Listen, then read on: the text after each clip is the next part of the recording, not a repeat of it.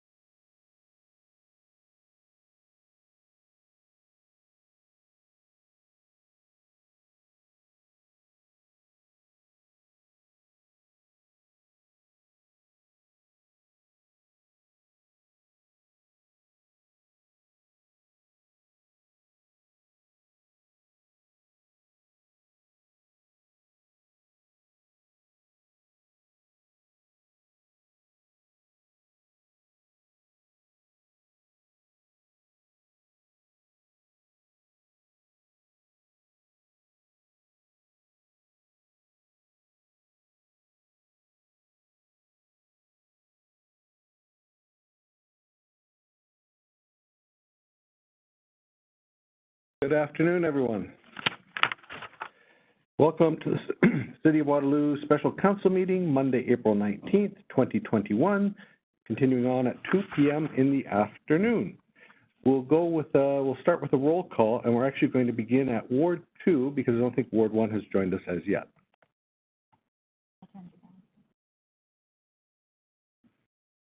Sorry, you caught me off guard. Councillor Bodley here. Councillor Faith here. Councillor Freeman here. Councillor Bassick here. Councillor Henry here. Councillor Bonagore here.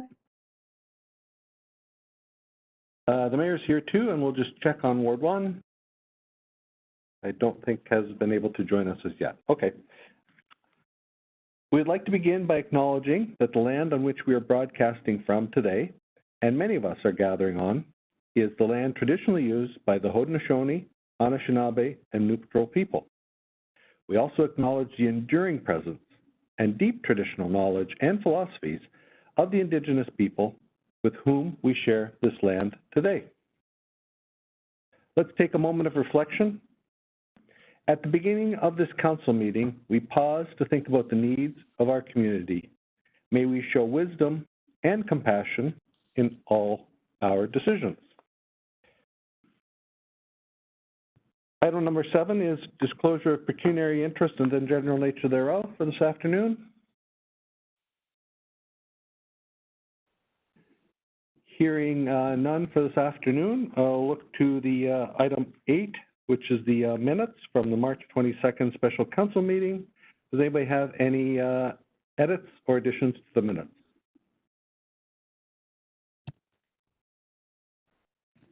Hearing none, I will look to Ward 2, Ward 3 to move approval of the minutes as printed and vote for it.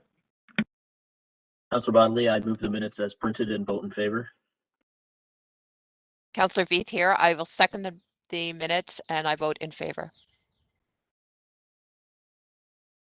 Councillor Freeman in favor. Councillor Bassick in favor. Councillor Henry in favor. Councillor Bonagore in favor. Councillor Hanmer has arrived. Apologies for being late. And we're just approving the minutes. So would you like to vote for the minutes as printed? I will vote for the minutes as they are printed. Thank you. Excellent. And I too vote for the minutes, so they are approved. I know, Councillor Hammer, you had disclosure of pecuniary interest that you wanted to bring up. You could bring that up now or tonight either. What's your preference? I'll need to do it both times, won't I? No, it'll just be, once you do it, oh yeah, let's just do it tonight because it's relevant to tonight and when people are tuned in then. We'll do that, okay? Okay, thank you. Good, thank you. I will now move on to item 9, which is the consent motion, which consists of A, Commissioner Special Projects Update 2020, B, the 2021 BIAHA Special Service Levy, item C, the 2021 BSHA, these are the Homes Association Special Service Levy, item D, the BWIHA Special Service Levy, item E, the GIIHA Special Service Levy, F, the Culture Plan Implementation Report Card 2020, G, the Waterloo North Hydro Holding Corporation Nominees and Proxy, item H, the 2020 Year-End Investment Report, item I, the 2021 Business Improvement Area Levy, and I think Mr. Hatinga wants to say something about that. Item J, the Rink in the Park funding release. K, bylaw amendments to regulate work on highways and boulevards. And I will look to Mr. Hatinga to make a comment, I believe, that you wanted to make on the BIA levy. Thank you, Mayor. I just wanted to flag council of the amended bylaw. It's a small change on the map that just clarifies the rate ratios that are used for each of the rate areas of the BIA. So we added that, and that's the only change in the amended council report and bylaw. Thank you. Excellent. Thank you very much. Thank you very much, Mr. Hatinga. Looking for anybody that wants anything pulled from the consent agenda. And I'm not hearing any. So I think I'll look to Ward 4 and Ward 5 to consider moving approval of the consent motion. This is Counselor Freeman. I move the consent motion as discussed, and I vote in favor. Counselor Vassick seconds the consent motion and votes in favor. Councillor Henry in favor. Councillor Bonagor in favour. Counselor Hanmer in favor. Councillor Bodley in favor. Counselor Beath in favor. And the mayor's in favor too. That carries unanimously. Thank you very much for all the staff involved in these reports, for the good work on bringing them to council and having well-prepared reports, and a special shout out certainly for the culture plan implementation report card. Well worth the read for anyone. Item 11 is staff reports. We move into staff reports. Item A is the 2020-2021 grant update report, a report prepared for us by Marcel Homanichu. Just looking for questions. Marcel is available for them for council.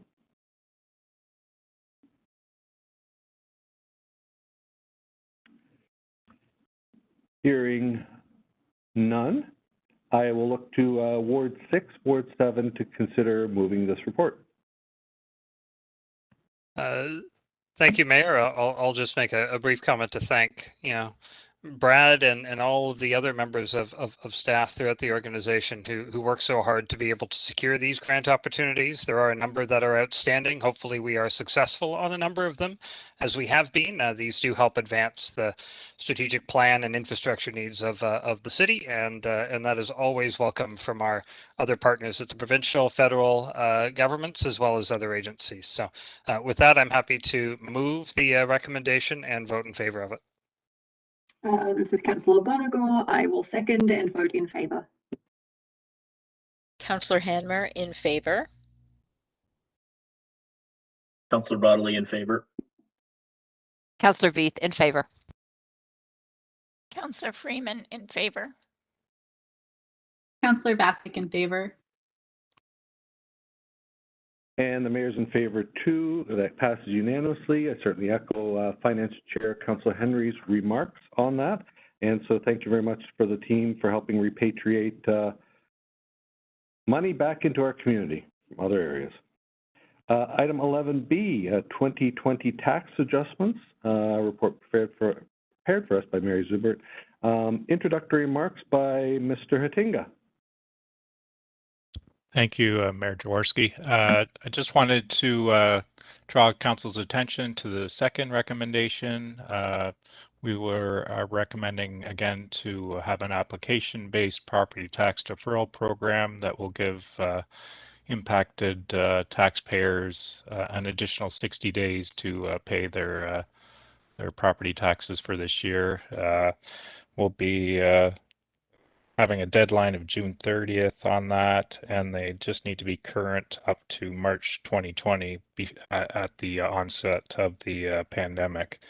We'll be publicizing this on the website and Twitter on the tax bills, notifying people as they call in about the program.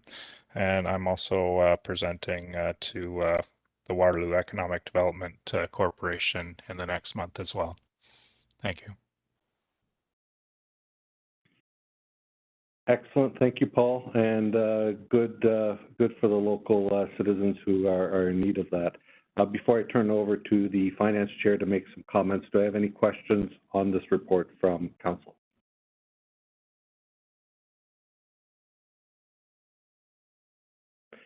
Hearing none, I'll turn over to the Finance Chair, Jeff Henry.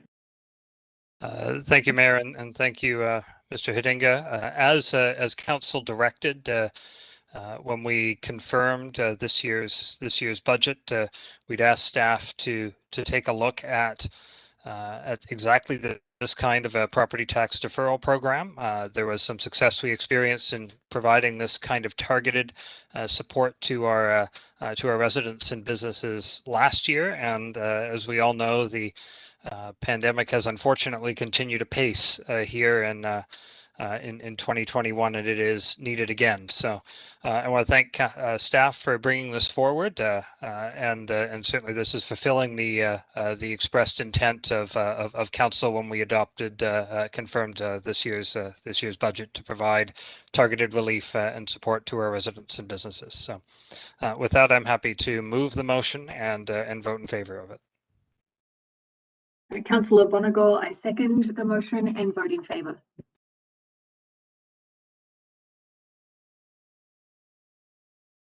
Councillor Hanmer, I am in favor.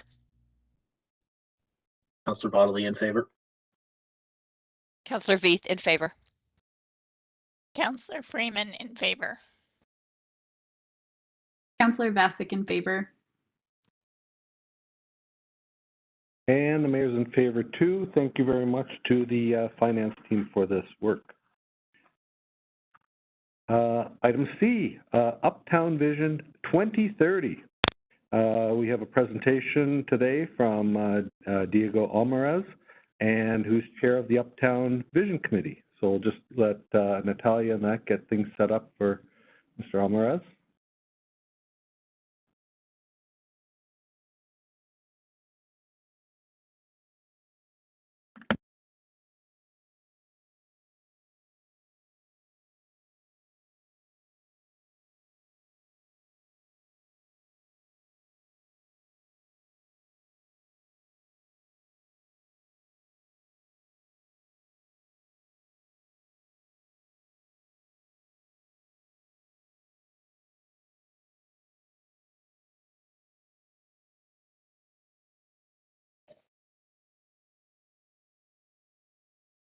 Okay, perfect. So good afternoon, everyone, Mr. Mayor and members of council. Thank you very much for having me here. My name is Diego Almaraz, and I have been the chair for the Uptown Vision Committee for the past 2.5 years. I'm also a resident of Uptown Waterloo for 10 years exactly next month, and I'm an urban planner and urban designer by profession. So I will start by giving a bit of an overview. Next slide, please. An overview of the committee itself, starting with the mandate. I'm just going to read the mandate, which is the Uptown Vision Committee will provide input and advice to council and staff on matters pertaining to issues impacting the economic, social, cultural, environmental, physical, and educational situation in order to strengthen the Uptown core. That's the mandate as it is. And there are also a series of objectives and goals. And there is one that is relevant for today's presentation, which is the one bolded there: advice in the preparation, maintenance, and updating of the overall vision of the Uptown, which includes continuously assessing the present situation and identifying emerging conditions. So yeah, this leads us to the update that we're presenting today. And I would also like to just introduce the other members of the committee. Some are present and some are listening through YouTube.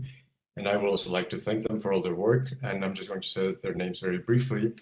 Al Hayes, Fariel Dewan, Gil Gilbert, Jason Trotter, Jim Esso, Kay Elgi, Carl Neva, Mark Mutri, Tracy Van Kalsbeek from the VIA, and our councillor, Janelle Benagor, and our staff liaison, Kristen Sainsbury, who's Senior Economic Development Officer for the city, who I think is also here. So I would like to thank all of the members and our councillor and our staff liaison, Kristen, for doing such an amazing job on this past year of work. So I will continue. Next slide, please. So the Uptown Vision Committee started in 1992 with the main objective of creating a vision for Uptown to celebrate the 150th anniversary of the city in 2007. So it was a 15-year vision document And it focused on enhancing the existing character of Uptown, the heritage, highlighting all of the built form, and of course, attracting cultural institutions, academic institutions, and overall enhancing Uptown. Then there was an update to the vision, and it was done in 2008 as Vision 2025 with also a 17-year sort of time span. And that vision included 5 themes or perspectives, which are build, live, move, work, and play. And each of these perspectives had a series of objectives and a list of projects that resulted from consultation with the public and city staff at the time. Next slide, please. So for the past while, since I started as chair of the committee 2 years ago, we realized that it was probably approaching the time that we would have to update the vision, because we realized that a lot of the projects and the objectives of that vision had been already implemented. Some were not applicable anymore. Some were built into other initiatives or projects that the city was doing or is doing, and also a need to respond to new infrastructure such as rapid transit, and of course considering the emerging and the current context in terms of social, environmental, health priorities that Uptown is facing within the city of Waterloo as a whole. Next slide, please. So we have worked on updating this vision for the past year and a half, and these are some of the considerations we wanted to make sure we considered. So we had a series of staff presentations that came to the committee: Arts and Culture, Planning Department, Transportation, Public Realm staff. And to give us, we really wanted to understand what was being done at the city level in terms of projects or initiatives or upcoming documents and policy that could inform our update. We reviewed everything, relevant city documents that are in place. We discussed a lot of the current socioeconomic, environmental, and development trends. And of course, we, especially after for the past 12, 14 months, we realized that it was very crucial to start to rethink the role of Waterloo within the city through a resiliency context, of course, with COVID, and then the social equity issues and how that is also connected to the climate crisis, and how all of this translates into the importance of public realm, movement of people through the city center, and community development overall. Next slide, please. So when we decided to start working on the actual update, we wanted to make sure that the document was a high-level document, a visionary perspective. Instead of trying to be prescriptive, we wanted to make it easy to read, to understand, but always maintaining that high-level vision. We wanted to also incorporate a series of guiding principles to inform the 5 themes. The 5 themes are the same I mentioned before. I will go into them. And also to include a series of sample project ideas that just to make it a useful tool for city staff or the public as a guiding document. So next slide. So the Uptown Vision Statement 2030, I'm going to read it. It's in 2030, Uptown Waterloo will be a safe, inclusive, and attractive place to live, work, visit, and enjoy. Uptown will be a vibrant city center that showcases what the city of Waterloo has to offer. Waterloo's historical character will be highlighted while embracing its sustainable growth as an environmentally progressive equitable, innovative, and culturally rich community. That's the vision statement. And then next slide, please. Thanks. The guiding principles, there is one paragraph in the introduction of the new vision. If anyone had a chance to read it, I'm going to read it. That leads into the principles, which is vibrant and sustainable communities embrace diversity, respect, compassion, and cultural expression. Today, Uptown Waterloo has the opportunity to lead the way in becoming an active and resilient city center that prioritizes the well-being of its residents and showcases social, environmental, and urban design innovation. And the principles are inclusive, equitable, diverse, collaborative, culturally rich, livable, sustainable, and complete. Next slide. So the 5 perspectives or themes are also summarized here in just these little sentences. I'm going to read them too. To live in a safe and complete community that promotes well-being, to work in a prosperous city center that supports a diversified economy, play in a vibrant destination that provides passive and active recreation, move through a pedestrian-oriented city center within a balanced multimodal network, and build to support a strong sense of place and identity for the community. And now I will go into each of these 5 perspectives and give a very, very brief overview that goes into more detail, of course, in the full vision document. Next slide. For the live perspective, and actually in the picture, that's where I live, that's my building. So Uptown Waterloo will be a livable and complete community that enhances the well-being of its residents. Quality of life in Uptown Waterloo should be supported by a range of services, volunteerism, stewardship, and housing opportunities that reflect its diverse social fabric. And some of the objectives and some I will also mention some of the objectives and just a couple sample initiatives, just to give a bit of a taste of what the full vision includes.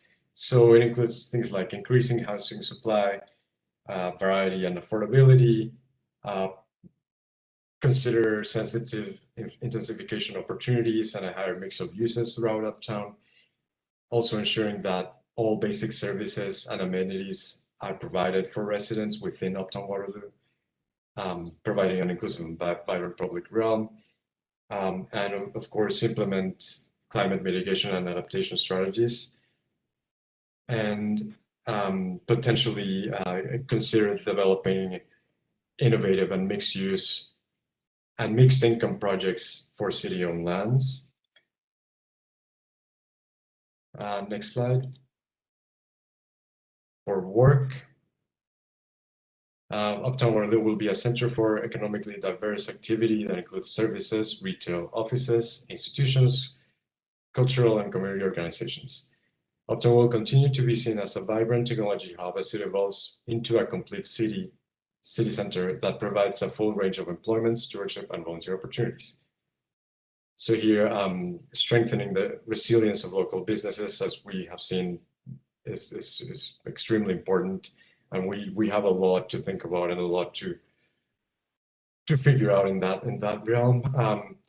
Diversifying the economy within Uptown Waterloo and the types of spaces that are provided to support emerging work trends. Attracting businesses to side streets other than King Street, such as Regina, Caroline, Herb, Bridgeport, to sort of expand that Uptown city center to go beyond the linear corridor. Continue positioning Uptown as the central innovation hub, of course, building up on through the presence of the institutes and the universities. And as we've seen also in the past year, exploring opportunities for placemaking that are easier to implement and that can be that are beneficial for businesses and workplaces in Uptown. And of course, supporting businesses that are owned by underrepresented groups, such as marginalized or racialized communities, Next slide. Thank you. For play, Uptown Waterloo will be a lively destination for recreational and leisure activities, arts and culture, shopping and dining, and distinctive events and festivals aimed at engaging a diverse audience. Uptown will celebrate Waterloo's diverse culture through a vibrant and safe public realm, while providing recreational opportunities and inviting sustainable green spaces. Providing space and more opportunities for cultural expression, ensuring that the public realm is well maintained. And also, the provision of basic amenities such as water fountains, public restrooms, that right now we really see a need for that when a lot of businesses are not allowing the public inside. There is a very real need for these basic amenities. And of course, enhancing the quality of green space and access to nature throughout Uptown. And things like incorporating winter city principles, like other cities that experience harsh winters are doing to increase the level of outdoor activity in the winter months, increasing shade in public spaces, and there are many other sample initiatives in the full document. Next slide, please. For move, Uptown Waterloo will be pedestrian-oriented while being easily accessible by all modes of transportation. A high-quality public realm will support a multimodal transportation network that is welcoming, safe, and accessible to all. And effective design and year-round maintenance will consider the comfort and mobility needs of people. And this is basically about integrating all the different modes of transportation, especially with the presence of 2 ion stations, well, 3 ion stations, and really prioritizing the pedestrian movement to and from the stations and services and amenities and workplaces through natural movement paths or desire lines. Incorporating Vision Zero as I think the transportation master plan includes this, enhancing and increasing the maintenance of sidewalks and trails, especially during the winter. Encouraging opportunities for pedestrian streets related to the placemaking element. This can be temporary, permanent, pilot projects.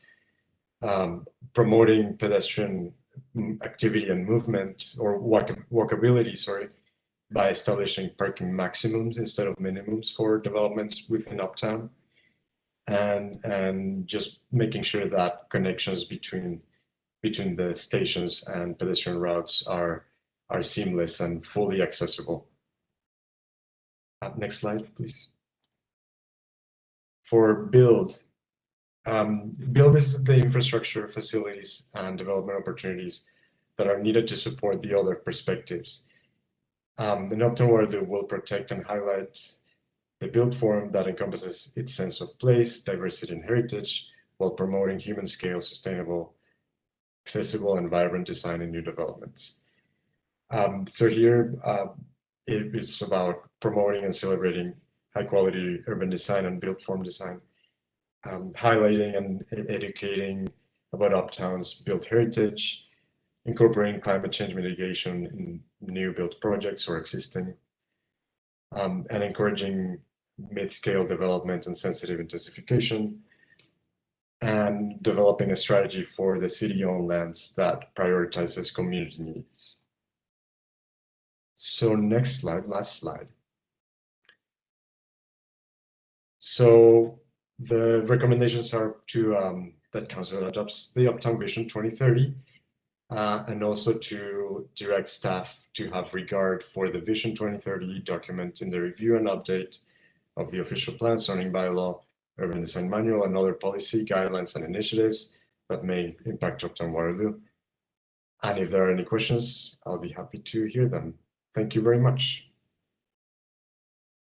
Well, Diego, what an extensive amount of work and effort and thought by the team of 10 that has gone into this, and your PowerPoint, which I think our clerk has sent around to council for keeping, I think was so well done. And we were commenting in here what great photos and pictures are included in here, and all from pretty much all from a time of pre-COVID, unfortunately. So we hope we can get back to those things like the Jazz Fest, the Busker Fest, the things that enliven and build a great uptown.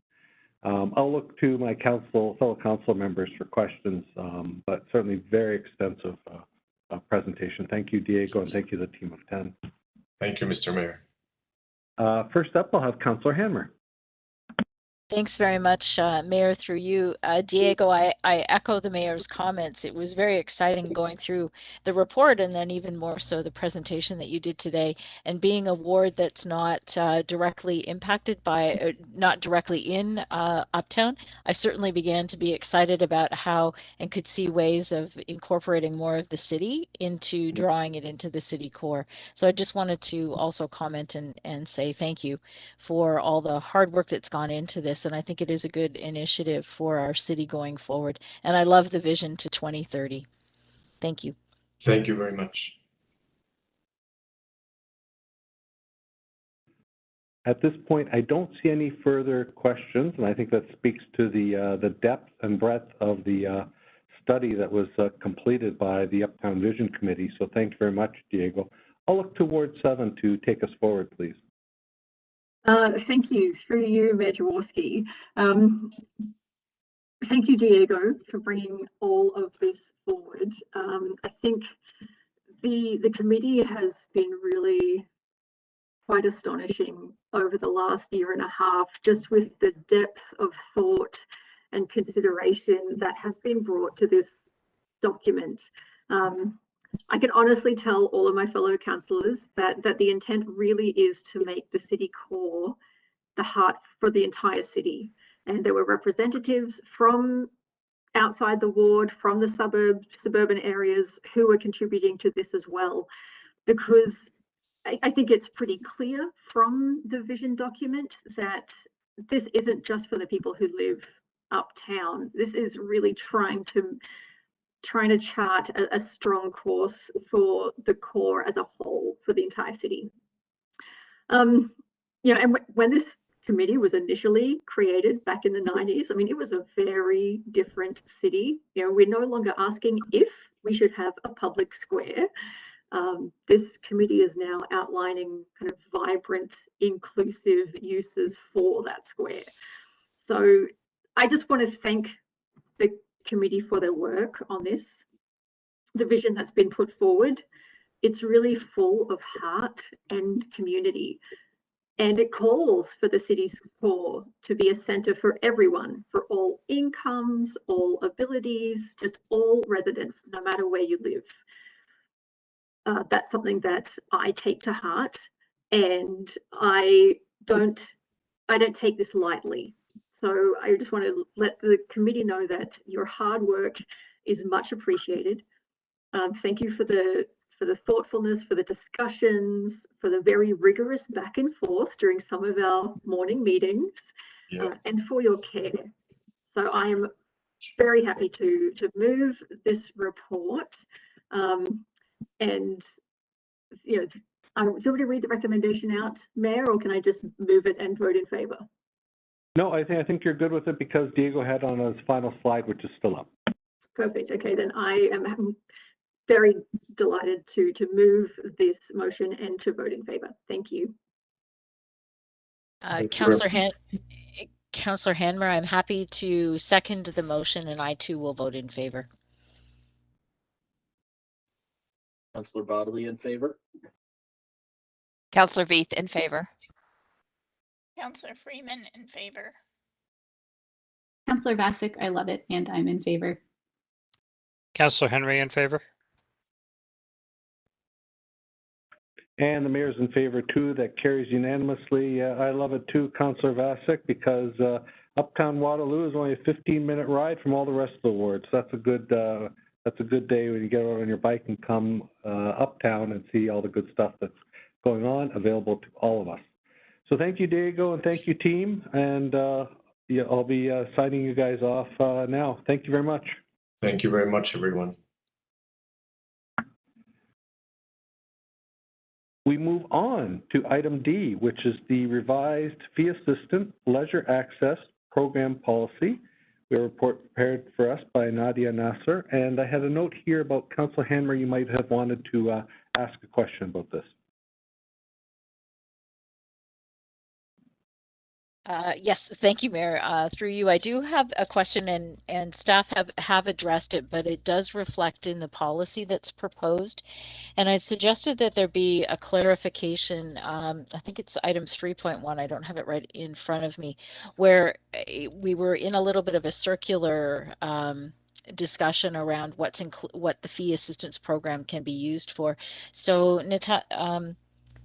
Nadia, can you please share with us what it is you're suggesting the modified language be? Absolutely. Through you, Mayor.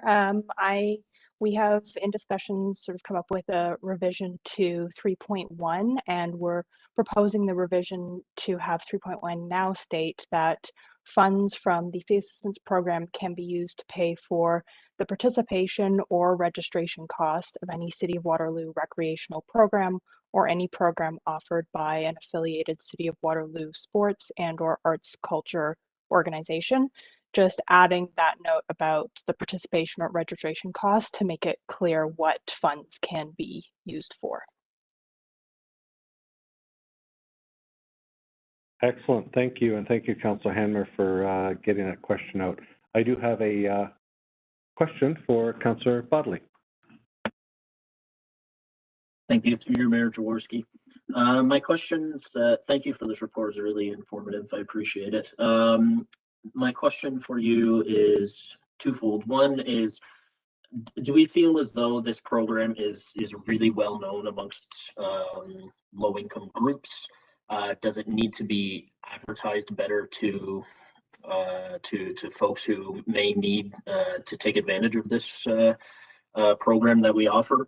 And then the second part of my question is whether or not staff feel that the funding level that we are dedicating to this program right now is sufficient in order to address needs, or whether in future budget cycles we need to consider increasing this the funding in this program in order to have a greater impact for this community. Through you, Mayor, thank you, Councillor Bodley. Yeah, so in terms of your first question regarding the level of awareness surrounding the fee assistance program, so the fee assistance program is currently promoted through a variety of channels to try and reach as wide a range of community members as possible. And so these channels include our social media platforms, the city website, local newspapers, and also through our recreation program and activity guide. But additionally, all of our affiliated organizations are required to promote the program to participants of their own programs. And this includes through the affiliate's website, and as part of their affiliation agreement, they would identify the program to those in need. We would also note that community agencies that are serving lower income residents often will inform their clients about the program and direct them towards us for assistance. And finally, our own customer service and programming staff will promote the program to customers at our facilities. So there's really a wide range of ways that the program is promoted. In terms of your second question regarding current funding levels, so in 2019, Council had approved a budget increase for this program from $70,000 to $95,000. And that was in response to growing demand. And that request for the additional $25,000 was based on historical program usage. As you can all understand, 2020 was quite an unusual year in terms of access to the program due to the pandemic, and we anticipate that 2021 will look similar. So for now, we believe the current funding level is sufficient, but as recreation and leisure participation begin to return to norms that are similar to pre-pandemic times, we would continue to assess the funding adequacy, and should staff feel that demand has increased significantly to warrant a funding increase, they would bring that forward to Council at the appropriate time. We do want to note, though, that staff have never denied an eligible client fee assistance funds because the program budget had been spent. So if demand had exceeded budget, we would look for savings in other areas to try and help offset the demand for fee assistance until such a time when a budget increase could be brought forward during the budget process to council. Thank you very, very much for that extremely thorough response. Greatly appreciated. And great question, Councillor Bodley, but it's pleased to learn that the staff is completely in tune and very much 2 steps ahead of us. That's great. Councillor Henry, a comment? Yeah, 2 actually. First on Councillor Bodley's comment, and when we receive and we do these more regularly in normal years with normal fluctuations, when we receive our quarterly surplus deficit reports, council does get an opportunity to see breakdowns of sort of significant variance from budget in items, and staff often flag where things are coming forward as budget pressures. In advance of 2019, when this budget was last increased, you would have seen in surplus deficit reports that we got quarterly that there was a pressure coming from this area. So that's one way that council regularly gets to monitor this between cycles as council does this. That's part of our financial oversight opportunity. I want to comment here and thank staff for answering some of my questions over the week too. Councillor Hanmer's edits touch on one area that I was asking about, but the other one I offer for comment and future consideration in potential joint services and Lean Six Sigma opportunities. Folks that would qualify for a fee assistance leisure access program certainly provide extensive personal information. To qualify, they do this as well for other programs around the region, whether they're delivered for on behalf of senior levels of government or regional government, including GRT or ODSP and OW. There are, I would think, some opportunities for us collectively to take a citizen or resident point of view and streamline and multi-qualify residents for all the various programs and make it easier for people to get in. I think there's some future opportunity to look at what could be called red tape reduction, but this time from the standpoint of low-income residents, and I think that could be a really interesting opportunity in the years ahead as we all take a greater focus on equity. So I offer that for comment, and staff have already heard me make that comment, but I thought I would make it during the meeting in front of council as well. Excellent. Thank you, Councillor Henry. And certainly, yes, a lot, just like in the last presentation by Diego, certainly equity really stands out as an important lens on everything. I will turn it over to Councillor Hanmer to move this forward. And if you could just move it as amended to reflect the discussion that you had with Nadia, please. Okay, thank you. I'll just make a quick comment first. This is probably one of the most important programs that we as a city are able to offer for encouraging our citizens to be participating in activities. So I'm really happy to be moving acceptance of the report and the amendment to the fee assistance leisure access program policy as we discussed today, and I will vote in favor. Councillor Bodley, I will second the motion as amended and vote in favor. Councillor Veith, in favor. Freeman, in favor. Councillor Bassick, in favor. Councillor Henry, in favor. Councillor Bonagor, in favor. The mayor's in favor too. That passes unanimously. Thank you, Nadia, and the whole team who've been working on this very hard. I think you've really struck the right note with council today. We now move forward to item E, which is localizing the United Nations SDG, Sustainable Development Goals, report prepared for us by Anna Marie Cipriani, and we do have a presentation today from Anna Marie. Yes, thank you, Mayor. Alrighty, so today is the council meeting closest to Earth Day. And so we've specifically... I'm going to ask you if you can speak closer to the microphone or something like that. That'd be handy. Let's see. How's that? Is it any better, Mayor? A little bit better. Might have to use your your big voice today. Okay, I'll use my outside voice. Alrighty, is that getting better, Mayor, at all? It is. Keep going. Okay. That's good. Alrighty. So today is the council meeting closest to Earth Day. And so we've specifically chosen this day of council to share with you this presentation and body of work. Next slide, please. Alrighty, so the presentation will look at the United Nations Sustainable Development Goals, SDGs for short, and I'll speak briefly to the localizing process and then look to our progress on localizing, so where we've been and where we're going. And then the presentation will shift and we will look at some environmental sustainability highlights that are happening across the organization. Next slide.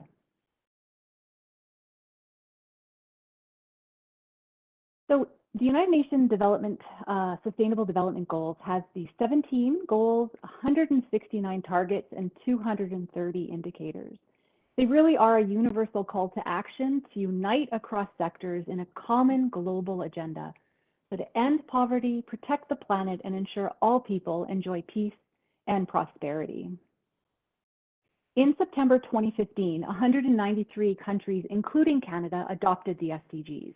They are presented as a destination for our world in 2030.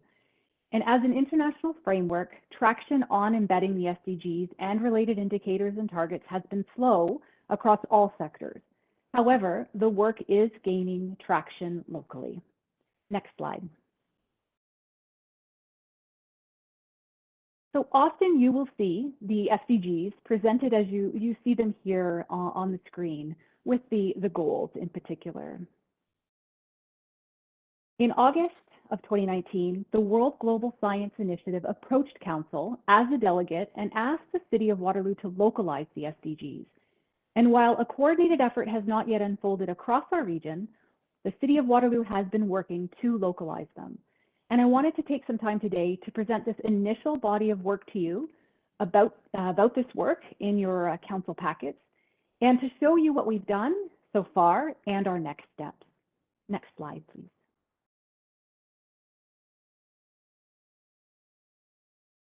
Making the SDGs make sense and apply in our local context is how I would describe the process of localizing. While as a municipality, we don't lead progress on the SDGs alone, but we do support the goals in many ways, especially through our service delivery to the community. The process of localizing can be illustrated as you see here, and as I'd suggest, the work we have done to date brings us to the alignment stage of localizing. Next slide, please. So through our strategic plan work, we have begun to build a corporate reporting framework. We've been putting pieces together. And so we've introduced a citizen satisfaction survey, the ISO 37120 framework, and now we are beginning to move along this type of work with mapping the alignment of the SDGs to existing frameworks. So in your packets, you will see this mapping is to our guiding principles, to our strategic plan themes and objectives, corporate structure, and then the ISO indicators. Now, I want to give a shout out to the Sustainability Advisory Committee. In their last term, they simultaneously assessed the ISO framework and the SDGs. And this term that has just begun really in January, they have also provided feedback on this report and guidance about moving forward. Next slide. So really there are six next steps that I want us to keep top of mind as we move forward. So one, to learn and see our work through the SDG lens. To support local opportunities to respond to the SDGs as possible. To begin and continue to develop a deeper understanding of alignment with the SDGs. And to continue to build a more holistic reporting framework that embeds the SDGs and is a right fit for our organization and community. Where possible and when right to do so, we can begin to identify targets and indicators as appropriate. And our next strategic plan update will likely benefit from both the SDG and ISO frameworks. Next slide. Alrighty, so I want to share with you where this work is heading next. So this SSHRC is the Social Sciences and Humanities Research Council of Canada. And we have partnered with them along with the University of Waterloo School of Environment, Enterprise and Development. UW is the national headquarters for the Sustainable Development Goals. And that body, that leading organization, is called the Sustainable Development Solutions Network, and SDSN for short. So we are all working together on a project called Catalyzing Local Sustainable Development. And so we are working with Dr. Cameron McCordick, Dr. Jeffrey Wisson, and graduate students that are now coming on board. And the project will have two focus areas. One, in terms of research, better understanding SDGs and municipalities, as well as better understanding existing data for the city and how we are making progress on these SDGs. The second part of the project is to develop a video series where we can share knowledge on the SDGs and specifically illustrate how municipal service delivery can and does support progress on the SDGs within communities. So one of the greatest challenges of these SDGs seems to be really an understanding of what they are and how what we do matters in relation to making progress on these. So the City of Waterloo will be featured in these videos, and I anticipate they'll be completed and ready for sharing before year end. Next slide. Alrighty, so now I want to shift the presentation to looking more broadly and across our organization to really highlight some of the environmental sustainability work that is underway. So I want to let you know that our new environmental sustainability team in the Office of the CAO is up and running, and we are being led by Sandy Little. On May 31st, Council will receive the Transform Waterloo Region, which is our 10 and 30-year climate action plan for our community.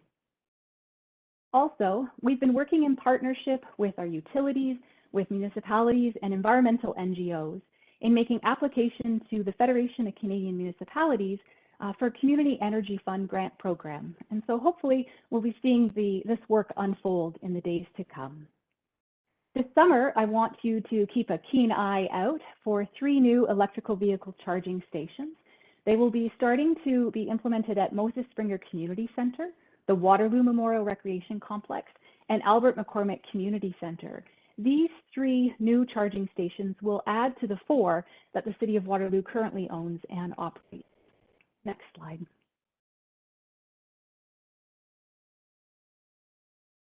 Reef Green Solutions is partnering with the City of Waterloo to provide a backyard tree planting program for residents, and they will also be offering virtual tree workshops for the community throughout the year. So to learn more about this project, you can follow the reefgreen.ca/trees, and you can get more information there. Next slide. And the final 2 programs I want to bring your attention to are just around the corner. Firstly, the At-Home Garden program. It's being led by the Pollinator Working Group and City of Waterloo Greenhouse in a partnership, which is being led by the neighborhood team. And this will provide our community with pollinator and gardening education. The free program really does provide residents an opportunity to support their health and well-being. And it will provide neighbors with a recreational outlet to support well-being and provide low-cost access to food while strengthening neighborhood connections. Maybe some competition about who can grow the biggest basil plant, I'm not sure. And they'll be sharing garden tips, tricks, and ideas. So we are planning curbside pickup in mid-May, so you can watch for this program at the address you see on the left side of the screen. And lastly, the City of Waterloo is recognized as a bee city. And among many efforts to support pollinators and their habitats through education and community stewardship, I'm really pleased to announce that the Waterloo Public Library is hosting a virtual event, and their events have been really awesome. I have participated. And so this event will focus on the important role bees play in our ecosystems. The event will welcome local author Dana Church, who will talk about her book, and then following her talk, there will be activities. The event is supported by the Bee City Working Group and the Waterloo Gardeners. The event will take place on Saturday, April 24th at 2 p.m. and anyone interested can register online, and the address is up for everyone to see. It is sure to be an awesome event. And with that, the presentation will end and I'll be open for any questions or discussion. Wow, thank you very much, Anna Marie. A lot packed into the 10 minutes there, and certainly the report is a keeper. And I think you did mention that the Sustainability Advisory Committee helped out on that, and you know, just aligning all those things. It's like putting together a puzzle or tearing apart a puzzle. I'm not sure which, but anyway, very much thank you for that report and all the work that, to the team, all the members of the team who've put effort into this, because it'll really guide us forward. I'll go to Councillor Bodley last so that he can move it. And then first I'll go to Councillor Bonagor. Please go ahead. Thank you, and through you, Mayor Jaworski. I just want to thank you, Anna Marie, for all of this fantastic work. It is so exciting to see these things gaining traction. So I'm going to steal Councillor Vasik's favourite question and ask, what aspect of it gets you most excited? So what gets me excited about the work is, I think, the aspect of seeing ourselves in a different way. And so I think that as the SDGs, you know, really do point as an organization and a community to things that we may not have looked at broadly before. And so I think it deepens that. And I think that that's beneficial to being able to really make more informed decisions and move forward from that place. And any opportunity to embed a more holistic view of sustainability, I think, is a good one for everyone.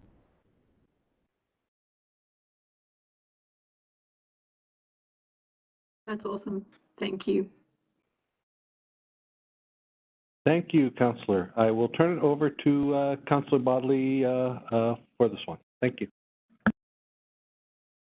Thank you, through Mayor Jaworski. Thank you, Anna Marie. Really exciting to see us sort of getting going on the journey here of figuring out how to catalyze and localize the SDGs here within the city of Waterloo. I know just a ton of work has gone into this from your perspective, so I really appreciate all of the work that you've put together on that. And I did also want to echo, I know you mentioned it in your presentation, and Mayor Jaworski mentioned it as well, but I really did want to, as the council liaison to SAC, I really did want to send my appreciation to them for all of the work they did up front, even over a year ago now, on the ISO 37120 framework, seeing how that mapped not only to our strategic plan, but also how that mapped to the SDGs specifically. That goes for last term of SAC as well as this term of SAC, who, even as this report was put together, asked some really, really thoughtful questions to yourself, and has given city staff such quality expert advice on this on this report. And I think in particular in our last SAC meeting, the commentary around SDG 17, which really recognizes that, or acknowledges that, all of the SDGs are interconnected, and really sort of crystallizes the intersectionality between each of the SDGs. Yeah, I think it's just such a great way for us as a municipality to sort of peg ourselves to what's happening into our community, to get a better understanding of what's going on in our community, and to set some targets and goals for us as a community going forward. So I see that Councillor Veith has a question, so I won't quite move it yet, but I just wanted to make sure that yourself, Anna Marie, and SAC acknowledge that I have some really deep appreciation for all the hard work that went into this. So thank you very much. Thank you, Councillor Bodley, and I will turn it over to Councillor Veith for a question. Please go ahead. Hi, thank you, through you, Mayor. As usual, Anna Marie is amazing and has done a great job on this report. My question is about the community bit with the last year there was a program where community members could grab a free garden kit, and I know it was very well received, and I believe it was oversubscribed. So I just want to make sure that that we have lots of opportunity and for all those that want to do it, because I think this is a big thing right now, especially with COVID. People will be looking for you know, backyard things to do, including maybe hens. But the pollinator bit and gardening are really big right now. So I just was checking to make sure that you realize that it probably will be very popular. And yeah, thanks. Yes, thank you. Through you, Mayor, to Councillor Veith. You know, indeed, those two programs in particular on the last slide, will be popular, and rightly so. So yes, staff are aware of it. They've built as robust a program as we can. It has not yet opened, so at this point in time, it is not yet oversubscribed. So looking forward to that being launched. Yeah, me too. Thanks. Thank you, Councillor Veith. And that reminds me, I forgot to plant my little green onions on the weekend. I guess I'll have to do it find some time yet this week. Over to you, Councillor Bodley. Thank you. I'm excuse me, happy to move the motion and vote in favor. Thank you. Councillor Veith, I'll second the motion and vote in favor. Freeman in favor.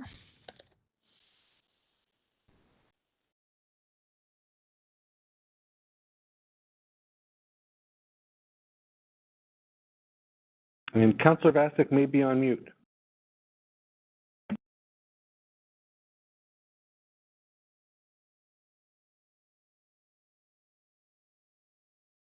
And since I can't hear Councillor Bassick, we'll come back to her, but we'll go forward one word. Councillor Henry in favor. Councillor Bonagor in favour. Councillor Hanmer in favor. Hello, Councillor Bassick here. I was having trouble with audio. In favor.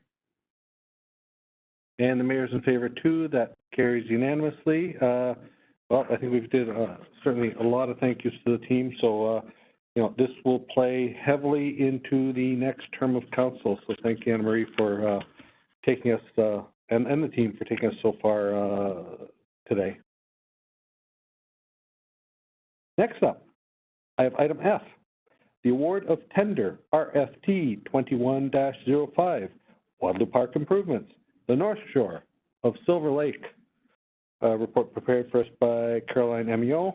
Do you have any questions from council on this one?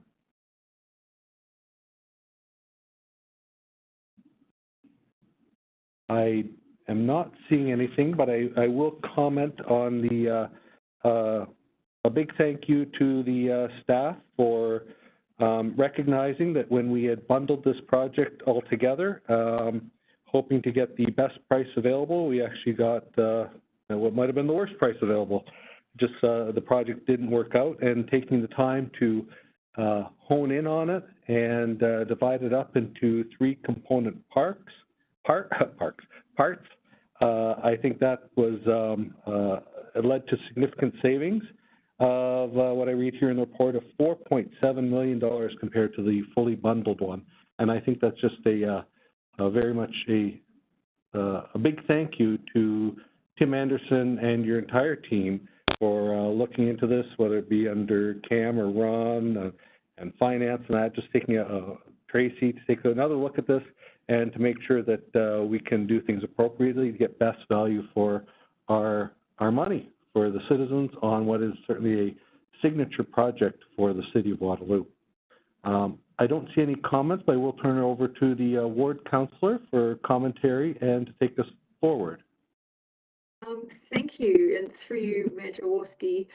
I know anyone looking at this report on its own is probably going to get some sticker shock, but as staff have explained in the report and in discussions with me over the past week, there is an overall savings that's quite considerable for all of the work that's going on in the park. So I want to thank staff for just their diligence in grappling with a really strange and changing situation. Construction fatigue is real, pandemic fatigue is real, and I think people are keen to have the park ready for use. So it seems wise to continue now to get it done. And then once we are free to gather again, we're going to have a beautiful park just waiting for us. So with that, thanks to staff for all your hard work. I know there's more hard work ahead, but we're at a good spot, and I will move this and vote in favour.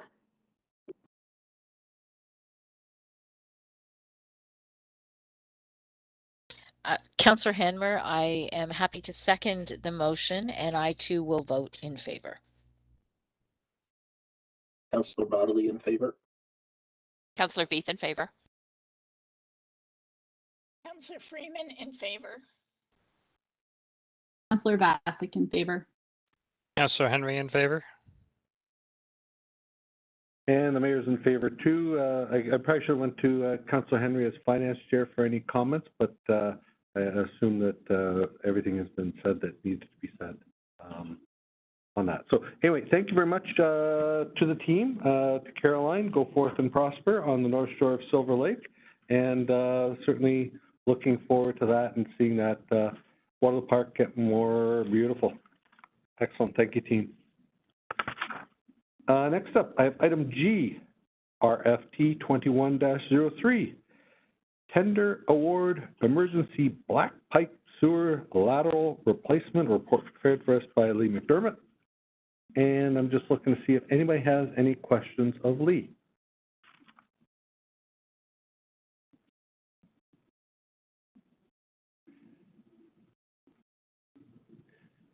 Seeing none,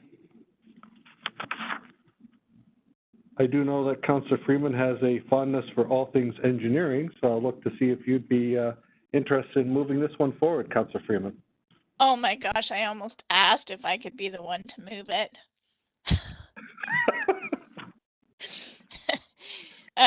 Through you, Mayor Jaworski, I move the motion as printed and I vote in favor. Councillor Bassick seconds the motion and votes in favor.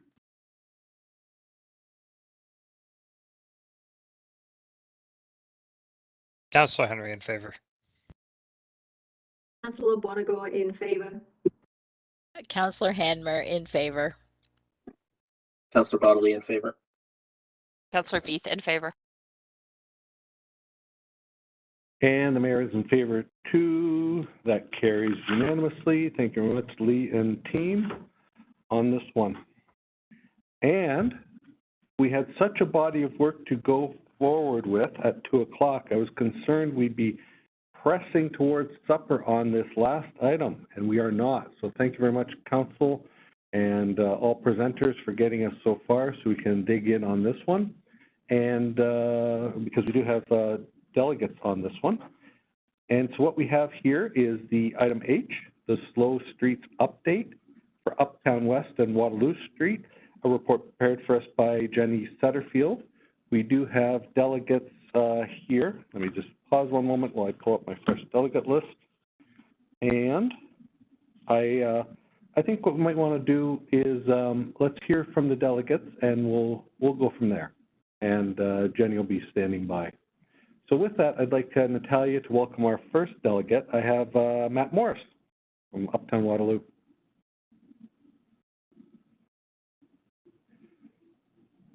Mayor and members of council, my name is Matt Morris, and I thank you for the opportunity to speak on the topic of slow streets. My presentation is about 4 minutes in length and will focus on William Street West, where I've lived for over 10 years. William Street West is a residential street with many young families and seniors, and also a major walking route for elementary students. A crossing guard helps children cross at Westmount and William to attend Empire Public School. Our Lady of Lourdes is the second elementary school in the neighborhood. I have 2 observations. Number 1, drivers are speeding. And even though the speed limit was changed to 40 kilometers per hour, speed seemed to be increasing from my experience. Number 2, drivers are traveling at full speed through the stop sign at William and Dunbar. I invite you to view a short video I've pinned to my Twitter account, and that's Matthew_Morris on the PowerPoint.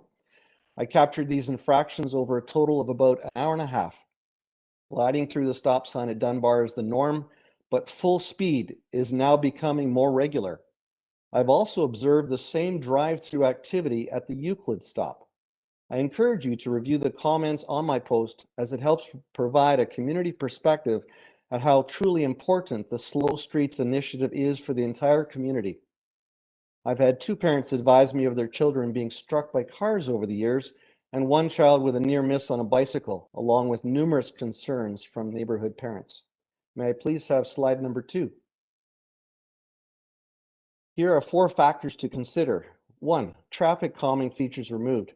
A number of parking spots were removed a few years ago between Dunbar and Roslyn. The parking spots did act as traffic calmers. There was also a speed bump coming down the hill towards Euclid. Over the last 10 years, it was reduced in size and then removed with a recent road rebuild. Traffic has increased on William Street now that LRT is running and traffic flows have readjusted, from my experience. 3, years ago, we had regular police enforcement, but it is a rare occurrence today. In a moment, I will update you on the very helpful response from WRPS. And 4, the stop sign heading downhill on William at Dunbar is higher than the 2.5 meter maximum allowed by the province. The picture at right shows the sign is too high. In fact, it could be over a meter lower and still within the rules. May I please have slide number 3, and we'll stay on slide 3. I would ask that Council consider 6 recommendations as part of the Slow Streets initiative. 1, commit to the planned 4 vertical slow street knockdown signs on William Street. Could we have the signs placed in the center of the road for maximum effect? 2, continue with the 40 km/h speed limit on William for the long term. 3, consider the installation of vehicle activated traffic calming signs. These devices are an option listed in the 2008 City of Waterloo Transportation Master Plan. 4, request WRPS to make enforcement of speed and stop sign adherence on William Street West a priority. I will note that since my Twitter post, WRPS has reacted swiftly to the concerns raised by our community. The team from Neighborhood Policing Division as well as WRPS Traffic have made numerous stops of violators. We greatly appreciate their ongoing support. And last, 5, lower the stop sign heading down the hill on William Street as you approach Dunbar to make it more visible and bring it in line with Provincial Law Regulation 615, Section 9. The picture at right points to the lowest legal height the stop sign could be installed, certainly much lower than it is currently. And lastly, if vehicles cannot adjust to the 40 km/h speed limit, reinstall 1 or more speed bumps. This list is my input to Council and the staff team charged with implementing the Slow Streets plan. There may be other ideas that help us to manage William Street West in a way that makes it safe for drivers, safe for the residents of the street, and safe for the many elementary students who use it as a key walking route to school. I'd be happy to answer any questions you may have, and thank you for your consideration.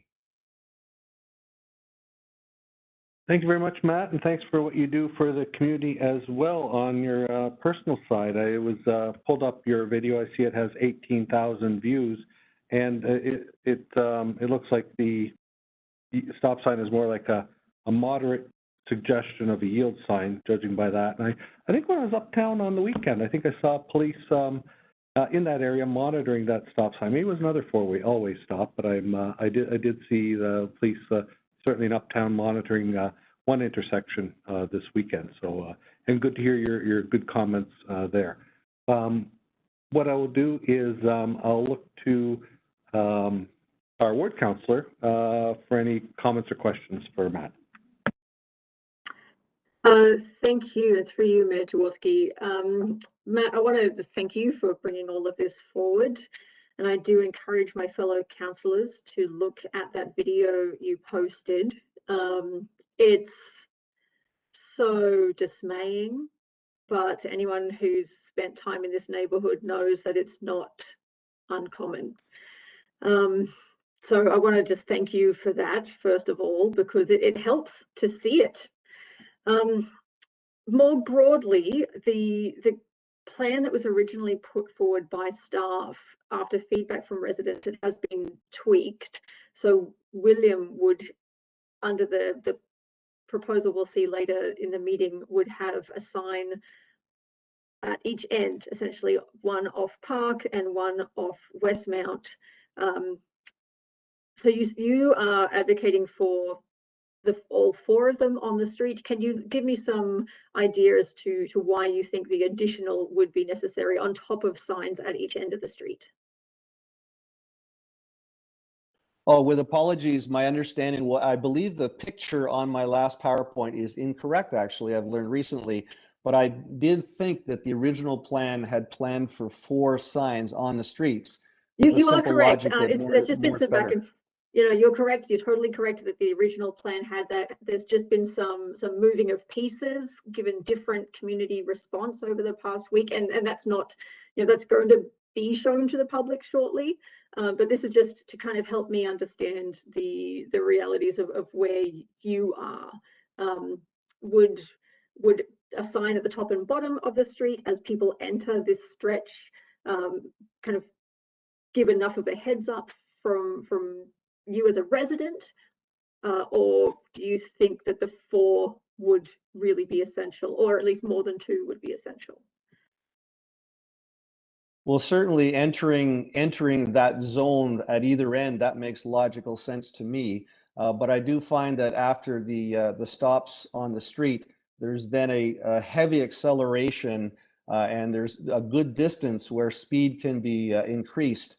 And certainly if we could place the 2 additional signs perhaps in the area where they are approaching maximum speed, that might remind them that it's a 40K zone, that they should ease off on the gas pedal.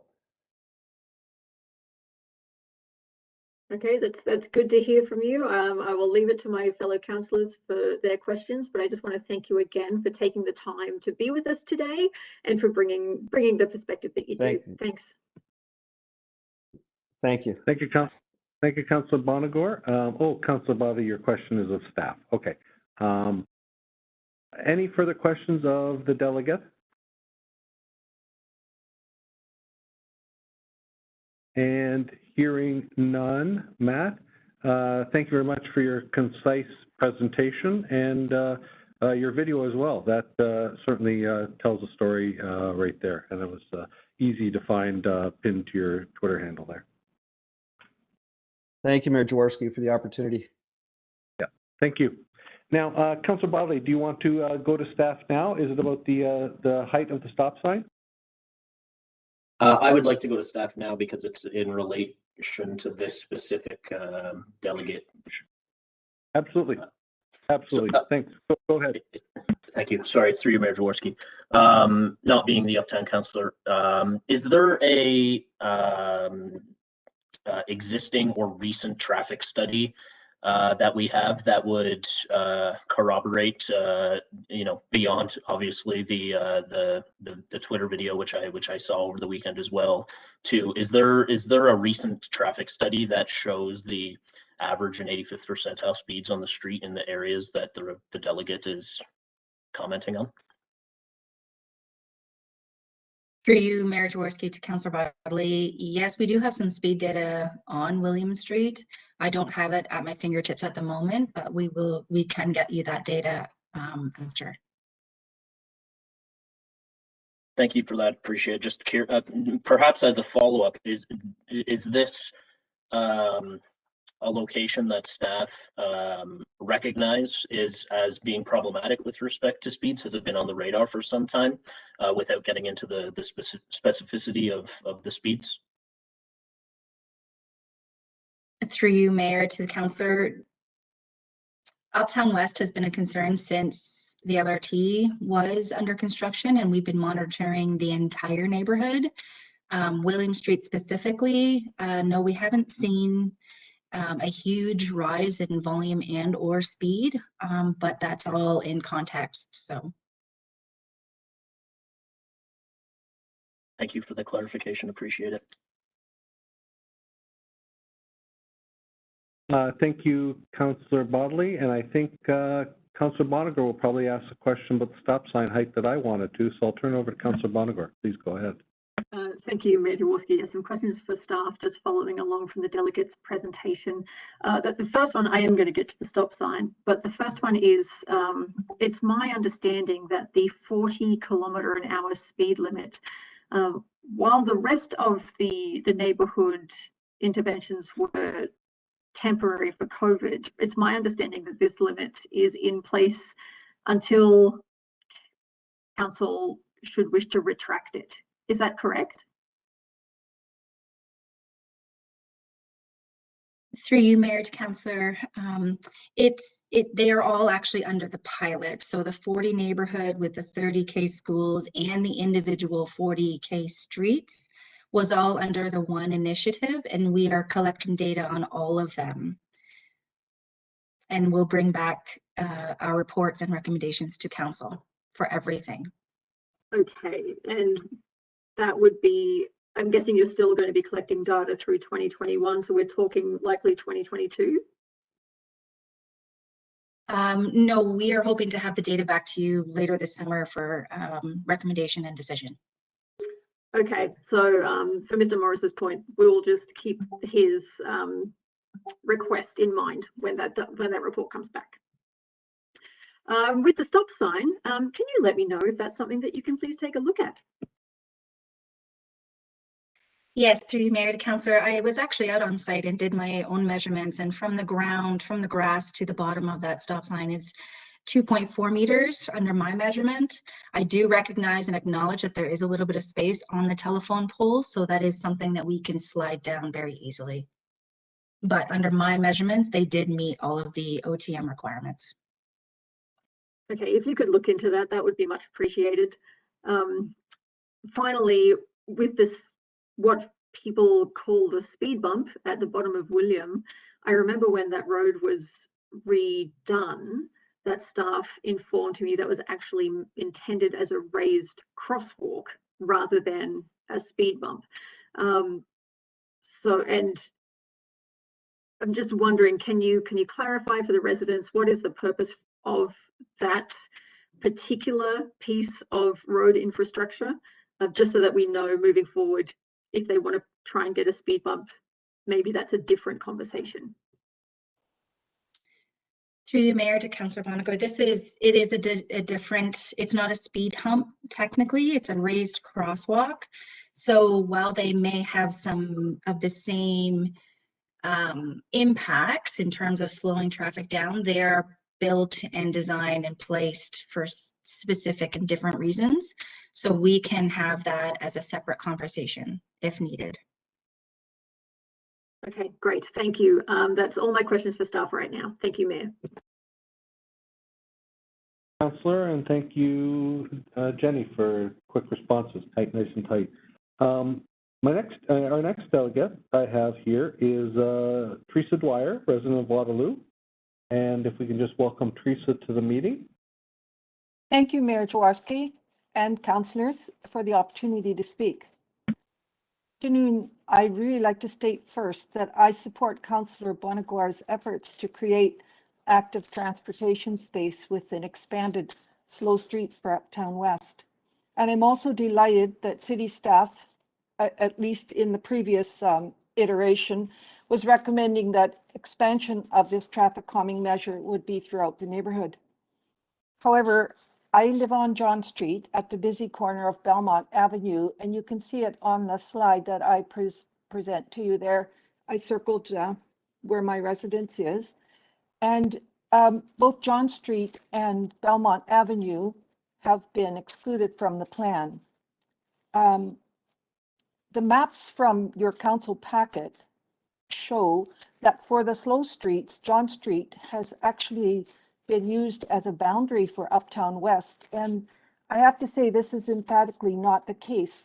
John Street is in no way similar to the boundary roads, Herb Street, Westmount Road, Caroline, and Park Street, which are all major and minor collectors. The boundaries of Uptown West were clarified during the Uptown West neighborhood traffic study. And on the south side of Uptown West, where I live, the boundary is the municipal border of the city of Kitchener. Both the north and the south sides of John Street are within Uptown West.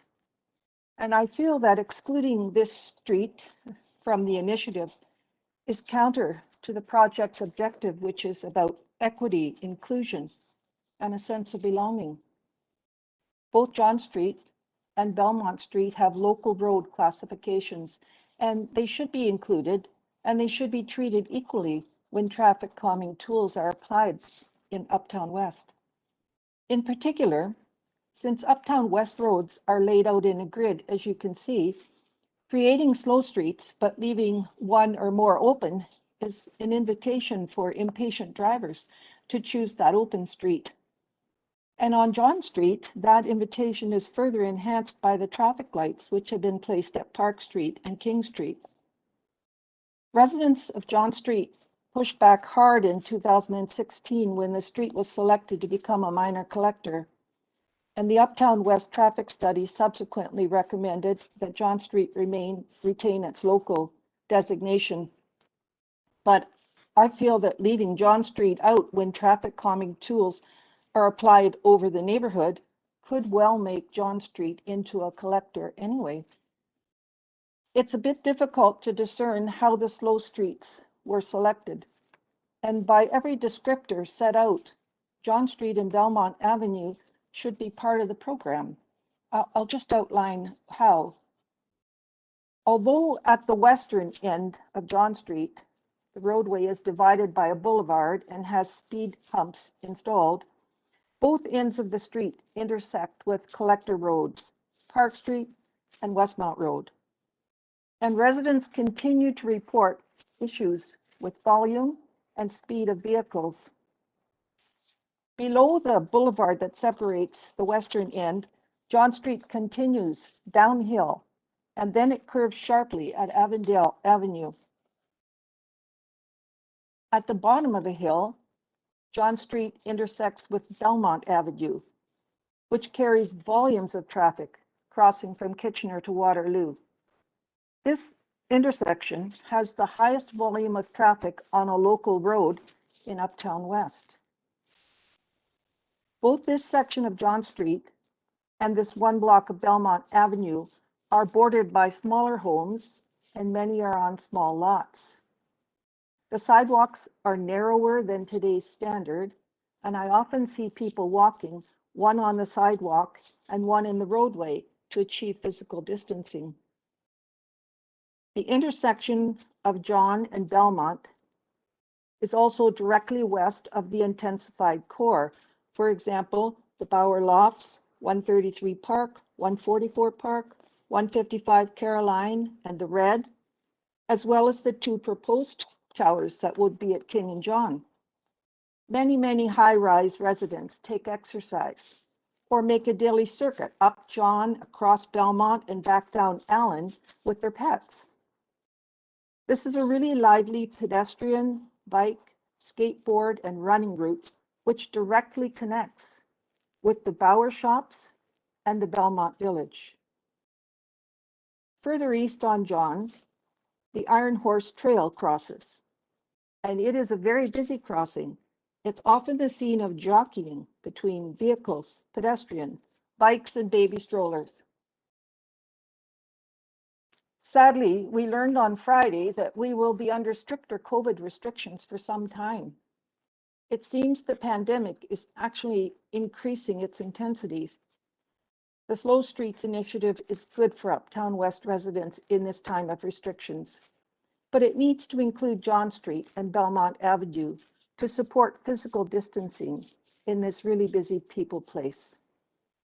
It makes sense also to include John Street and Belmont Avenue because both streets can improve access to business in the local neighborhood, and because it would facilitate the health and wellness of hundreds of nearby high-rise residents who have less access to outdoor space.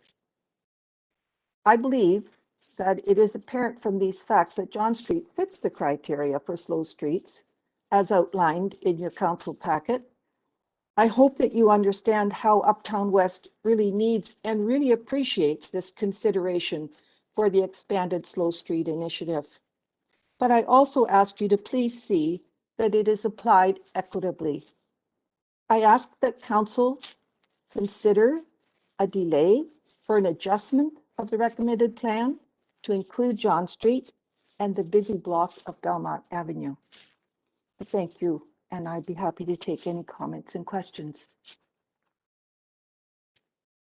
Excellent. Thank you very much, Teresa, for bringing this presentation to council.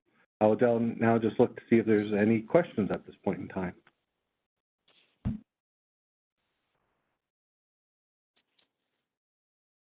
And I will turn it over to Councillor Bonagor. Please go ahead. Thank you. Through you, Mayor Jaworski. I just want to thank you for coming and speaking to us today. I think it helps to have the many different voices of the neighbourhood represented, and I have brought some of these issues up with staff. So there will be some discussion later on regarding some of these points, but I just wanted to thank you for coming today and taking the time to talk to us. Thank you for the opportunity. Excellent. Thank you, Councillor Bonagor. I do have another delegate on board, and that is Jason Thistlethwaite, board member, Uptown West Neighborhood Association. Let's please welcome Jason.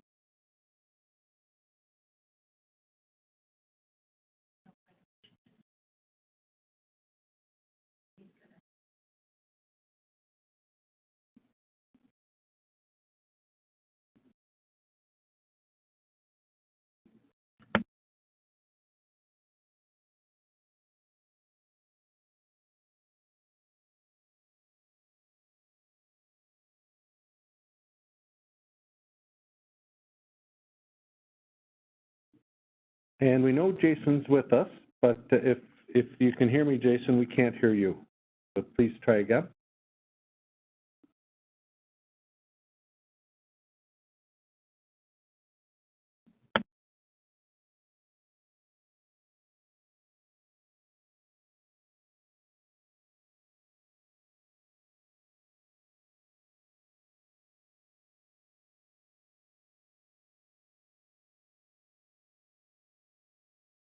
Okay, so while we try and figure out what's going on here, we will now look to, well, I have a, yeah. Nancy Slofstra, I think, is here. She's our fourth delegate, and we'll see if Nancy is available now. I am available. Can you hear me all right? We can, Nancy. You're here talking about Waterloo Street, I bet. Yes, that's right. Good afternoon, Please Mayor go ahead. Jaworski. Yes, thank you. Good afternoon, Mayor Jaworski and council members. My name is Nancy Slofstra, and I'm a resident of Waterloo Street in Waterloo. A few neighbors and myself have put together this presentation about slow streets and our attempts at traffic calming over the years. I am here to represent 15 homes in our section of Waterloo Street between Roger and Moore. There are 24 people at least who have expressed support for our street to be considered as a slow street again in 2021, and that's just our little section. Waterloo Street runs from Moore all the way up to right up street. We were very happy to be included in Waterloo's experimental slow streets initiative in 2020. We watched as the signs went up and as the traffic taking the wide corner from Moore Avenue onto Waterloo Street slowed down as they saw the sign. You can see the lines on that one picture there where they put, we have a very wide entrance there. They put the lines, and there were pylons in the middle of those lines. We noticed that traffic became calmer as many motorists slowed down and larger vehicles avoided Waterloo Street. Unfortunately, not long into the project, the pylons were stolen, found by a resident and replaced, and then the signs and pylons went missing a second time and were replaced by the city. But after the pylons and signs were stolen a third time, they were not replaced, and it was back to business as usual on the street. For the short period of time during the Slow Street project, the residents on our street were thrilled with the decrease in traffic and felt more at ease being out in our front yards with the kids and grandkids. We loved that the city took this initiative and that it worked so well for the short period of time it was on our street. We would love to be a part of the Slow Streets project again this year, but hopefully with an improved pylon system. Now I'd like to explain a little bit about how our street got to the point of being considered for the Slow Street project. Our neighbors Walter and Anna Friesen have been trying to get traffic calming on Waterloo Street for the last 6 or 7 years, and we're getting quite anxious about the speed and the constancy of the traffic. In 2017, the traffic had become so heavy and fast that several residents, myself included, applied and got a traffic study done on the street by Michael Baylog, a traffic engineering technician with the city. The results were as follows. The average daily traffic count for the days the counters were on our streets were 897 vehicles westbound from Moore to Roger and 367 vehicles traveling eastbound from Roger to Moore. That's 1,264 cars per day. This showed that 500 more vehicles were entering our neighborhood from Union or Herb rather than going on to Weber Street. For a street that has only single-family homes, no businesses, large apartments, or churches, it is pretty obvious that most cars were cutting through Waterloo Street to get to Victoria Street via Duke Street. The study also showed that 85% of drivers were going on average 56 kilometers an hour from the corner to the stop sign, and 15% were going over that speed, which means 134 vehicles a day were going over 56 kilometers an hour. There are 12 children under 12 on our short section of street that cannot safely bike on the sidewalks on some days. The outcome of this study resulted in 4 actions being taken. The city added no big truck signs at each end of the street. The majority of the cube trucks that use the street are exempt from that action because they are delivery vans, garbage recycling trucks, and regular city or private gravel trucks taking gravel to new builds. They do not drive slowly. The only trucks that stopped using our street were the heavy gas trucks from Petro-Canada on Roger Street and the car carriers from Ford Motors. We are very grateful for that. You can see on the one picture that there's a car carrier passing a garbage truck or trying to pass a garbage truck. If there was a car parked on the street that day, there would have been no way to get by there. Michael Baylog had, number 2, Michael Baylog had someone talk to businesses on Roger Street to encourage the employees to go to Weber Street instead of Waterloo to go home. This worked for the big trucks at least. Number 3, lines were painted at the entrance to Waterloo Street from Moore to encourage cars to slow down when turning and subsequently slowing down to the stop sign. This worked temporarily as people were surprised to see the lines, but it doesn't seem to make much difference now. Number 4, Waterloo Street was added to the police STEP program for a couple of months in which the police were supposed to have a greater presence to discourage speeding. This was ineffectual and we did not see the police very often, nor do we feel it is a very good solution. At the time, we also want to thank Tennille for spending some time with us driving through our neighborhood after the study was done and for putting our street forward for slow streets. Michael Baylog, in his report to us, referred to Waterloo Street as a subpar road, meaning it wasn't built for the kind of vehicle traffic that it sees today. It is very narrow, as you can see, and the boulevards, we can barely fit a recycling bin on them. Friday evening, as I was out for a walk, I saw the remnants of a crash leaving on a flatbed. Someone had hit a pole along the street further up Waterloo Street. There is no room for error when there is an accident on our street because of the narrowness of the street and the lack of boulevards. So if that car had missed the pole, it would have been on the sidewalk or on somebody's front porch. My neighbors and myself have spent a lot of time trying to make our street safer for those of us who live here. For all the coffee lovers who frequent the bakeries nearby and choose to stroll down our street over the busy spur line. There are many new dog walkers from COVID. As we know, many people have gotten dogs, and I've seen dozens of them walking on our street. And there's many school kids that walk all down Waterloo Street to go to Elizabeth Ziegler. We love our street and we want to enjoy it even more than we do now. We look forward to further discussions with you to find a solution for traffic calming on our street. Thank you so much for your time and all you've done to make our city a great place to live, especially in this year of uncertainty. Thank you. Thank you very much, Nancy. I will look for questions from council. And I don't see any questions. I'll just go to Councillor Bonagor if there's a commentary you want to make or just to thank the delegate. Thank you. Through you, Mayor Jaworski. You read my mind. I was just typing into the request box. Yes, thank you, Nancy, and to all of the residents on Waterloo Street for being so open to these discussions and being so frank and honest with me about what it's like on your street. It doesn't, for people who don't know Waterloo Street very well, the pictures don't quite give it justice. It's really narrow.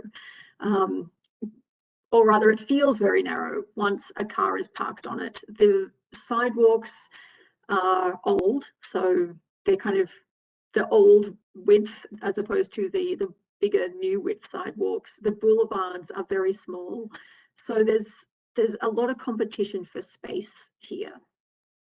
I was also glad to see that the City of Kitchener has designated their portion of Waterloo as a slow street as well. So I think that this is heading in a really, I hope it's heading in a good direction so that we can support the residents on the street and the nearby residents who use this street for their outdoor activity as well during the pandemic. So thank you, Nancy. We really do hear you. And I just want to thank you all for taking the time to put this together, and to thank you specifically for coming forward to talk to us today. Thank you very much, and you're very welcome. Thanks a lot. Thank you, Councilor Bonagor, and thank you, Nancy, for your presentation today. We'll now look back to see if Jason is available. Good afternoon, everyone. How am I coming through now? We can't hear you, Jason. No, I'm kidding. I'm pulling your leg. How are you? No. It's been a long weekend, Mayor. Oh, no kidding. Yeah, try being mayor for this weekend. Hey, good to hear from you. Glad you made it through, Jason. And yeah, please go ahead. Thank you very much. Good afternoon, Mayor, members of council and staff. I'd like to begin my comments by thanking you for all of your hard work on behalf of the community during the pandemic. I'm grateful for your leadership on initiatives like the one in front of us today that leverage strengths in our community to manage risk during the pandemic. Today, I'm here to provide some feedback on the Slow Streets Initiative on behalf of members of the Uptown West Neighborhood Association.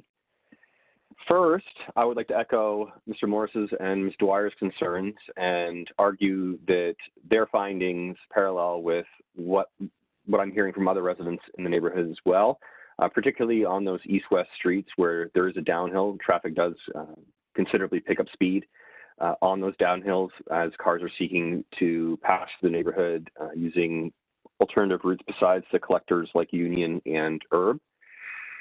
And the second comment, broad comment I would make is that we are highly supportive of the Slow Streets Initiative and appreciate Councillor Bonagor's work in pushing this motion forward. As many of you know, the Uptown West neighborhood has undergone a profound transformation in the last 10 years with the addition of several new multi-rise developments and 2 proximate ion stops. As a result, traffic flow using what are often narrow streets to avoid busier streets has increased. The neighborhood is also changing with many young families and children. And I'm sure as many of you have noticed, and Ms. Dwyer made this point in her comments, pedestrian-friendly street access has been essential during the pandemic. And this is particularly the case for many families in our neighborhood without backyards or those living in high-rises. Our street spaces are really the only outdoor space that we have access to. As a result, slowing down traffic and promoting pedestrian access represents one of our best public health strategies now, but also in the future as a means of encouraging people to spend more time outside. Last week, our neighborhood association had some chance to collect some thoughts on the Slow Streets proposal, and 2 notable comments were raised in addition to the email submitted by one of our other members, Graham, which I believe is recorded in the agenda as well. First, the strategy seeks a consistent and coherent approach. So we were curious, like Ms. Dwyer, why some streets were excluded, including Norman and John. I may have old information here, and I believe that there may have been some adjustments that we're not aware of. So I'd be happy to hear an update on that front on Norman and John streets. This is problematic, the gap on these streets, because they are used as bypasses for other busier streets and have that downhill grade when cars are traveling from a west to east direction. I'm not speaking just for myself here, but many other parents that are concerned about their young kids in front of their houses as cars accelerate down the hill.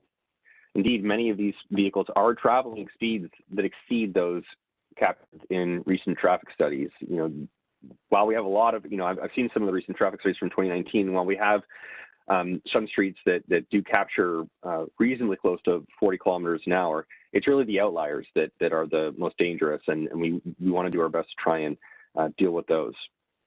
Second, the strategy notes that in some areas, streets are too narrow for installing bollards. So I was curious whether there are alternative strategies to address this concern. For instance, could no parking signs be put on both sides of the street to ensure there is space for service vehicles to drive it around? And another point that a resident made, aren't these bollards designed to be somewhat flexible so they are able to withstand contact from a vehicle? So those are the main points that I wanted to make today. And to summarize, we are highly supportive of the Slow Streets proposal and look forward to working with staff on any required changes. Thank you very much for your time. Excellent, Jason. Thank you for your quickness and articulation on this topic. I will now look to council to see if there's any questions from the general counsel outside the ward. I'm not seeing any. I will turn it over to Councillor Bonagor. Thank you, through you, Mayor Jaworski. Thanks, Jason, for coming forward and bringing this today. And I will have some questions for staff following on from your comments, but I know the Uptown West Neighbourhood Association has been really great in providing feedback and constructive criticism as well as support. So that's all really valuable, and I thank you very much for helping be part of that.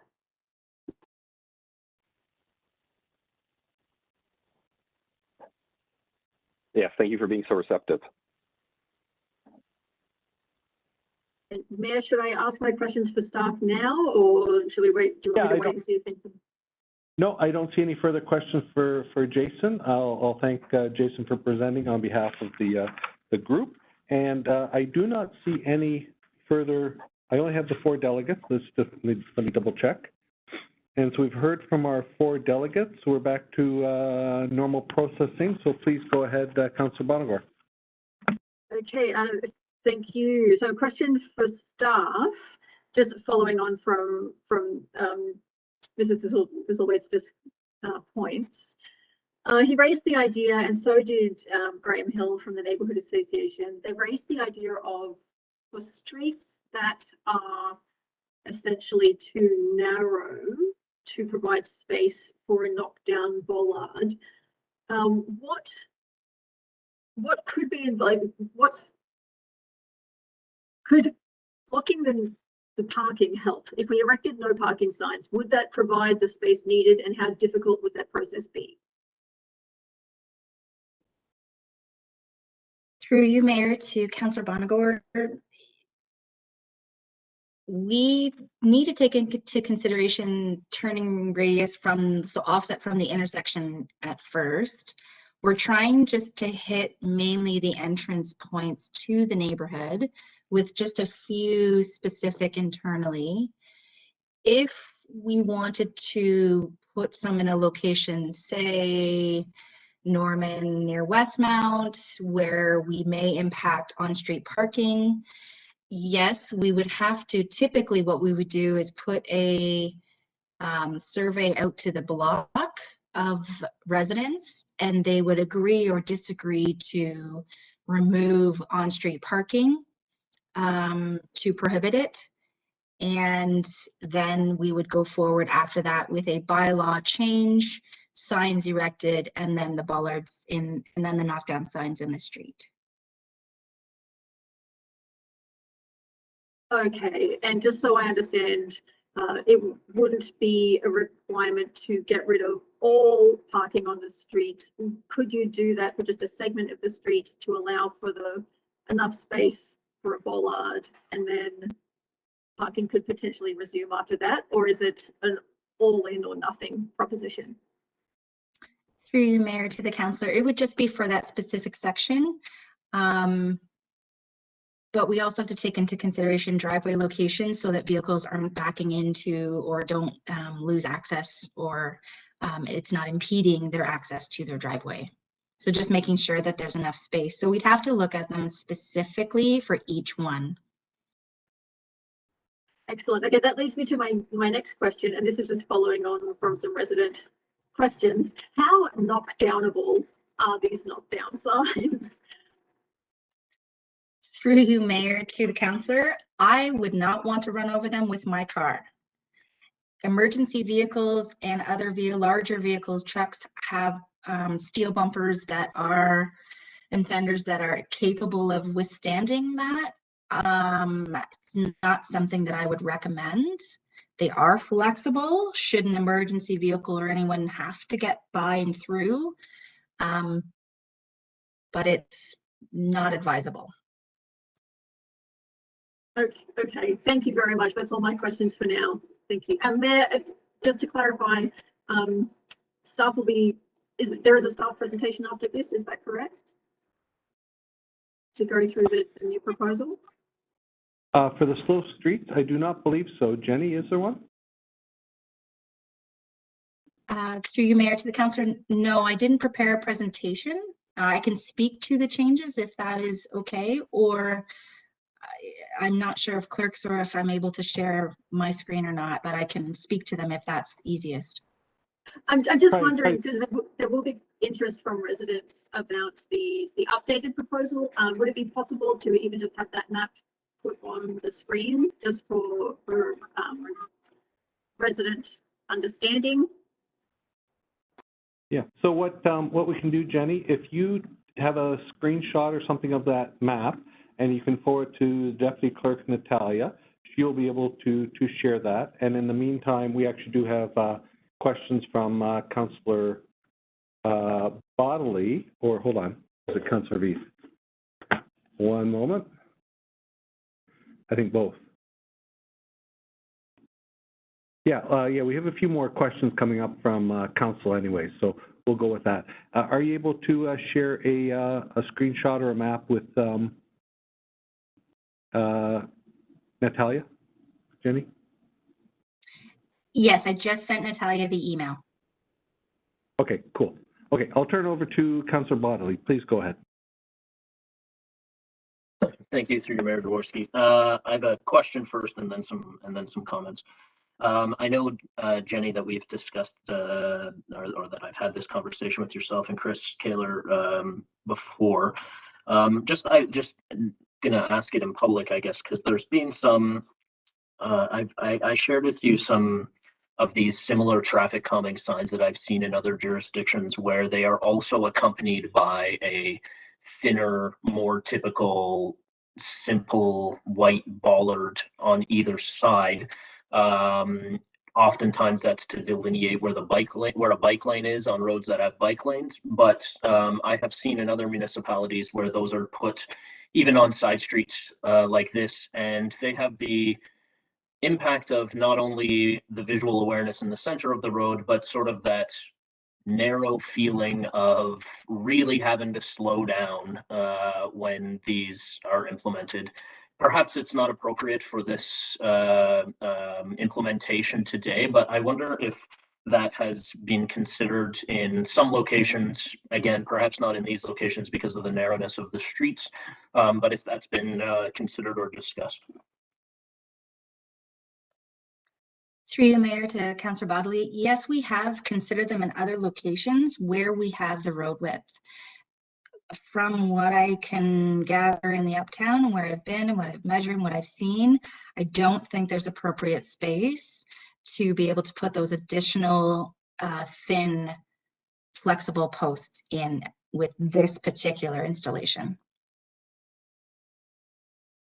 Excellent. Thank you for the consideration, and I look forward to seeing how those potentially could get implemented in other locations when appropriate. I wanted to, I think a lot as councillor, especially this is my first term on council, and I know at least three others on council, this is their first term. I wanted to use this opportunity just from a comment perspective to speak to how important what we're going to be voting on and discussing tonight with respect to the transportation master plan is in terms of big picture planning and how necessary and important this is. And particularly, I want to take this opportunity while we probably have a bunch of folks from Uptown West and Waterloo Street and other areas to sort of speak to some of the challenges that are happening in other wards as well too. Personally, I'm never not going to vote for any sort of traffic calming, regardless of where it is in the city. I think it's a necessity. And the plan here looks thorough, and perhaps there are gaps, but I moving forward is great, and tweaking it going forward is even better. But I wanted to share a couple of things just because of the we often don't have these conversations, councillor to councillor. The delegate there referenced on Waterloo Street, 1,200 cars and 56 kilometers an hour as an 85th percentile speed on that street.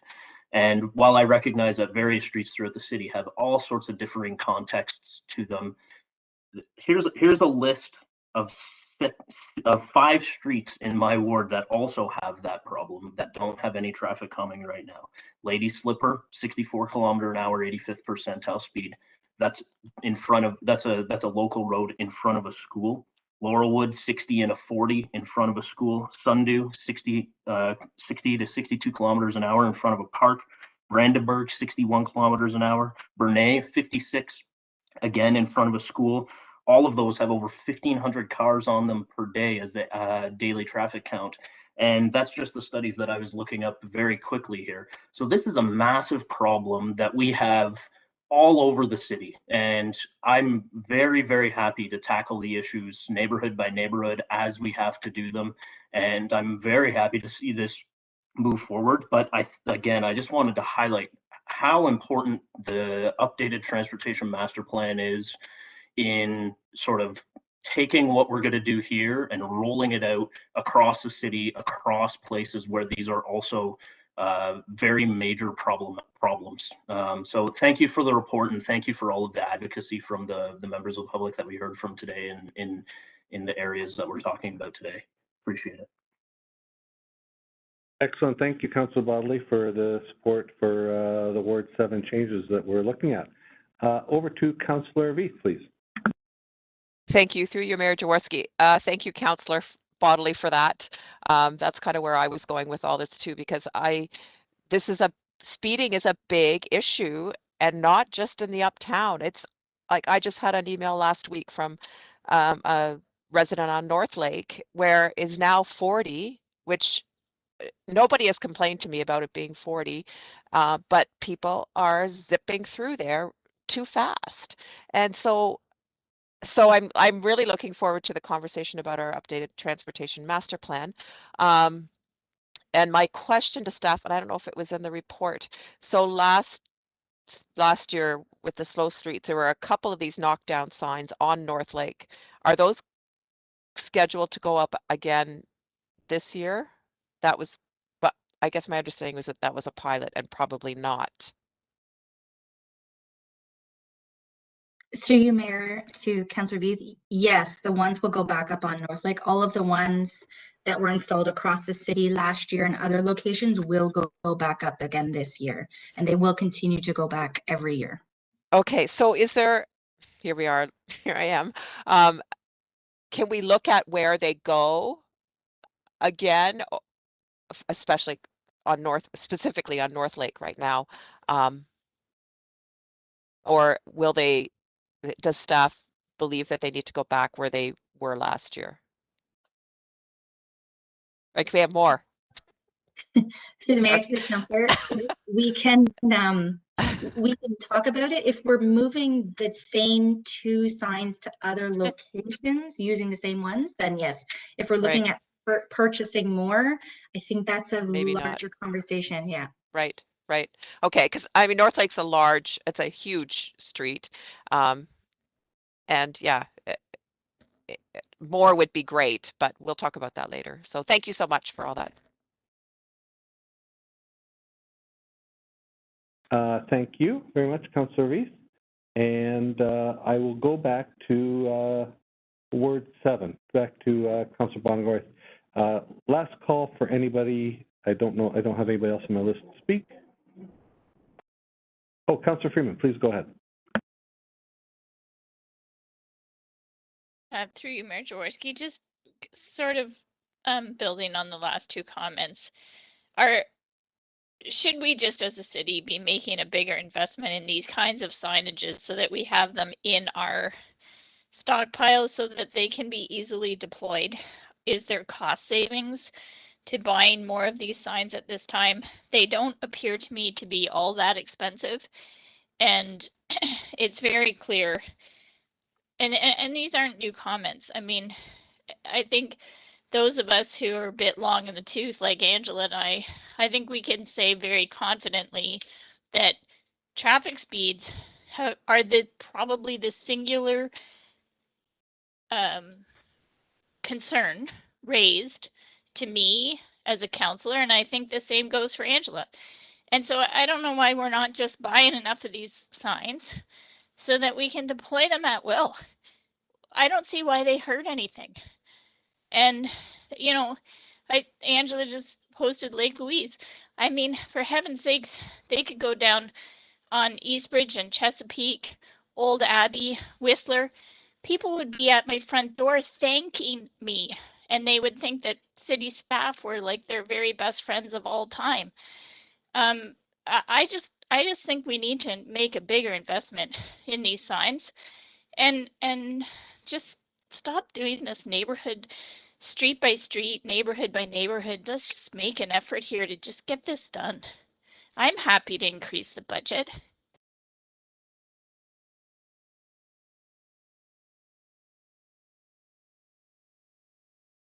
I'm not sure if that was commentary or question. Well, we're buying the signs right now, Mayor Jaworski. Is it cheaper to buy 4 times as many because we're paying to have them printed than it is to just buy what's needed for Uptown?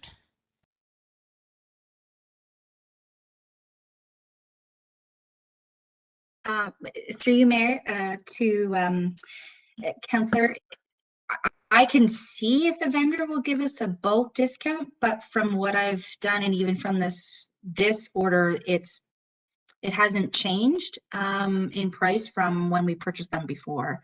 But if we are to purchase more, I can see about a bulk order. We also just have to make sure that we have space at the service center to store them in the off months as well, and ensure that we have the staff and the trucks available to do the installations every year. That's a pretty big undertaking in the spring and the fall. So we just need to make sure that that can all be done as well.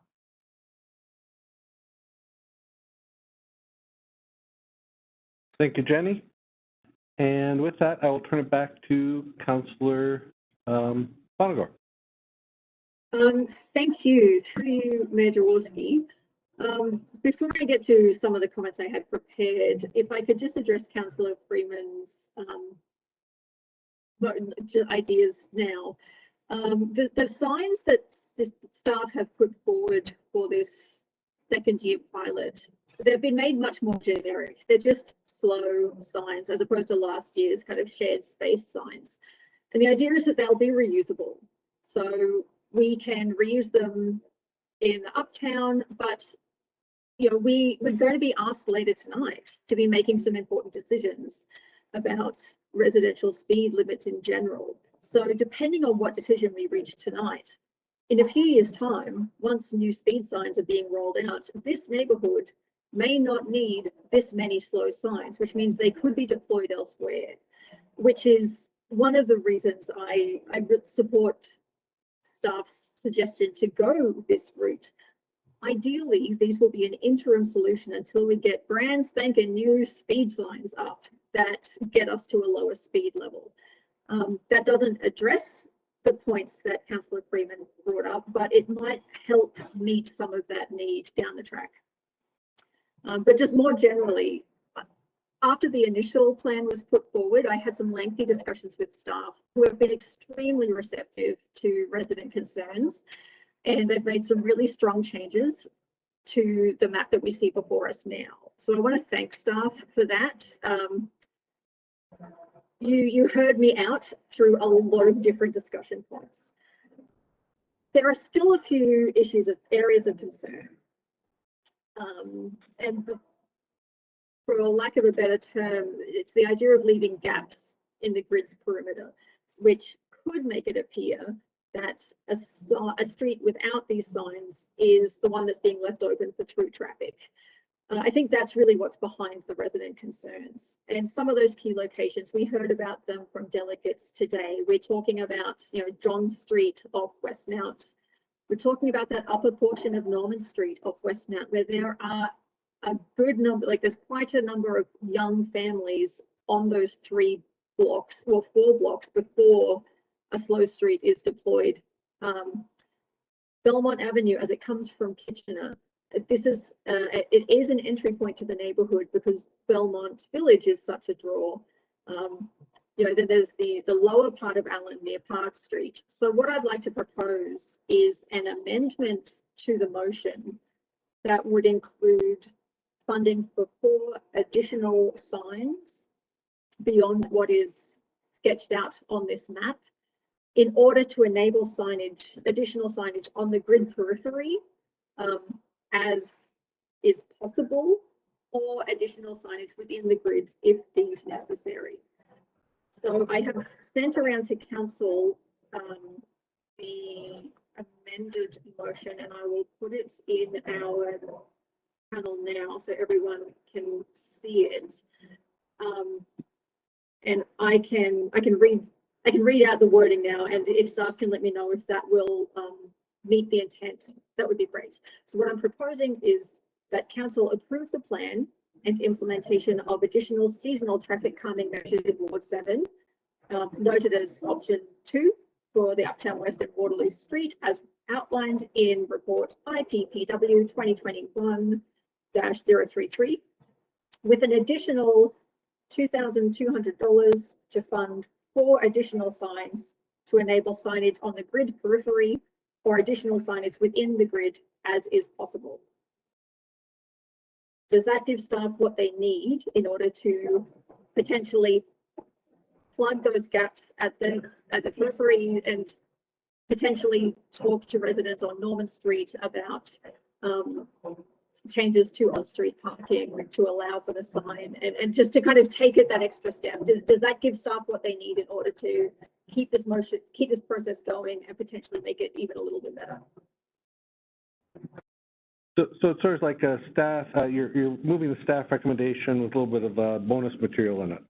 That is correct. And I'm just looking to staff now to get their feedback on whether that gives them enough direction and enough funding to kind of take us that little step further. Awesome. Over to Jenny.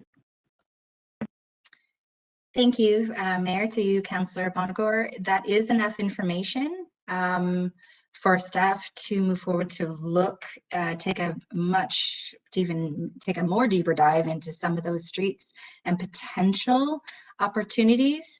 The funding is, just as note, will be tight this year for traffic calming implementation.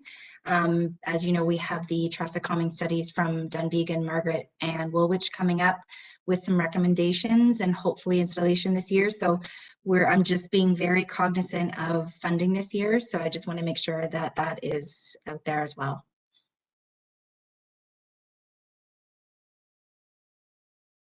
Yeah, thank you, Jenny. And I would say to the other ward councillors who are listening in that if we ever, end up being $2,200 short, there's the council contingency fund. It's not normally something we look at in, but it is a very tiny amount. So I'm sure we'll be able to find something elsewhere. I do have if you don't mind, Councillor Bonagor, I'm going to go to Councillor Henry, who has a question. Please go ahead, Councillor. Thanks. Yeah, thanks, Mayor. Just building on what you were just highlighting, and I was going to sort of seek clarification from staff on the specific dollar amount wording in here, because the report, of course, only highlights financial implications, but isn't asking council to release funding. It's been released. It's available in a funding line that staff are managing, and I was curious as to whether it was sufficient to manage this and other needs. And we're hearing it's going to be very tight. So I think what I'm hearing and what the mayor is suggesting is along my lines, that if at the end of the day the traffic calming plans that come forward that staff have planned to use these funds for this year edge us over the line, that this is in effect council saying we're supportive of staff sort of tweaking things, and if necessary coming to us to be able to jump a little bit over that line. I just wanted to make sure that we were where we needed to be on understanding financial implications and how the process is working for use of existing budgeted funds. Excellent, thank you. With that, I think we're in good stead to move forward on the amended recommendation. Councillor Bonagor. Okay, thank you, Mayor Jaworski. So I move the amended motion and vote in favour. Councillor Hanmer, I'm happy to second the amended motion, and I too will vote in favour. Councillor Bodley is in favour. Councillor Beath in favour. Councillor Freeman in favour. Councillor Vassic in favour. Councillor Henry in favour. And the mayor's in favor too. That carries unanimously. Thank you very much, Jenny and team, for your persistent work on this.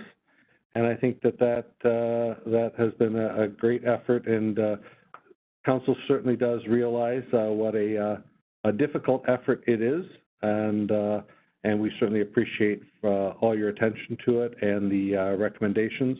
I think it really speaks volumes to quite honestly how quickly this flowed, including having 4 delegations here this afternoon. And you know, I think it was really a very tight and responsive presentation or report today. So thank you very much, Jenny. With that, we're just going to recess. Start again at 6:30, but you can start calling in at 6 o'clock. So with that, thank you all very much, and I'll hear some of you tonight.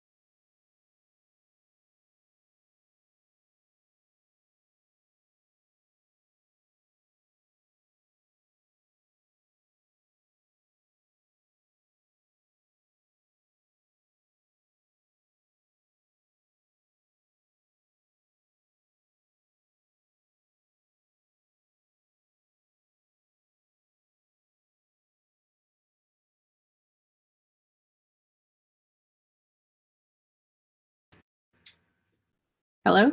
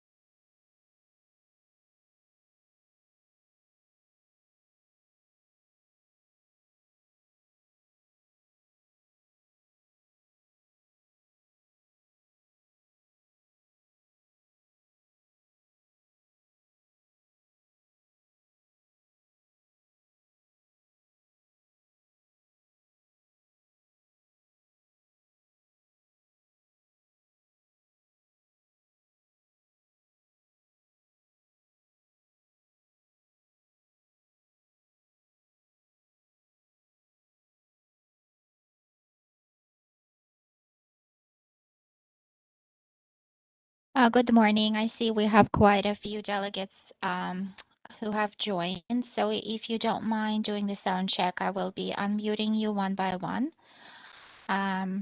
David, can you hear me? Yes, I can hear you. Can you hear me? Yes, I can. Thank you. David, you can control your mic right now, and you can go ahead and mute yourself. Thank you. Heather, can you hear me? Heather?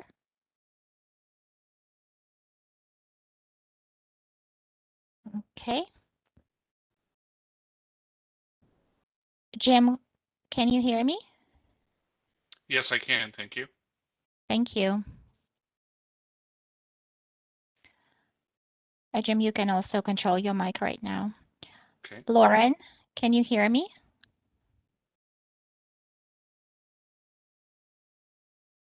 Yes, I Lauren? can hear you. Okay, great. You can also control your mic.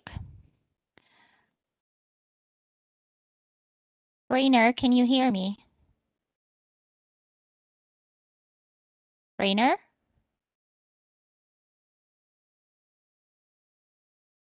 Okay. And Sandy, can you hear me? Hello. Hi. Hi, this is Sandy Anderson. Okay, thank you so much for the sound check, and you are able to control your mic as well. Okay, thanks very much. Sorry about that. I'd walked away from the screen. No, that's okay. We have quite a bit of time to go. Right. I figured I better log on early in case I couldn't figure it out. Okay, Heather, can you hear me?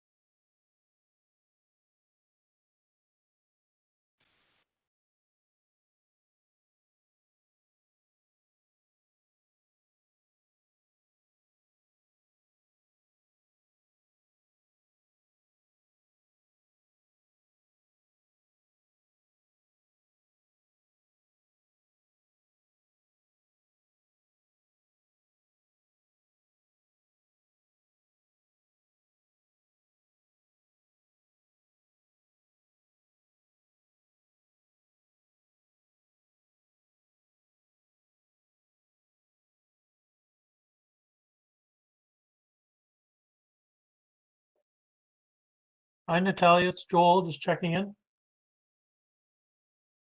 Hi, Joel. I can hear you well. Thank you.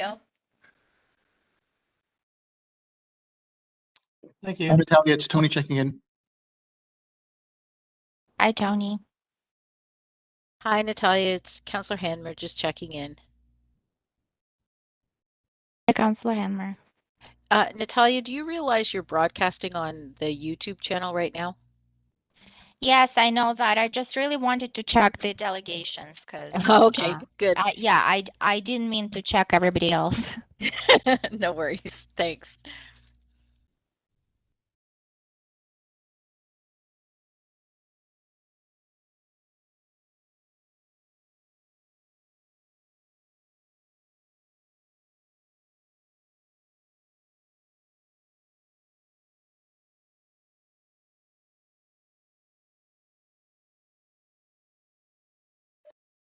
Hi, Natalia. Philippa doing a sound check. Hi, Philippa.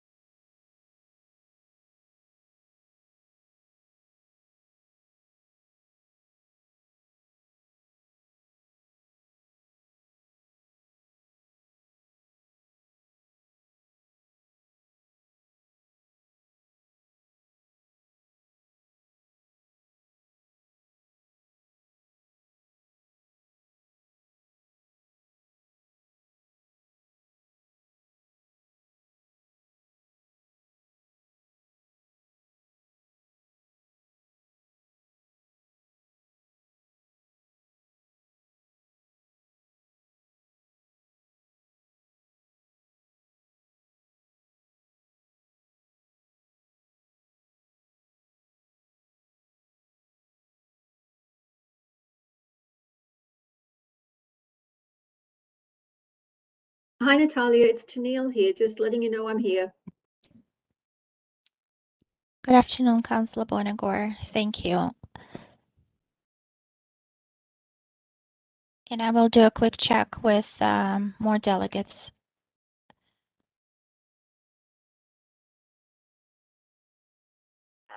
More delegates. Kate, can you hear me? Yes, this is Kate. Hello, thank you.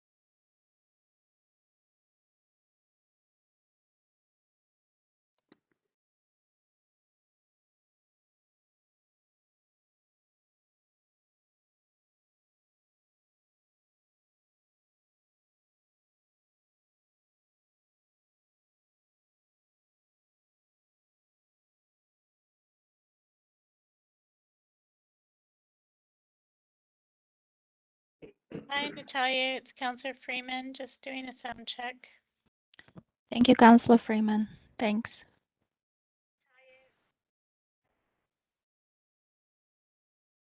Councillor Freeman.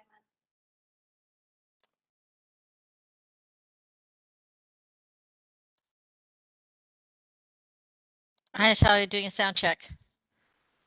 Hi, Olga. Hi, Natalia, doing a sound check.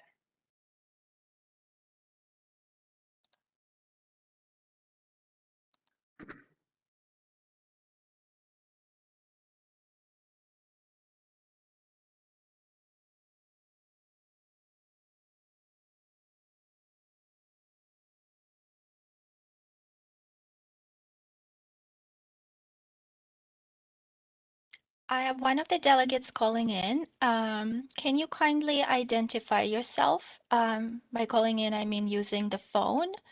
I'm going to unmute you. Hello? Is Hello? there any... Hi. Hi. Can you please This identify is, yourself? yes, it's Scott Patterson. Okay, thank you.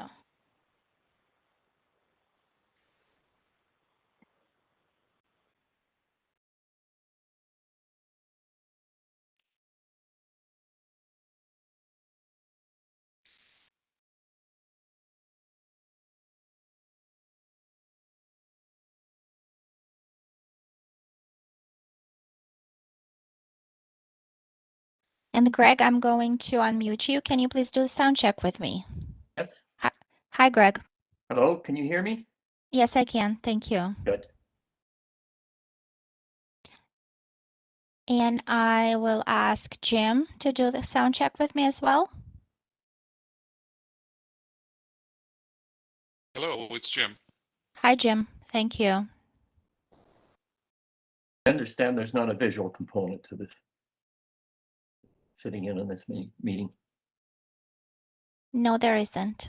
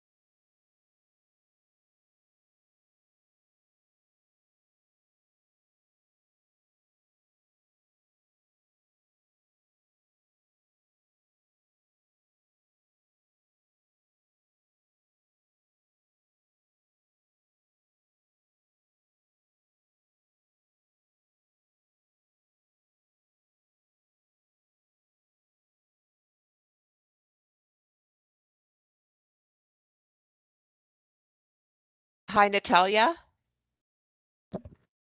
Good afternoon, Councillor Vieth. Oh, okay. I just wasn't sure if anybody was there or not, if I had the right link. Thanks.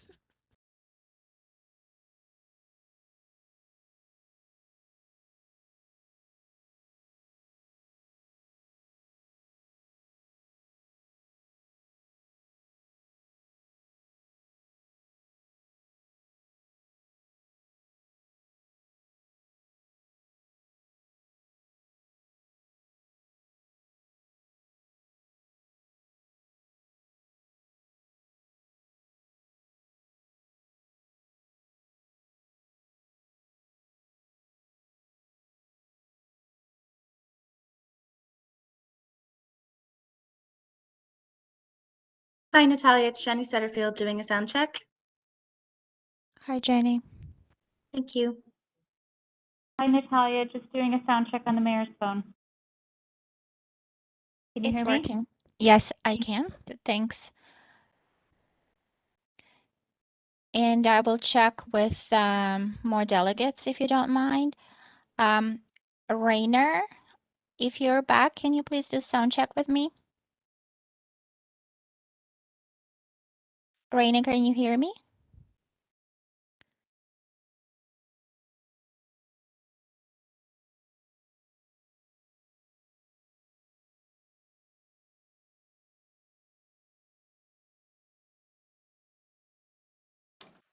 Jean, can you hear me?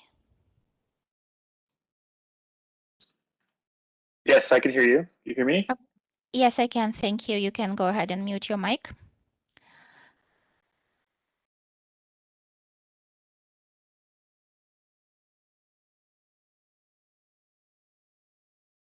Kevin, can you hear me? I can hear you. Can you hear me? Yes, I can. Thank you. Thank you.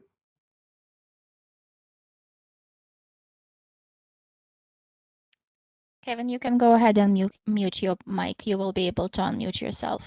Thanks.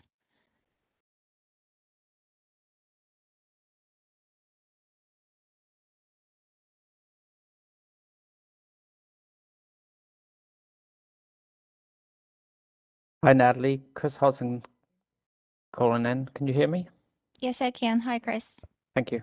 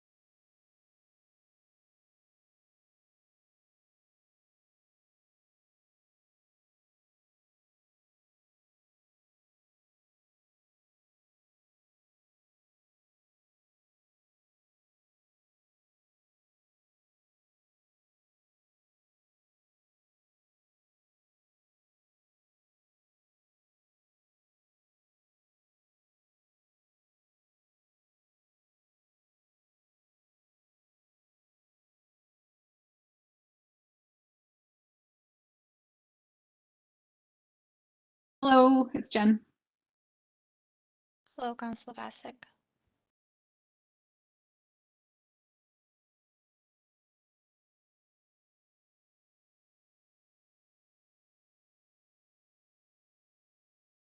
Hi, Natalia. It's Cam. Just doing a sound check.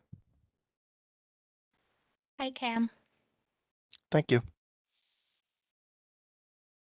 And Heather, can you please do the sound check with me?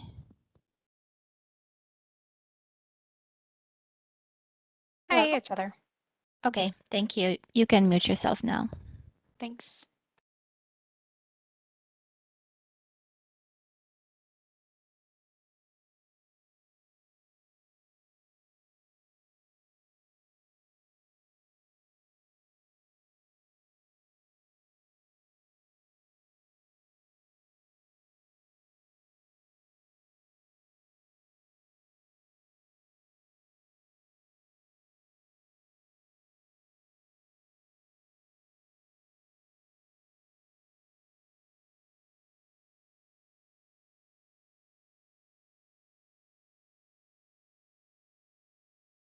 Hi, Natalia. This is Frederick for a sound check.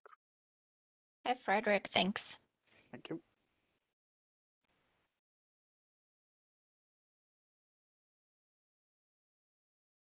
And Rainer, can you please do sound check with me? Rainer, can you hear me?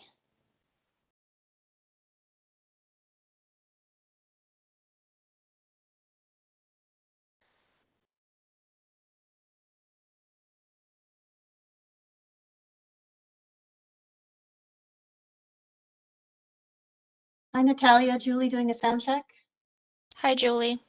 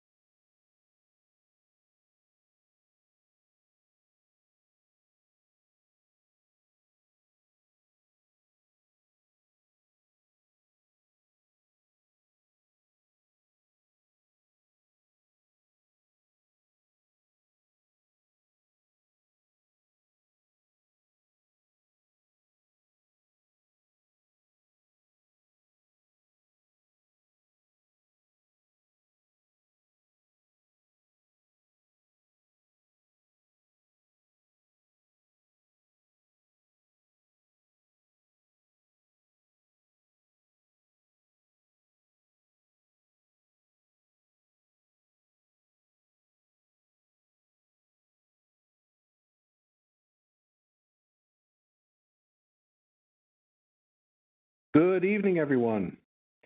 Welcome to the special council meeting of Monday, April 19th, 2021 at 6:30 p.m. This is Waterloo Mayor Dave Jaworski. We're continuing on our council meeting from this afternoon. And what we'll do is first up is do a declaration of pecuniary interest or the general nature thereof. And I'll turn the microphone over to Councillor Hanmer.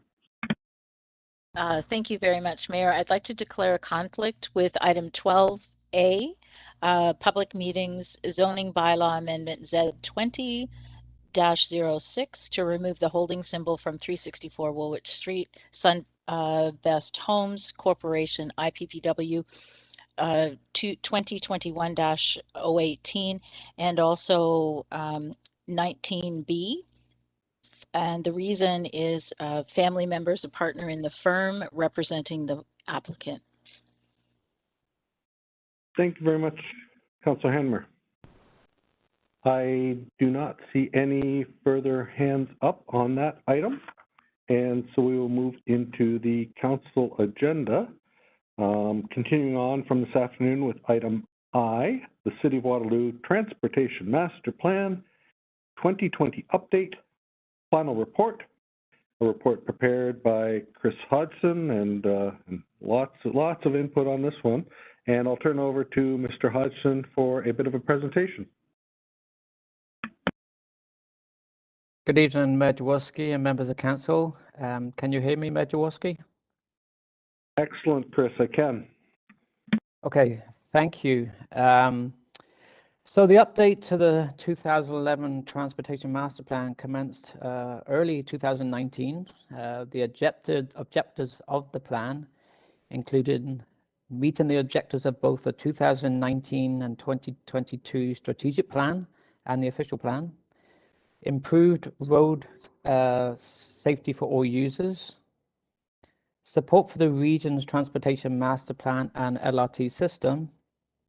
And after 2 years of study, analysis, and extensive public engagement, the project team is happy to bring forward the final TMP report for approval. Next slide, please.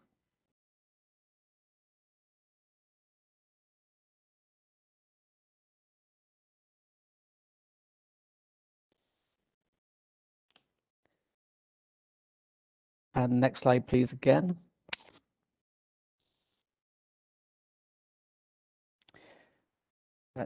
Just before I get into this slide, of interest, the previous Transportation Master Plan was actually approved on April the 18th, 2011. So almost 10 years to the day.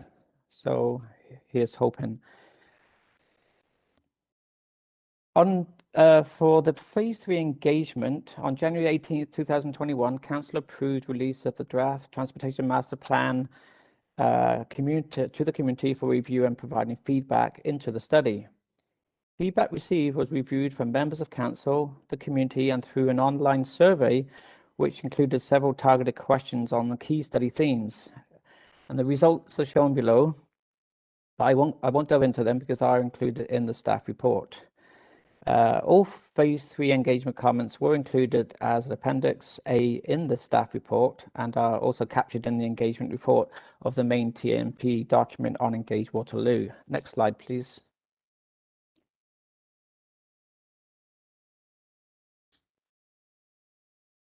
Following review of the Phase 3 feedback, several changes that would have a potential financial impact to the city were made to the draft Transportation Master Plan report. And these are the Northdale Streetscape Master Plan, so the planned active transportation network, the Union Street, Moore Avenue to Margaret Avenue, added to the prioritization plan, a community trail, Camelot Court to Lexington Road, which is up in the northeast part of the city. I'll come back a moment to the design speed, because there's a few comments I'd like to add to that. And finally, the updated sidewalk policy, where we are recommending sidewalk width of minimum 2.1 along educational institutions. And just to help clarify some of the locations around the city for some of those first pieces of the table, I've just added a few maps for your consideration. Next slide, please. So this is from the Northdale Plan and Study Report, the boundary for Northdale. Next slide, please.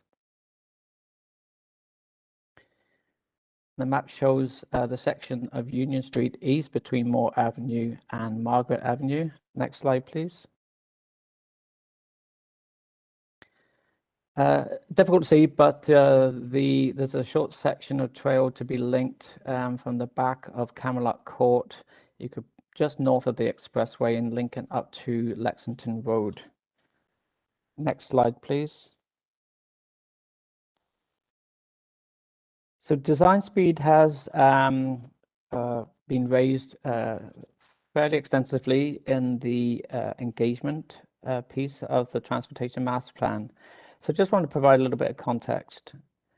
So the Transportation Association of Canada's design documents provides guidance on many aspects in the design of municipal, regional, provincial, and federal roads. And that would be both urban and rural. And it must consider the context of all municipalities and regions across all of Canada, as the climate and geography vary considerably province to province and coast to coast. So the TAC, the Transportation Association of Canada guidelines, and it's a guide, but it provides consistency and flexibility should guidelines change or be updated in the future. So one of the areas is the discussion of design speed, and which is the application of several parameters or tools to influence the plan and design of a road when planning. Unlike brand new roads, such as those recently constructed in the West Side employment lands like Platinum Drive, there are limitations to redesigning urban streets, as a number of the parameters were established when the street was first planned and designed years ago, and in some cases could be over 100 years ago. Examples of these limitations could be the existing intersections and driveways and grades that connect to the street that has been redesigned. So examples of the parameters that can have an influence on redesign of an urban street could be the active transportation facilities, that's bikeways, multi-use paths, sidewalks, etc. The lane widths, and of course traffic calming, a recent example being the redesign of Alexandra Avenue in Ward 7. And of course, the lower the desirable design speed, the greater degree of emphasis is placed on these parameters. Next slide, please.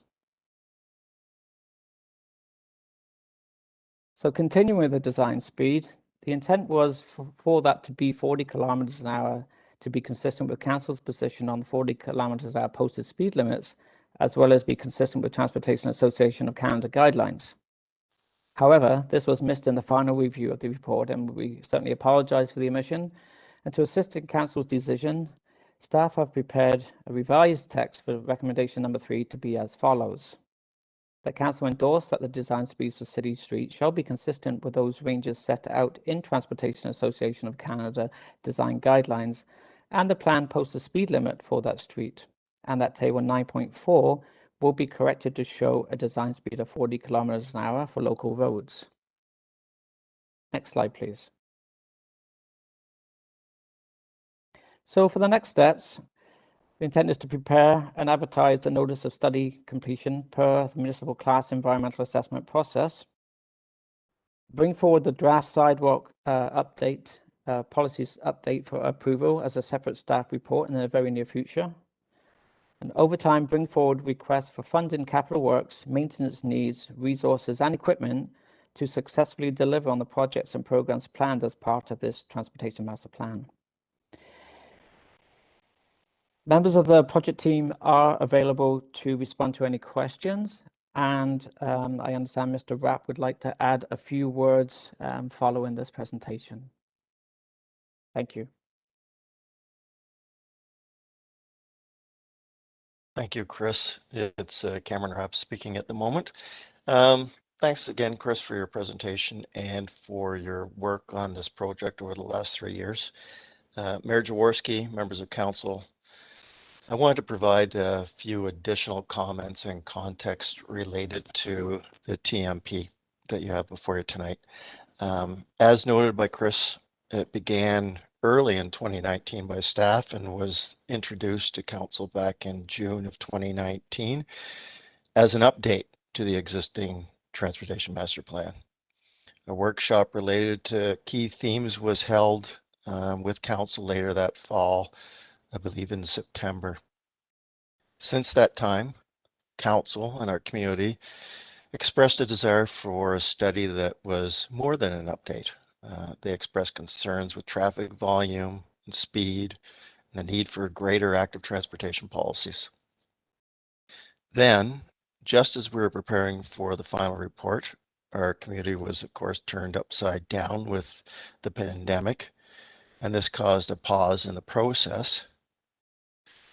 But this pause, combined with reduced volume of traffic, the closure of parks, the need for physical distancing along our sidewalks, led to a couple of hundred active transportation initiatives, closed streets, slow streets being implemented last summer, all of which helped build this latest edition, if you will. It also led to more engagement and a more comprehensive update, more, I would say, akin to a completely new transportation master plan versus an update. This policy document, combined with other tools like the Slow Streets Initiative discussed earlier this afternoon, will and has already changed the transportation landscape in the city of Waterloo. Even with an approval tonight, should council make that decision, I want to assure council that this plan is not a concluding document. It's a big step, but not the last step for certain. We have our official plan review underway, and it will lead into a further update of the TMP, probably in 2023, I think is the timing. So again, I hope council sees the recommendations as making sense and are in a position to approve the recommendations as provided by professional staff and our consultant. Thank you. Staff and our consultant are available for any questions that you may have. Thank you, Mayor Jaworski, members of council. Thank you, Cam, and thank you, Chris. And as mentioned by Mr. Rapp, Jean, Heather, and Kate are here, as well as Chris, to answer any questions that people might have.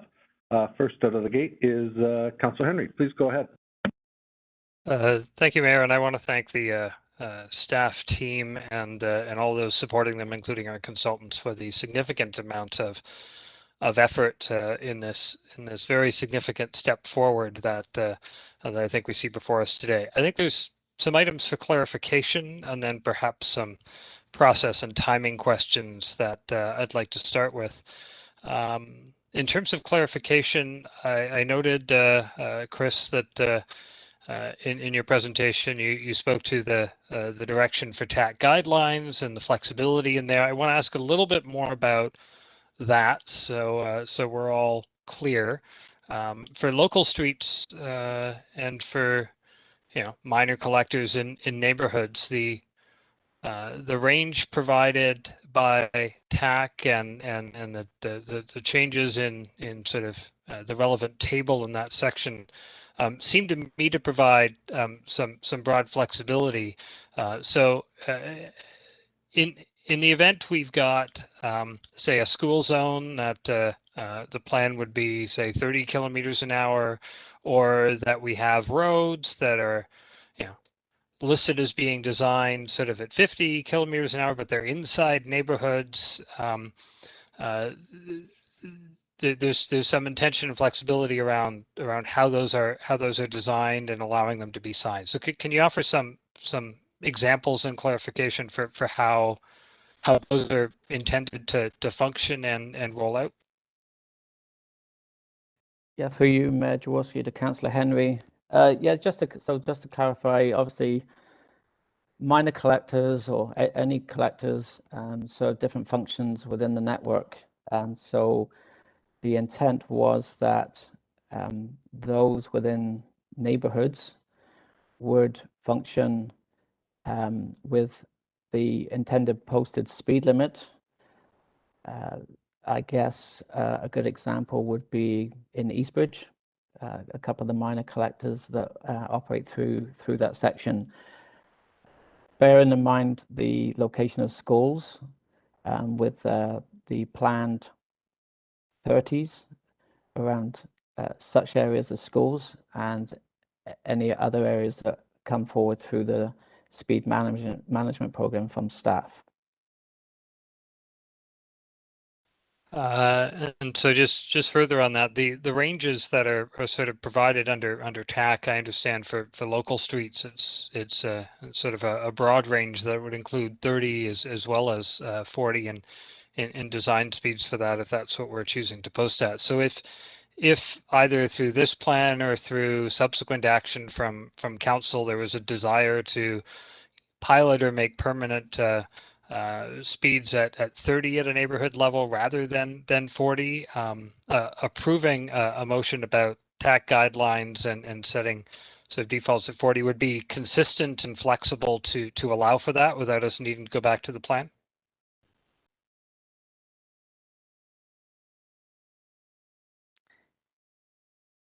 Through you, Mayor Jaworski, that is correct. Okay, I appreciate that. And just on timing, we heard this afternoon that the report on the sort of 40/30 around schools pilot and the various streets that we reduced to 40 last year, that we're still doing some data collection on those, and there'll be a report back targeted at the end of summer. Can you speak to staff's plan on what the rollout of the sort of 40K neighborhood speed citywide looks like from a staff perspective? How's that connected with the report backs from the current pilot? When should we expect those kinds of things to come forward if the direction before us from staff is approved? Through you, Mayor Jaworski, to Councillor Henry. That is still to be determined. I don't have that information in front of me. I believe the analysis, all the data still has to be collected and analysed and brought before council. So if I'm hearing, well, Jenny, I think was suggesting that we'd hear back by the end of summer on sort of the pilot, but staff's sort of speed management plan, which is inclusive of the sort of 40K neighborhood speeds. There's no timeline set for that at this point. We'd wait to see the result of the pilot, and then there'd be some determination on when that comes back. I'm just trying to make sure that council and the public have an understanding of what the work plan can look like from staff's point of view. Yeah, so Ms. Setterfield is in that's kind of in her portfolio. So the information she would have provided today would be what the plan would look like. So I understand it's likely to need about 1 to 3 years to roll out entirely across the city. Okay, and that's helpful context. I think my last question at this point is around road typologies and design. I know there's been a lot of feedback from various parties around sort of what is more colloquially known as roll curbs. We have more specific and different names for them in the plan's terminology, but I think we all know what we mean on that for cycling lanes. We know Union Street still has to come back, for example, and that's been a focus there. In the plan, some of the road typologies, particularly in the in the minor collector sections of those, the sort of design type shown as an example is sort of those kinds of roll curbs. I certainly have some concerns about those. We know we've heard concerns about those. How much does approving this plan with those examples in it suggest that that is what the design will be, or how does the design process work after this plan on that? Is this then that's what those roads are going to look like, or is there a design process in mind for each one of them? How will people engage, and what should they expect by approving a plan that sees those images in it? For you, Mayor Jaworski. So, yeah, so to confirm, the the typologies shown are pure examples, and the consultant could have added many, many more examples from OTM Book 18 or other guiding documents. So the intent is that those were examples to show the type of things that could be done across the city. The difficulty in trying to create a cookie cutter design is that it might not work in certain locations. And I think that's one of the key messages we've been trying to strive on, and which would be consistent with OTM Book 18, is that you need to look at the context of every street of the application you're trying to provide. And OTM Book 18 provides a number of different typologies, and then there will be sub versions of those in between, again based upon context of the street. So I don't believe showing the typologies in the TMP report means they're de facto designs. It just gives people an understanding that through the TMP, which is focusing on separated cycling, that this is a type of thing that could be seen. But of course, there could be other versions out there, multi-use paths, or some versions that would buy you time in certain projects and in certain street makeups. Yeah, I know we've sort of talked by email about how certainly an existing street that isn't scheduled for reconstruction, that there might be different measures available to achieve, in a stepwise way, the long-term view of the plan until that road is reconstructed, when you have more options available to you. And I think we all sort of understand that from experience. Let me ask just one last piece that came to be based on the response. I get that, and I think it's helpful to know that the specifics that are shown in the TMP are flexible. They're examples from a wide range of things. I think many of the advocates in the community are very familiar with the wide range of typologies in Book 18.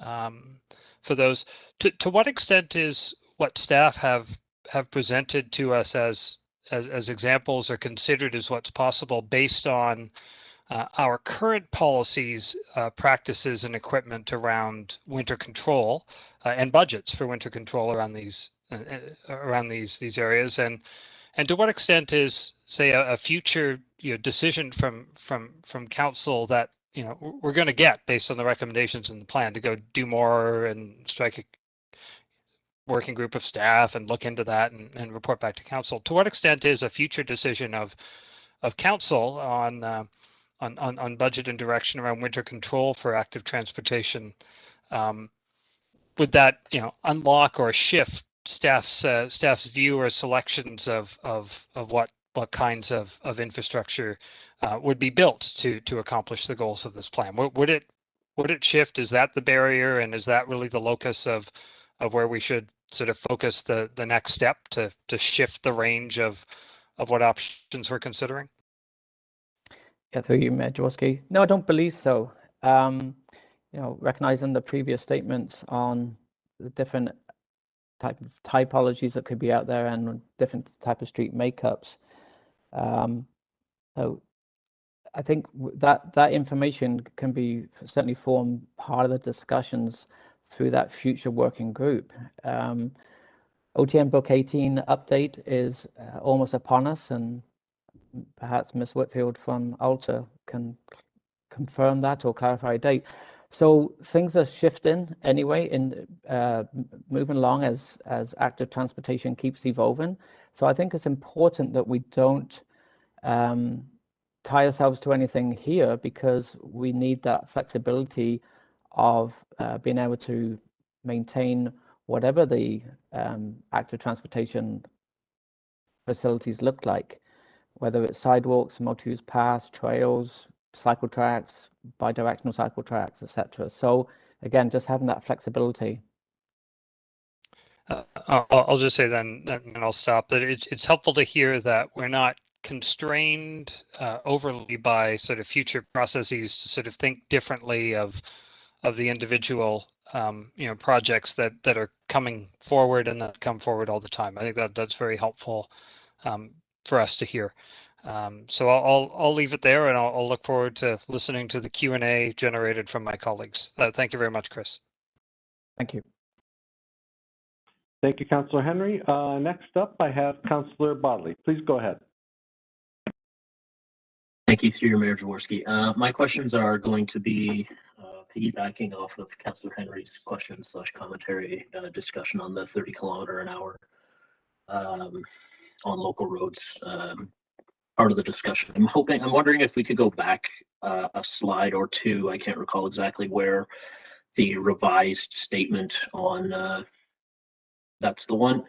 So just to have that up as a frame of reference for my question, I'm perfectly comfortable this evening to begin and engage in the debate and discussion around whether all of our local roads at minor collectors or less should be set to a default speed limit at 30 kilometers an hour. I respect and understand that the speed management joint service initiative review with the City of Kitchener has yet to come forward to council. I understand that work is based on a premise of looking at 40 kilometers an hour on those roads. I'm just not sure if that's valid anymore. And so I'm happy to have that conversation today and or in the future. To piggyback off of Councillor Henry's question, though, it would seem to me from this sort of revised recommendation that if we wanted the design speed, the posted speed limit to be 30 and the posted speed limit to be 30 kilometers an hour on local roads, that now is indeed the time for us to engage in that conversation, to have that codified into the TMP, if indeed that is the wishes of council. Is that accurate? Or if I could get some clarification on that, it would be appreciated. I'd like to defer that to Ms. Setterfield.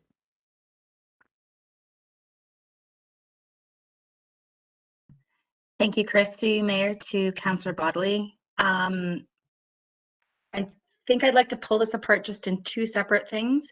One, if we're referring to this slide, this is really the design speed revised that's consistent with TAC. And in those TAC guidelines, we can in certain streets in certain areas design to a 30 kilometer an hour if that is the way we choose. So there is flexibility in this statement for the design speeds. I think then it's a separate question as to what we want the city to be in terms of minor collector and local. Is that, so am I just want to make sure I'm on the same page.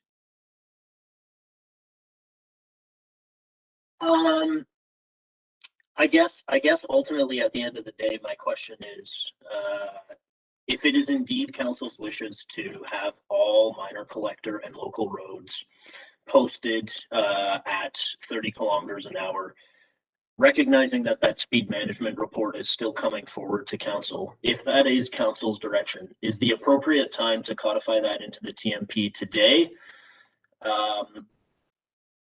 Or is the appropriate time to engage in that conversation as part of the speed management report?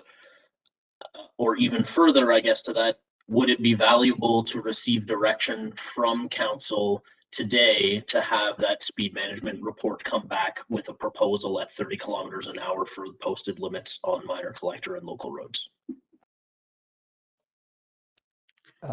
Through you, Mayor Jaworski, it would be preferred to come through the speed management report.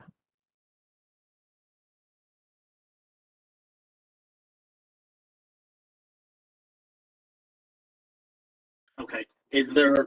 I guess I'm trying to. I have a, as I think, as most of those on the call here know, I had a proposed amendment to the TMP that directed staff to that the default speed limit on minor collectors and local and roads below that should be 30 kilometers an hour, and to report back to council with a proposal for implementation as an addendum to that joint service initiative that's coming forward with the City of Kitchener. I'm happy to move that as an amendment to this TMP report here. And I'm just looking for feedback from staff as to whether this is the appropriate forum in which to engage that discussion right now. I'm hearing that we should wait till the speed management plan, but I'm also concerned that if we wait until that comes forward, that we are not providing direction, appropriate direction to staff. Again, should that be the wishes of council.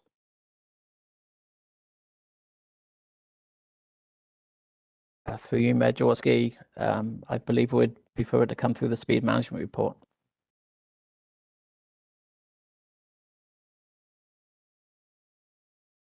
I can, as this area is in Ms. Setterfield's portfolio, I can perhaps ask her to clarify or expand upon.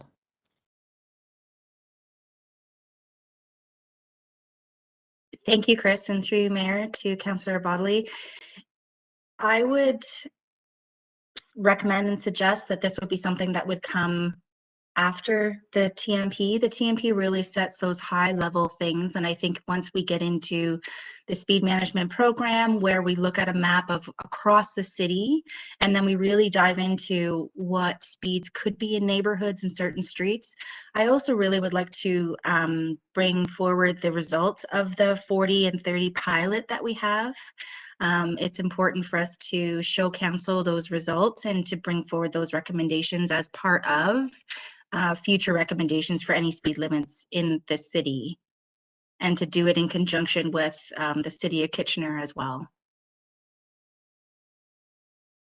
Okay, I appreciate that. I'm going to leave to the rest of my colleagues for a moment as I contemplate this. I am concerned that we're going to get to the speed management report, and it is not going to align with our TMP that we can go to 30 kilometers an hour. So I have some minor concerns there. So I'm going to contemplate this for a moment, but I'll pass it along to the rest of my colleagues at this time. Thank you.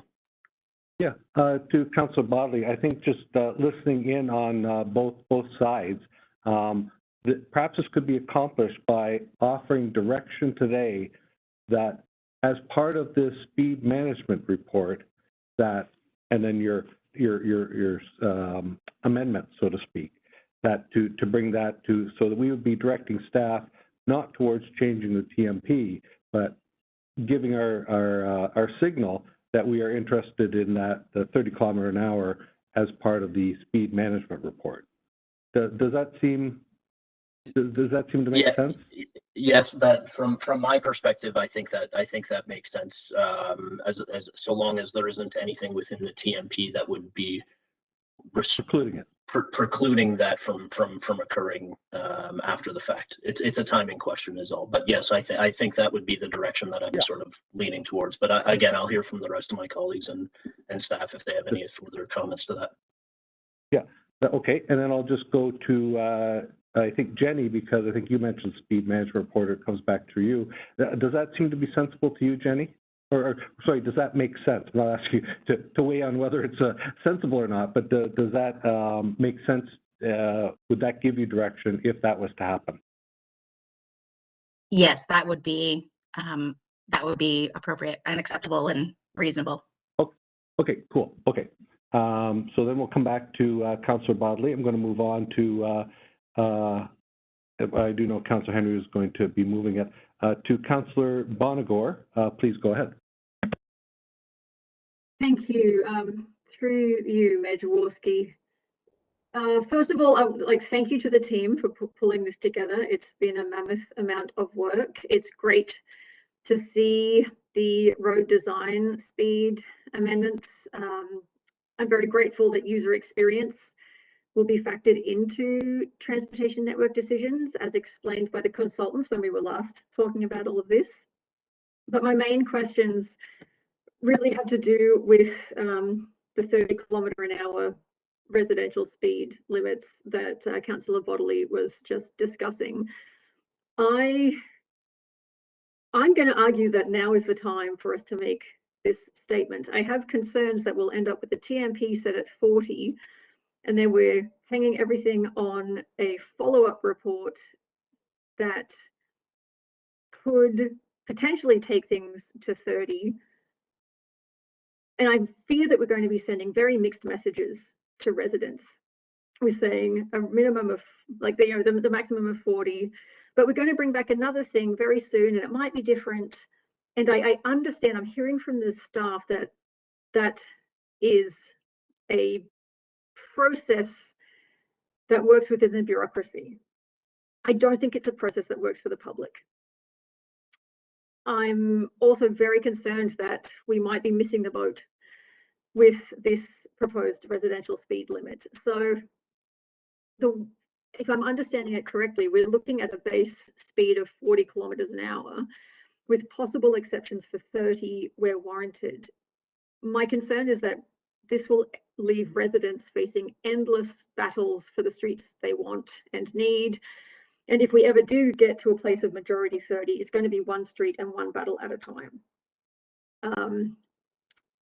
You know, staff point out that not every street needs to be 30 kilometers an hour, and they're right. But that leaves me wondering, why aren't we then setting up a process that sets 30 as the base speed and then has capacity for staff or residents to outline where and why a higher speed is warranted? So at base, it's like, what are we setting as the standard and what are we setting as needs to be warranted? And when you look around, the World Health Organization recommends 30 kilometers an hour on streets where vulnerable road users are most at risk. Last summer, NACTO, the National Association for City Transportation Officials, they released updated guidelines encouraging 30 kilometers on minor streets, 40 on major streets. Studies have shown that reducing a speed limit in residential areas does lead to statistically significant speed reductions with just the signs alone. And a study from Australia found that community fears of impacts on travel time were technically unfounded. It just didn't happen. So I'm looking at this, I'm seeing the research, I'm hearing from residents like across my ward, and not everyone is saying this, but the majority are saying they want 30 kilometers an hour on residential streets. So this is where I hear the city process argument, but I'm also very cognizant of the message, sending a clear message to residents. And the TMP, if it's our overarching document, then this is where we need to state it quite openly. What is to be expected on our roads? I don't know if I would support 30 on the minor collectors. Councillor Bodley can possibly inform me more on that. But 30 kilometers an hour on local residential and local streets, it strikes me as that's the message we need to send. And that's what we should be doing now. So I would support, I would second an amendment or a motion by Councillor Bodley on this if he were to bring it forward. But that's where I am. That's where I think we need to go as a city. And I look forward to hearing from my fellow councillors on that.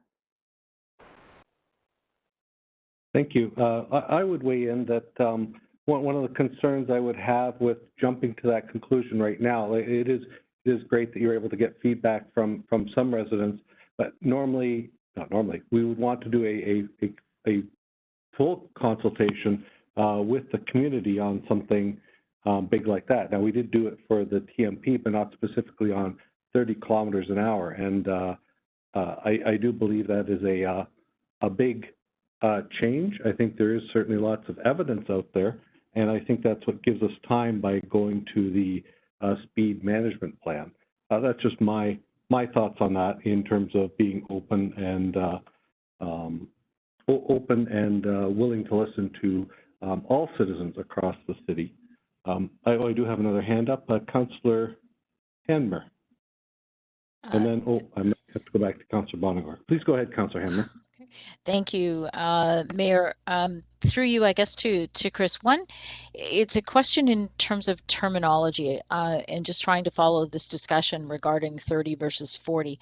I'm understanding with the Transportation Master Plan that we are looking at a design speed of 40 on our local roads, and coupling that with the information by Ms. Sutter that there's the speed studies are undergoing, and we need to have broader discussion regarding what the actual posted speeds are going to be. Am I missing something here, or are we talking about both design and posted in your proposal? Through you, Mayor Jaworski, to Councillor Hammer, it would be, as you say, it's the design and posted to 40. Design and posted to 40. For, just to clarify, for local and certain minor collectors that would be brought forward through the, again, through the speed management program. Okay. Thank you for that clarification. I too would echo the mayor's comments that we did get consultation on the plan itself, but not specifically on a reduced speed limit on our neighborhood streets. I too am hearing both sides, and so would welcome full public consultation on the reduced speed on our city streets. Thanks. Thank you, Councillor Hammer. And I do have Councillor Vasek's hand up, but I just wanted to check with Councillor Bonagor. I think I moved along too fast from you. Do you want to go to Councillor Vasek or back to you? Oh, thank you, Mayor Jaworski. It's just a follow-up to your comments and Councillor Hammer's. Speaking of resident input, yes, the city did have surveys about the TMP that specifically asked about lower residential speed limits. But those questions only asked about 40. They did not ask about 30, even though 30 had been a very clear part of council discussions up until that point. So if there's a gap in public input, it could have been filled. I'm just going to say that. Okay, noted. Over to Councillor Vasek, then Councillor Veith. Thanks, through you, Mayor Jaworski. I think what I'm just struggling with here is I don't know, we can either keep it as is, 40 kilometers, and explore later through the speed, I forget what it's called, or we can say that we're curious about 30 kilometers and we could just perhaps add that in the transportation master plan that we've had this discussion. We're curious about 30 kilometers. Here's how we would explore it in the future. The TMP recommending 40 kilometers doesn't preclude 30 kilometers. Like, to me, it seems like an easy fix. So I guess I'm just struggling to understand why it's hard to put in that we're curious about 30 kilometers and maybe we would do a public consultation in the TMP itself. So if I could just have a better understanding of that, I think it would be helpful. Through you, Mayor Jaworski, to Councillor Vasek. Council can direct us to add that into the TMP. I'm not sure of the relevance of it because it's really the outcome of the minutes of this meeting that would dictate what staff will do with the design speed, the speed management program when it comes forward later on this year. I think what I'm just hearing is that it's the reason why I think that would be a meaningful direction from council, even though like you're going to take it and the minutes are going to say that we want you to explore that more anyhow.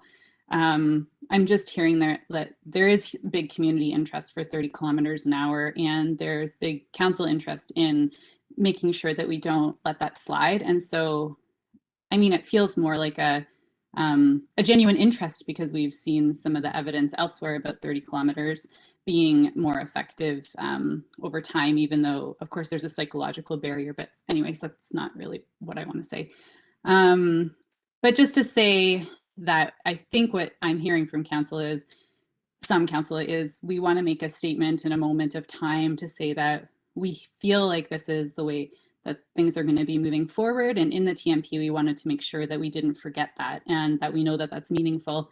So I feel like it's more of a political ask than a thinking that conversation's not going to happen. So anyhow, I just feel like I'm comfortable with that, and also comfortable and really appreciative of all the challenges that 30 kilometers an hour could potentially bring that staff and consultants have advised. So I'm not really sure whether 30 or 40 is the right way to go right now, but I like the idea of leaving it open, and I'm comfortable if the TMP explicitly said that too.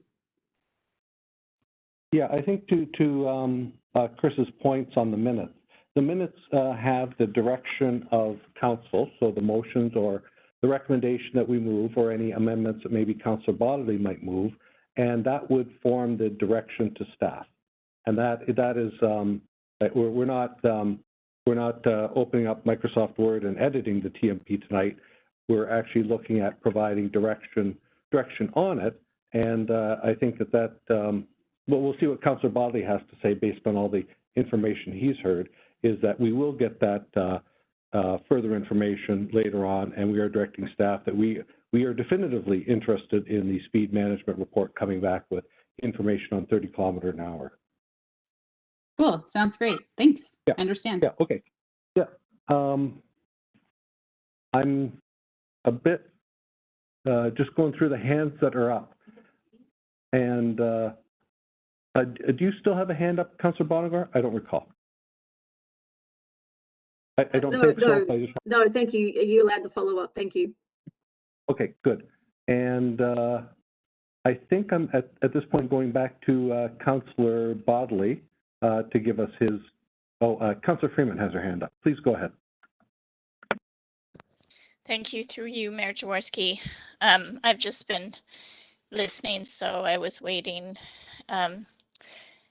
I guess I can maybe Jenny can help me to understand where the hesitancy is coming from around this notion of 30 kilometers, because if I understand correctly, you're asking us to do 40 and we could go lower. And so what's being suggested is we do 30, and if the road warrants it, we go higher.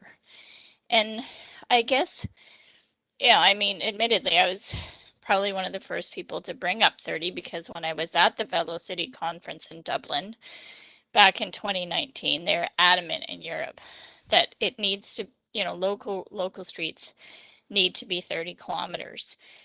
And one of the things that can happen is if we did that, and you're already going to be going out to print signs, say to be 40, then we're only printing signs once and we make them 30. But in addition to that, it more broadly supports a different level of enforcement if that becomes a tool on occasion within neighborhoods. And we also know that a 10 kilometer decrease in speed is about a 5 decibel decrease in noise. So from a comfort level for even a pedestrian, even if you have a sidewalk and a boulevard, you're reducing the impact on noise. So I guess what I'm suggesting is why can't we go 30, and if it warrants to go higher, then we go higher. And if you can help me to understand the hesitancy, that would be helpful too. Through you, Mayor Jaworski, to Councillor Freeman. I will obviously defer the question to Ms. Setterfield, and maybe as she gathers her thoughts. I think one of the first messages, of course, are the vast amount of implications. Staff do have to kind of wear all the hats to provide council with as much information as possible. We listed a number in the previous staff report and documented through the TMP study. Of course, with every action, there's an equal and opposite reaction. And I don't think anybody would challenge the statistics and the data regarding those lower speeds. But of course, there's also the other side of everything that we've at least strive to put that information out there so that it helps with certainly with this discussion. Maybe I can defer to Ms. Setterfield if she's ready to provide comment. Thank you, Chris. Through you, Mayor, to Councillor Freeman. There are impacts, as Chris had noted, to every design speed drop. We do need to consult with those like fire services. We do need to consider things like GRT, maintenance services, emergency response, school busing. That timing will all be different. So there's a lot of ripple effect to every time we do change a speed limit. So it is in our recommendation that we go out and speak to and have a broader discussion with the stakeholders and with residents to fully explain what it means when we, drop a speed limit from 40 or 30, because there are impacts to others as well.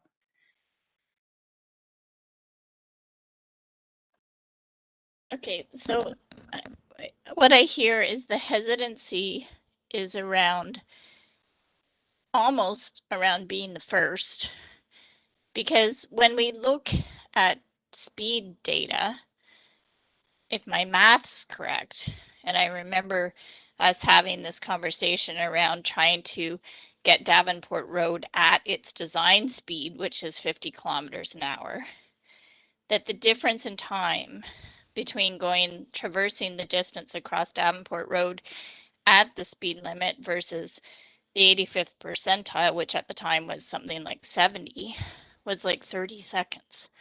So are we really at a place where we're saying that a bus going 10 kilometers lower than what we're recommending at 40 is going to result in fundamental huge changes to the bus times? Like I really struggle with that, because we're only talking about this on a very small component of the network, and most buses tend to run on not a local road. Like in my ward, the only bus I can think of that runs on a road that might fall into this is the bus that runs on Chesapeake.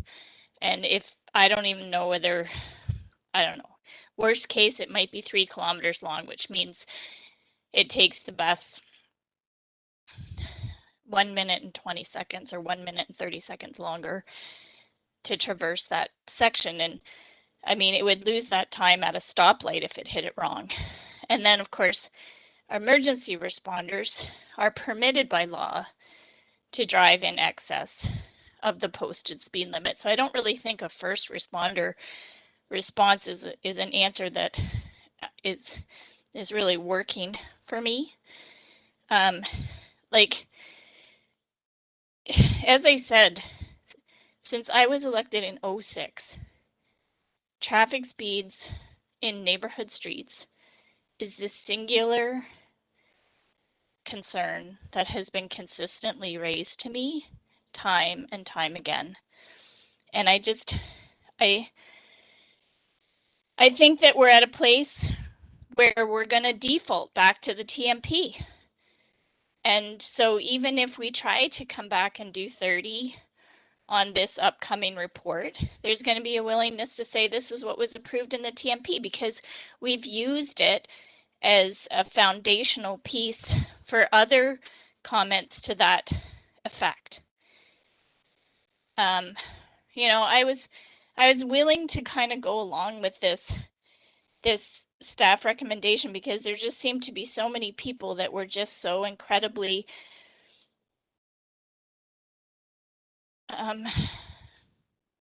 bound to this number. I'm not bound to the number. I'm not bound to 40. I don't mind being the first municipality in Canada to make a difference. I'm not hearing anything that is convincing me right now that we can't change this number tonight.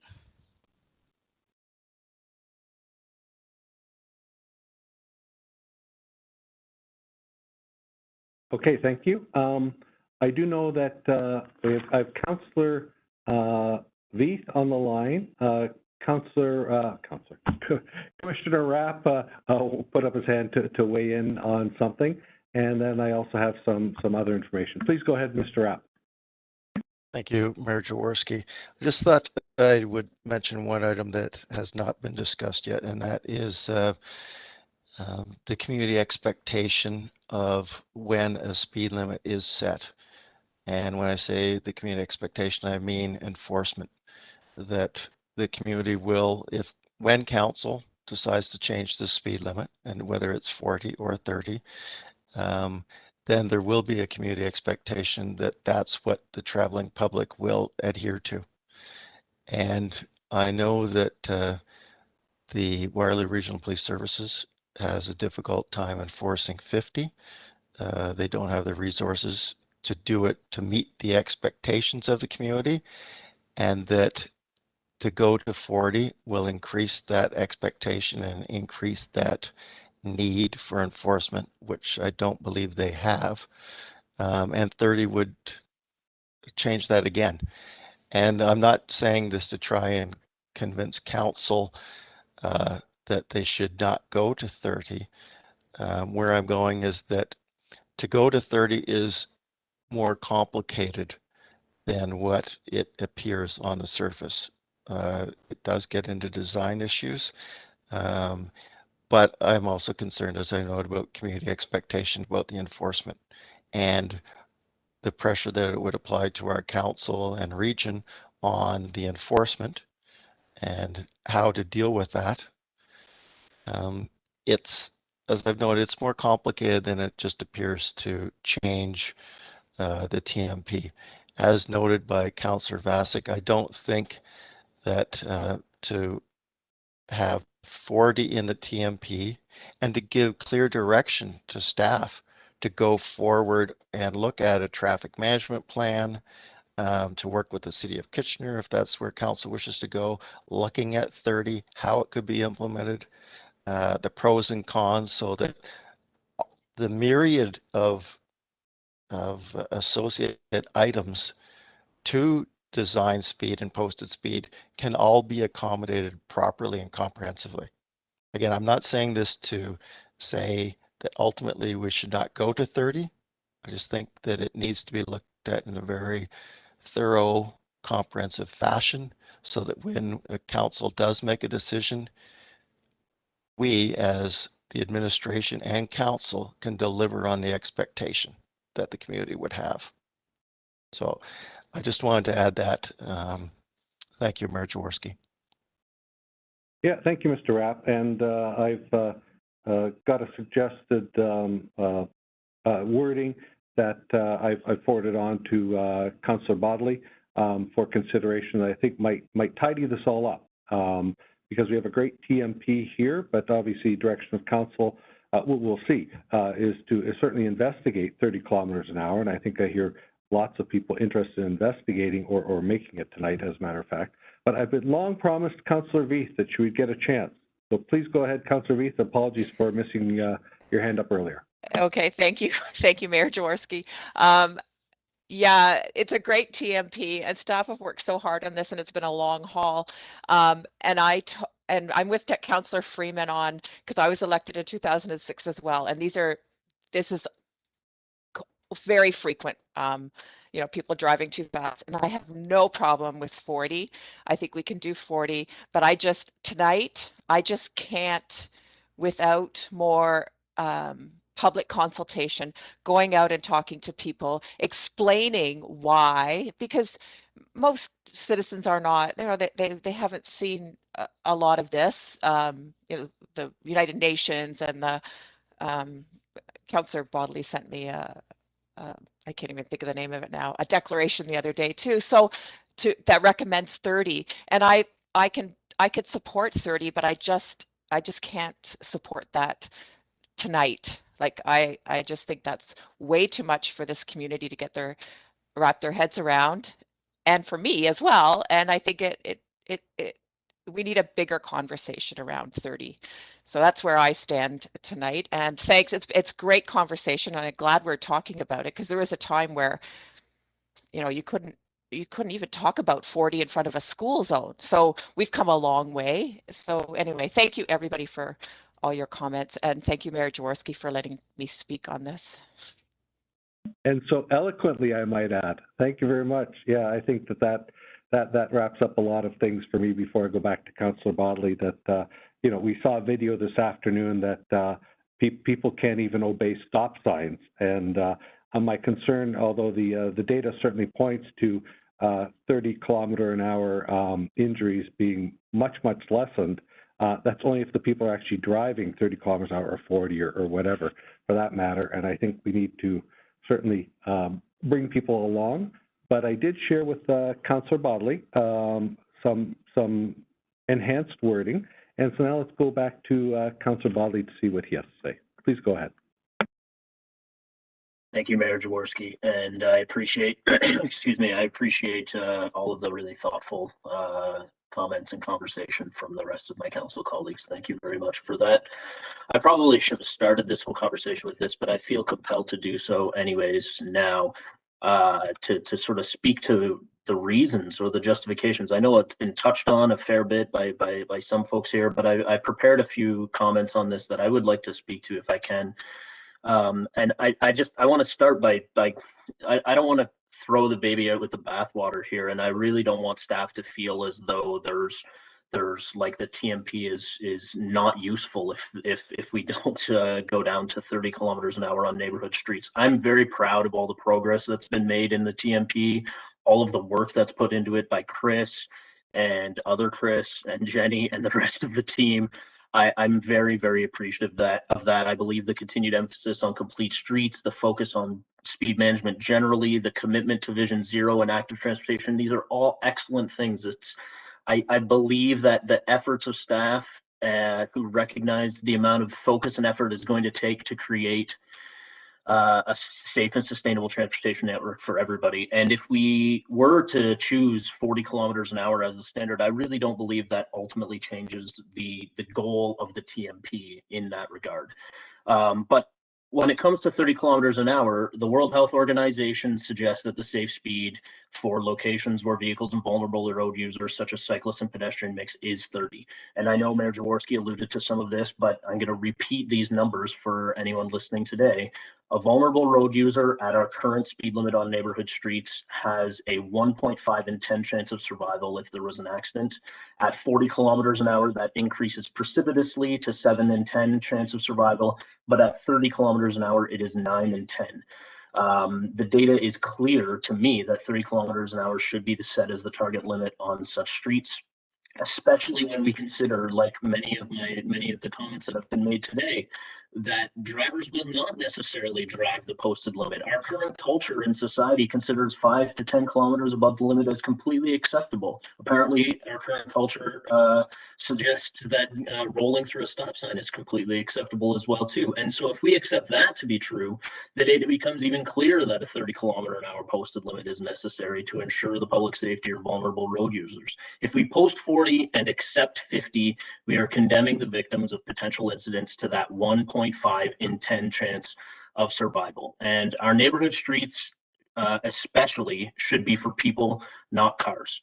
Our children, seniors, other vulnerable road users should not have to accept the risk, that 1.5 in 10 chance when they're crossing the street to visit a friend, walking to school, or heading to a park. And like Councillor Freeman said, I want to be on the leading edge of this. It was just last year in February where the Global Ministerial Conference on Road Safety adopted the Stockholm Declaration requiring 30 kilometer an hour limits. It was done not only in the name of safety, but also air quality and climate action.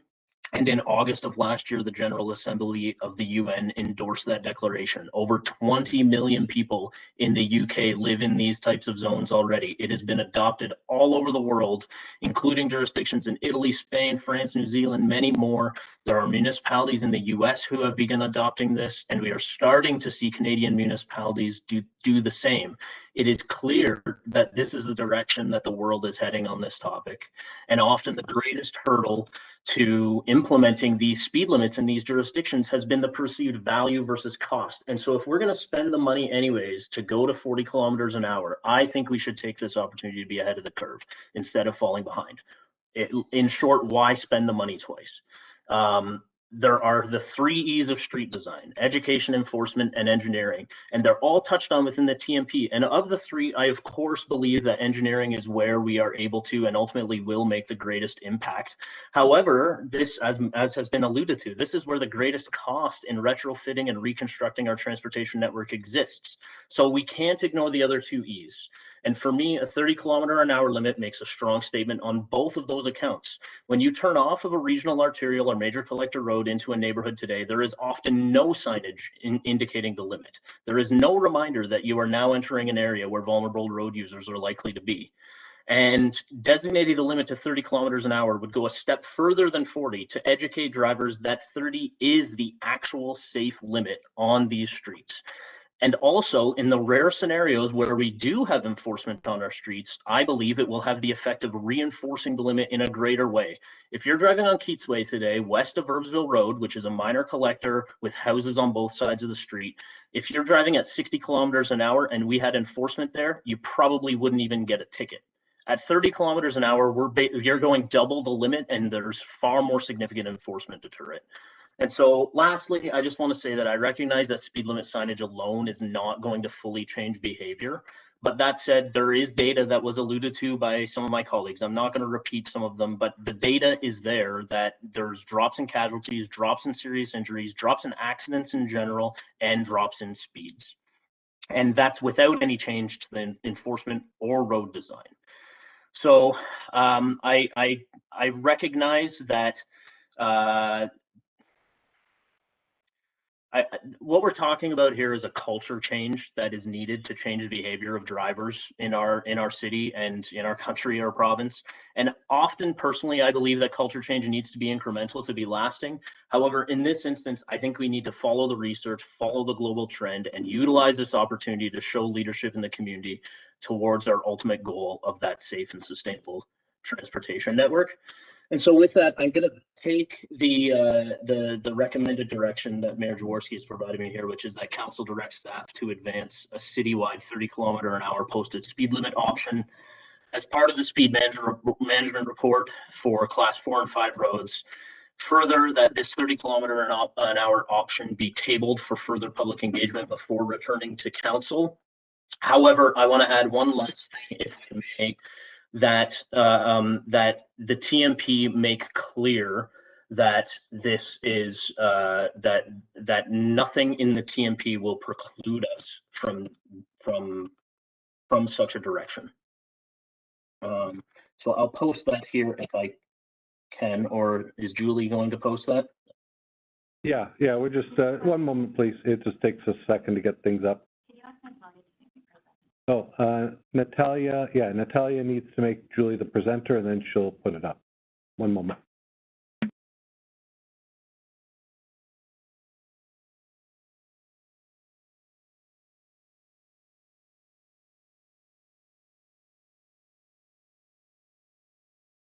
And there we go. The only thing, this is the initial one, Councillor Bodley.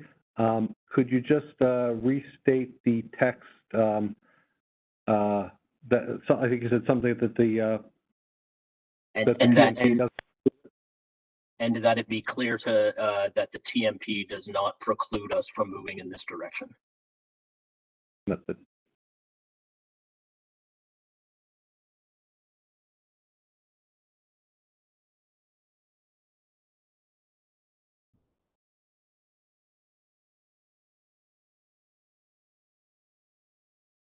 Okay, can you see that online, Councillor Bodley? I'm giving you the virtual thumbs up as we speak. Thank you very much. Okay, and then I will just go to staff, maybe to I'm not sure whether to go to Jenny, Chris, or Mr. Rapp on this one, but just see, does that make sense? Is that sensible to from a staff perspective? Mayor Jaworski, it's Cam. Oh, sorry. I was just going to say that makes perfect sense, and we can work with that. It gives clear direction, and it also gives comfort to council knowing that, again, the TMP does not prevent us or the city of Waterloo going in the direction of 30 kilometers an hour. Thank you.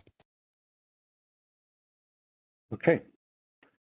Now, I think we've come to the end of discussion. At one point, Councillor Henry had indicated he wanted to initially move this.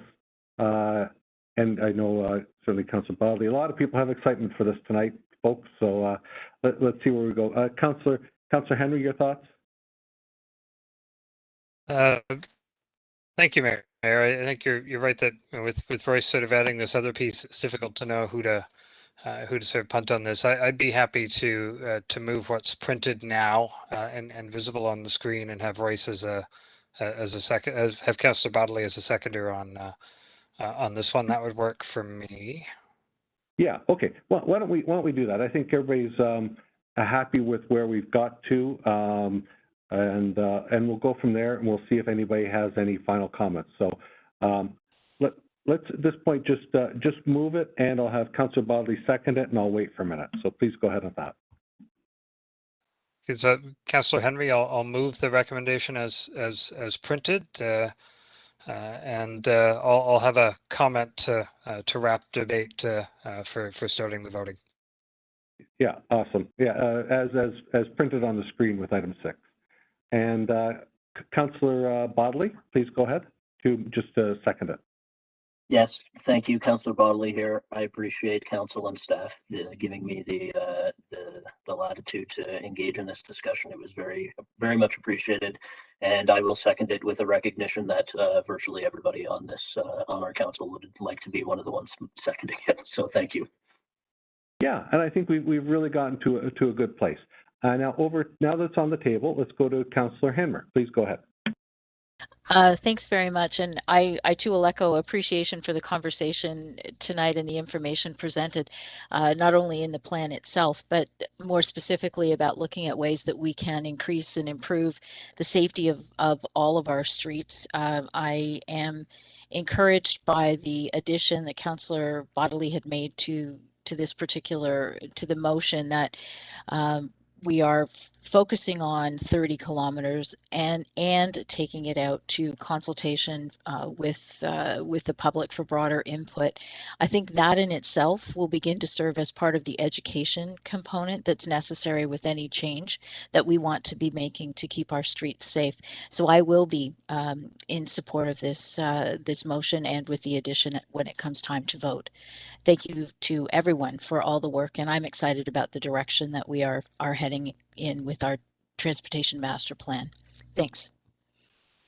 Awesome, Councillor Handler. Over to Councillor Freeman. Councillor Bonnegar, please go ahead. Through you, Mayor Jaworski. Sorry, you said both our names at the same time, so I wasn't sure.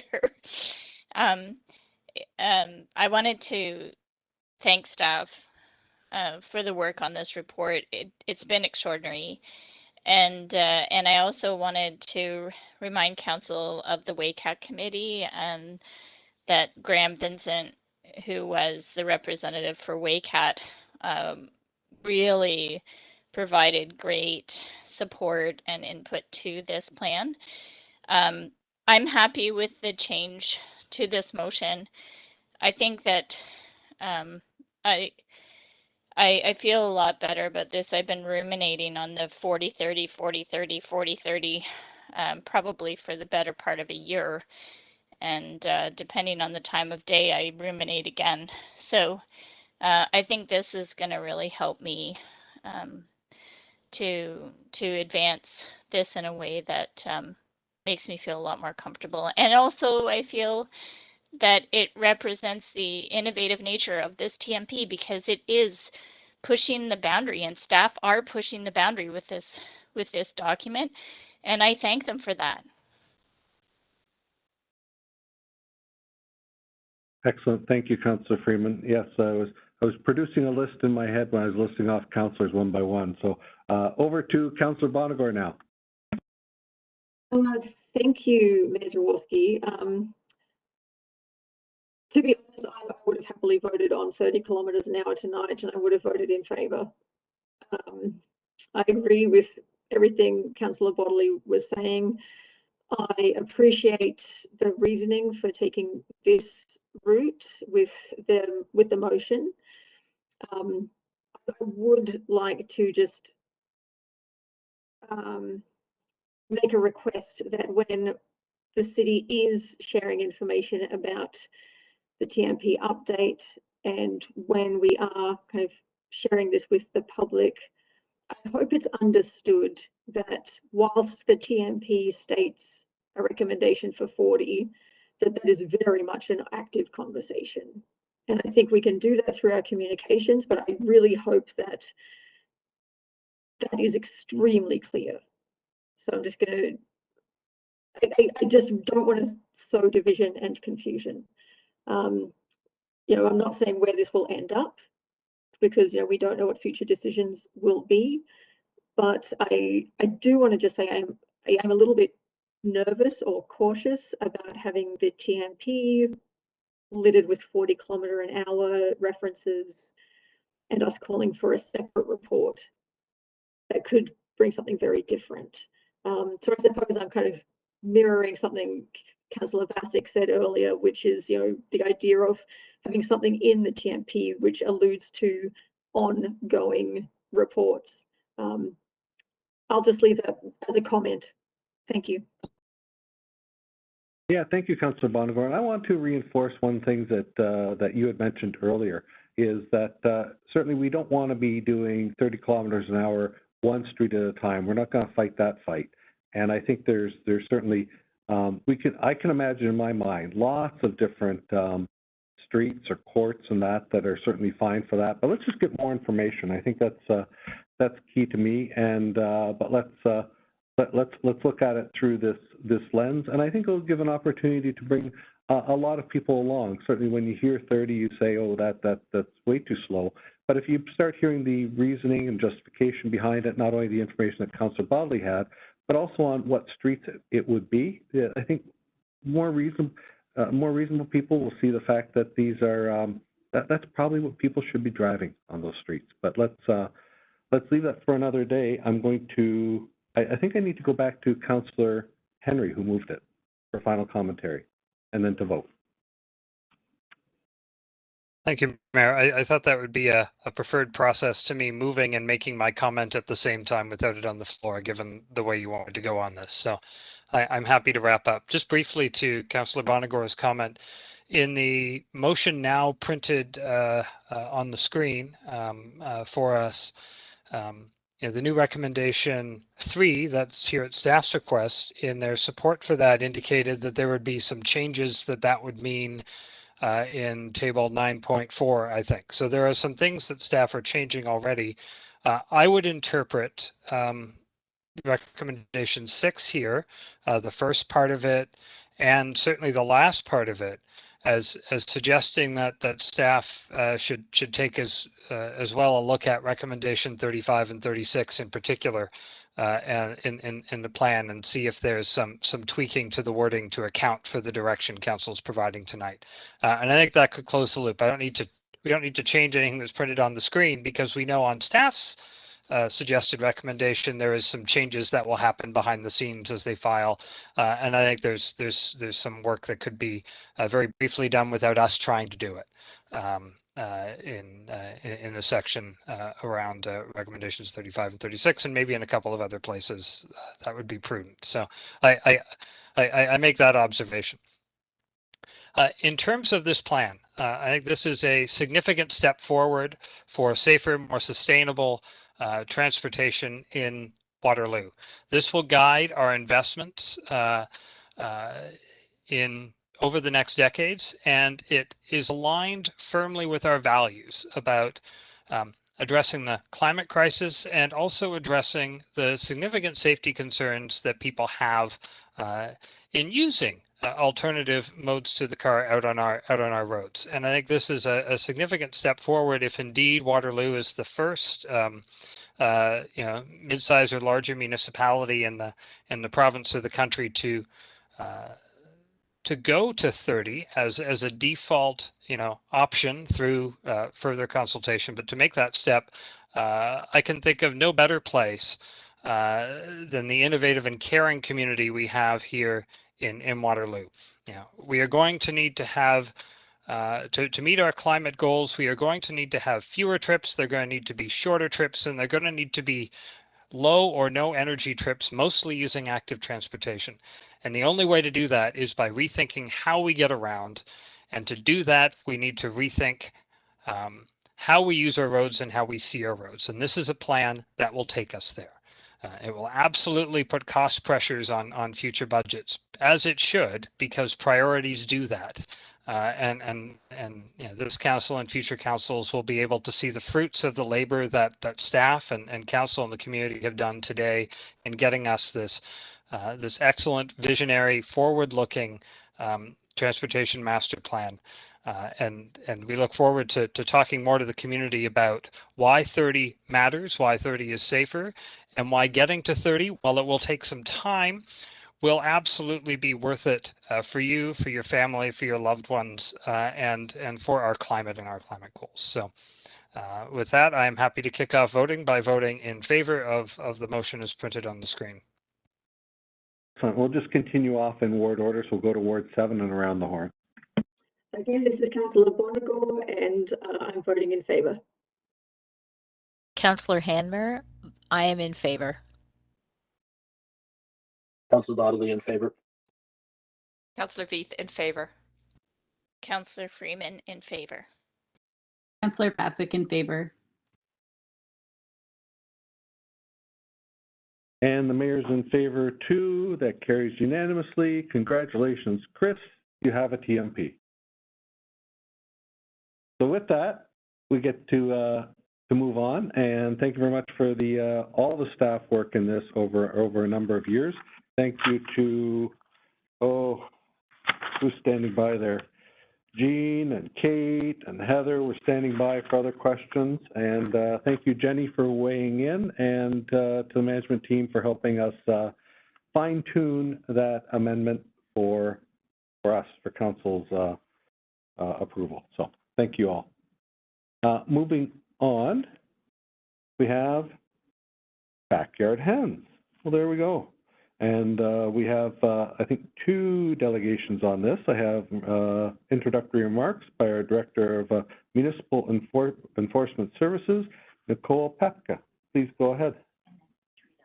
Oh, 3 delegations, okay. Good evening, Mayor Jaworski and members of council. I'm just here to provide some introductory remarks and sort of briefly discuss the report and how we came to tonight's report.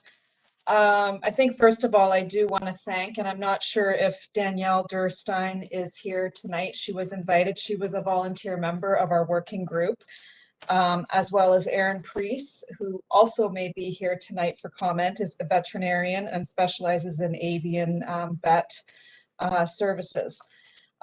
Also on our working group was Janice Maxwell from the Cambridge or Kitchener-Waterloo, Stratford and Perth Humane Society. So just as a background, back on the 18th of January 2021, Council directed staff to look at amending the animal control bylaw to permit backyard hens in residential areas. Staff was directed to review the feasibility and come back with this report. So our engagement started with a Engage Waterloo survey that ran from online from the 27th of January to the 25th of February. The survey was certainly helpful to gauge public sentiment. It's not as statistically reliable as the relative number of responses are small, but given our current pandemic situation, it was a good way to start our engagement. So the general consensus from the survey that we looked at with the working group was that the keeping of backyard hens should be subject to regulations. There should be limits on the number of hens allowed to be kept.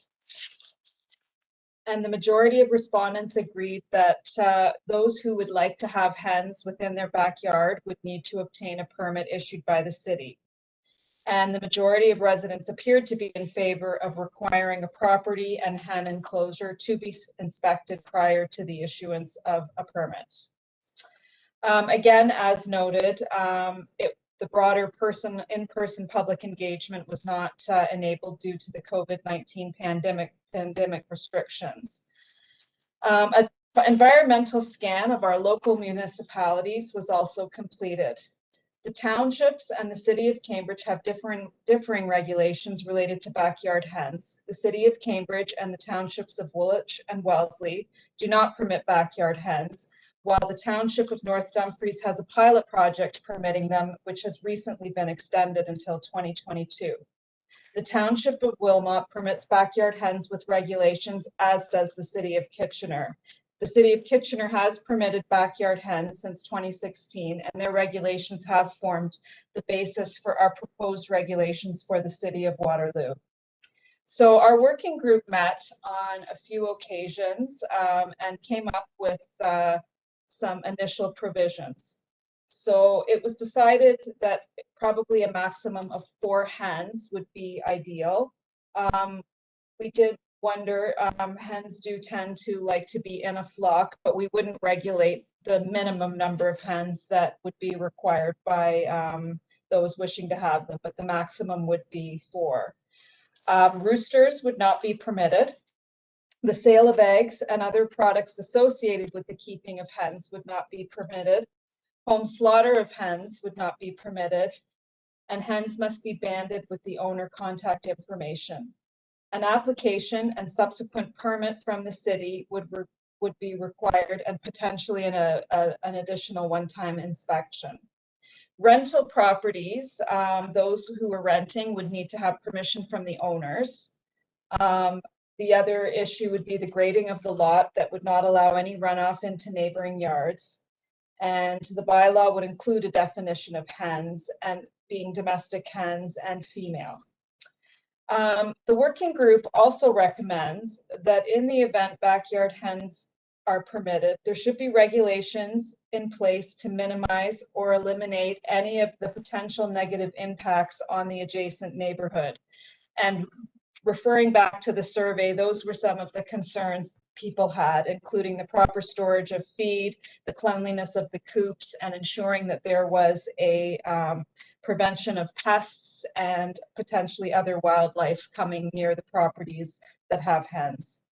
We also came up with recommendations that we would provide an education and guidance for hen ownership to be provided to all those applying to have hens in their backyard. The guide will be created by the working group and based on our veterinarian's experience, Aaron Priest, and guidelines from the Poultry Industry Council and the Ontario Ministry of Agriculture, Food and Rural Affairs. Subject to Council's direction, we would certainly continue to develop a recommended approach to the keeping of backyard hens and report back to, I believe we're on May 31st now, with an amendment for a bylaw and approval. At this time, there's other options we could be directed or considered, that we consider this for 2 years and review it potentially, limit the scope of the bylaw regulations. There's the potential to also reduce the guidelines for setbacks as well. Obviously, the other is leaving it status quo, and the existing bylaw would not be amended. And I also wanted to mention, I am sorry, planning, Lisa Morrison was also on our working group. Sorry for that oversight, but thank you. Thank you very much, Nicole. And to my council, we do have 3 delegates, so I'm going to suggest we get to them and hear what they have to say. And then if we have questions or of staff, we can get to those at the end. So first, I have Lauren, Andrew, and Greg. So first up is Lauren Arndt. Good evening, Mr. Mayor and council members. Can you hear me okay? You sound great, Lauren. Okay. My name is Lauren Arndt. I'm 14 years old and in grade 9, and I'm here to request an amendment to Waterloo's backyard chicken bylaw to permit residents to have backyard hens. I'm sure you're aware that our Kitchener neighbors are allowed up to 4 chickens in backyard coops with a $50 registration fee and compliance with coop regulations. Especially valuable given the current context of the pandemic, chickens would provide a source of food, companionship, and purpose for the families of Waterloo. Chickens are a budget-friendly and easy animal to keep. Did you know that 4 chickens can produce up to 6 eggs a day? That's more than enough to feed a family. But chickens don't tend to be recognized for how efficient they are. They tend to get a bad rap. Chickens are thought to be smelly, noisy, and difficult animals. I'm here to bust those myths. Like I said, many people think that chickens are extremely smelly animals. But chickens themselves don't smell. Their waste doesn't either. 4 chickens produce half the waste a dog produces in a day. If you clean their coop regularly, there will be no issues with smell. But that's similar to caring for a cat in its litter box. Secondly, chickens aren't noisy. Chickens don't peak very often, but when they do, they peak at 60 to 70 decibels, which is the same as an average human conversation. However, an average dog bark is 80 to 122 decibels. So if we're okay with the noise from dogs, then the noise from hens shouldn't be an issue. Another concern people have on hens is them attracting other animals and rodents. The only reasons why chickens would attract rodents is their feed. But if you keep their feed in a locked bin or shed, then you shouldn't have any problems with rodents. Chickens themselves don't attract rodents, they'll actually help with rodent problems. Chickens are extremely smart animals. If they're raised in the same environment for the majority of their life, they won't leave that area. You won't have to worry about them escaping their property or their coop. I also think in an era where climate change and our carbon footprint is important, we could possibly have part of the solution in our backyard. Think of how much food waste and things we throw out that could be compostable. Chickens would decompose all of that in a day, which would then limit how much feed you would have to buy. Their poop is also a great natural fertilizer that is safe and good for the environment. You also don't have to have a lot of money for a coop. You can use scrap wood to build it. They're very adaptable animals. For every concern about chickens, there is a solution. So why are we still saying no to backyard hens? Kitchener is known as our twin city, so why not twin bylaws? Kitchener's bylaw is a great example of what Waterloo's backyard hen bylaw could be. If we were to amend the backyard hens bylaw, we should do it sooner rather than later. This is the perfect time to get chicks because the weather is warmer and it'll be easier for them to adjust to the outside world. If we wait any longer, then we won't be able to get chicks until next spring. They need to have the time to adjust to their coop, and with the harsh winters Canada has, we won't be able to get them in the fall. I believe that chickens are making a comeback more than ever now, and I think Waterloo should join it to help the families in our region. Thank you for your time and consideration. Excellent. Thank you very much, Lauren. I do have a comment for you from Councillor Veith. Please go ahead, Councillor. Through you, Mayor Jaworski. Thank you, Lauren, for coming tonight. Your presentation was awesome, and you've done your homework. I just wanted to know, do you have friends that have backyard hens in Kitchener? So I have friends in Guelph that have backyard hens, and another family friend that also have hens in Kitchener too. And I come from a family of farmers, so I do know my research on chickens. Great, good for you. And again, thanks for coming. And do you think your family will get chickens if this bylaw gets passed? I would hope so. Okay. Yes. Awesome. Okay, you have a great evening, and thank you for coming. Thank you. Good of you to try and get a commitment out of the family there, Councillor Veith. Councillor Vasic, please go ahead. Thank you, through you, Mayor. That was amazing, Lauren. I think that you should probably come to the Women's Municipal Campaign School and consider running for council in 4 years, first of all. And second of all, I do have a question, which is just curious, we don't get to hear from a lot of youth on much of the work that we do. So I'm curious if you have your pulse on what other youth might be thinking about this topic in addition to yourself. So I actually go to a high school that's in Kitchener, and they just recently got chicks, which I thought was amazing. And it was part of an environmental course. So I know a lot of students who are definitely interested in this, and I know a lot of students who would want hens and probably would get them if Waterloo were to amend the bylaw. Great, thank you so much, and thanks for your delegation. So well done. Thank you. Excellent. Thank you, Lauren. I don't see any further questions from you, and thank you for your concise presentation to Council tonight. I'll now be moving on to our next delegate, Andrew Aaron, resident of Waterloo. And we'll just invite Andrew in and allow him to go ahead. Thank you. Can everyone hear me okay? Yeah, you sound great, Andrew. Great. Hello, everyone. Thank you for having me here today. My name is Andrew Aaron, and I've been a Waterloo resident for 18 years. I'm here to talk to you today about my experience as a farm sanctuary volunteer and the many perils associated with urban backyard hen programs that we have witnessed. I'll also discuss the ethical questions we have to ask ourselves if we're going to consider allowing backyard hens and banning roosters in Waterloo.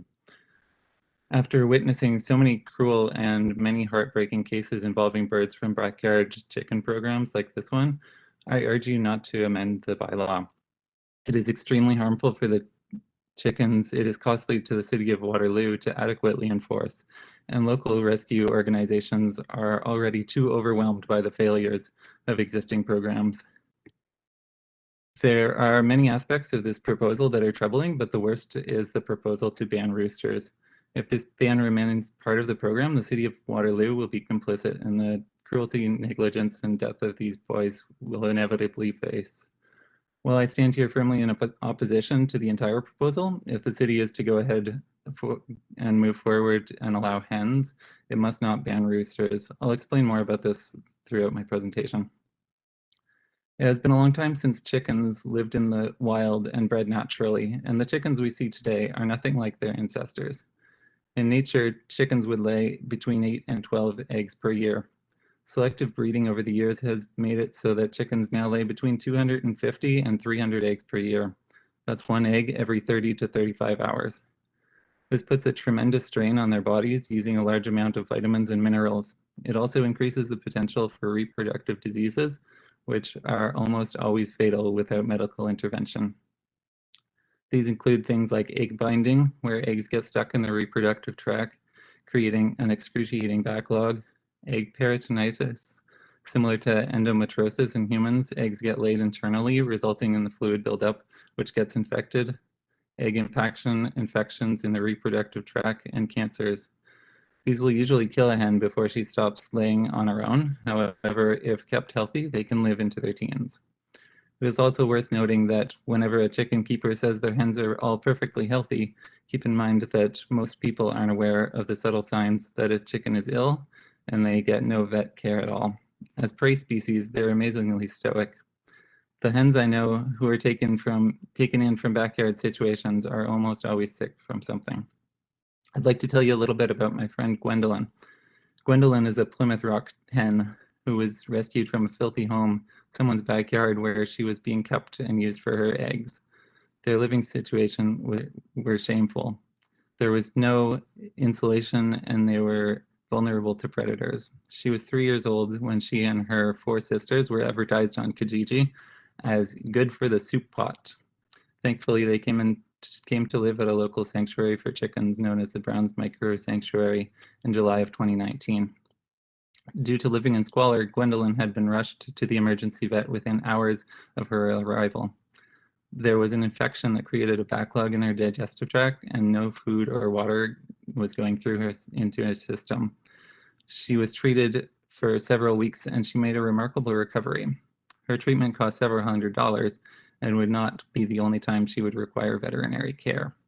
At one time, Gwendolyn needed injections 4 times daily, as well as tube feeding, a special food that was easy for her to process and absorb.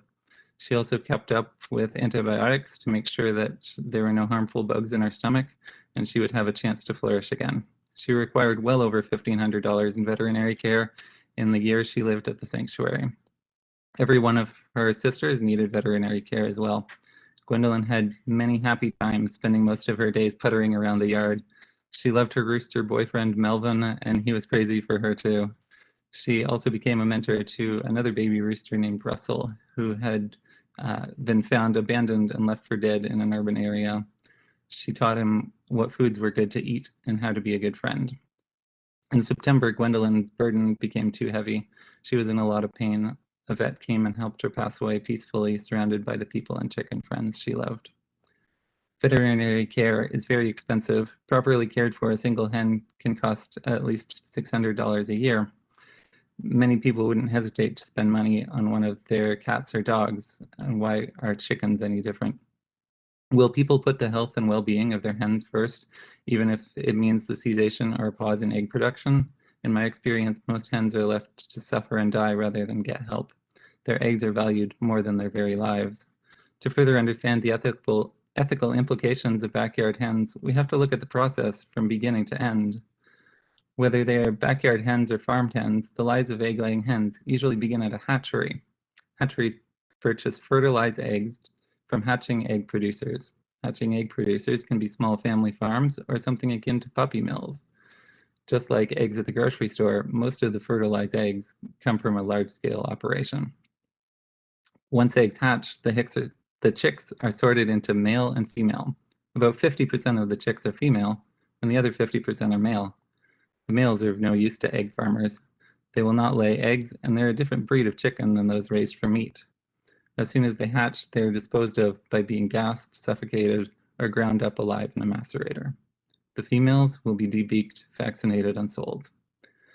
As a hen ages, her egg production slows down. People keeping chickens for their eggs start to look for ways to dispose of the older hens when they are as young as 2 years of age.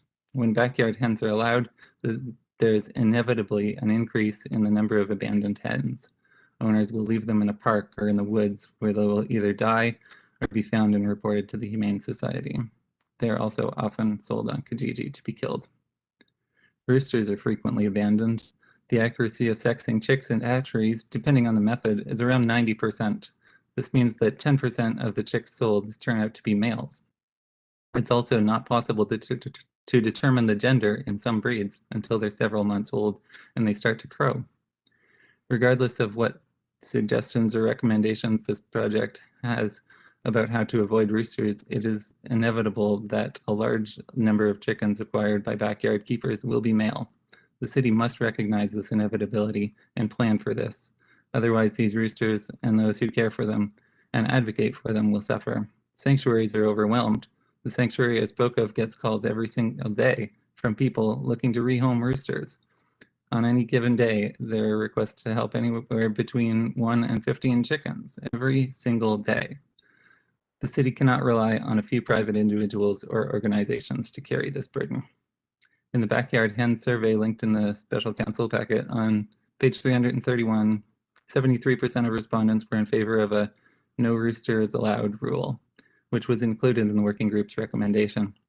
I understand why people would tick that box on a survey thinking the noise in residential areas. This is a false assumption. Barking dogs, traffic, power tools, or even human conversation are comparable decibel levels. In no other species of companion animal would we ever consider banning one gender. My recommendation is not to make any amendments to the current bylaw. If the city is going to allow backyard hens, education is very important. Residents need to understand what they're getting into. They need to understand the potential costs involved, and they need to understand the businesses they're supporting. They must also be allowed to keep and care for roosters. Before amendments are made, the city needs to address these issues that residents will face. Will Waterloo residents pay for vet bills when hens have medical problems? Will they provide hens with a proper diet so they can replace the essential nutrients lost from laying eggs? Will they continue to care for a chicken who's no longer producing eggs? How will the program address the end-of-life issue or the abandonment issue? What will they do with the roosters? Where will they find resources they need? Chickens are intelligent, friendly animals who deserve moral consideration just like any other animal. Because of their eggs, they have been bred to have difficult lives and go through immense suffering. They are not here simply for us to use. Please remember, when it comes to eggs, there is no right way to do the wrong thing. Thank you. Thank you, Andrew. Pretty much perfect timing on that one. Let me just check to see if councillors have any questions of your delegation tonight.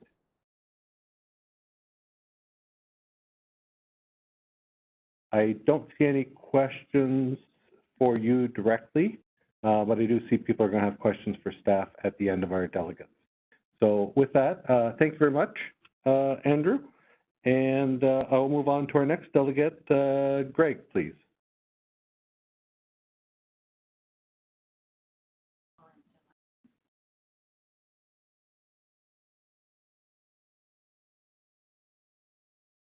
And I'm just looking for Greg Mikolenko, who registered today, and I think Greg would have 5 minutes.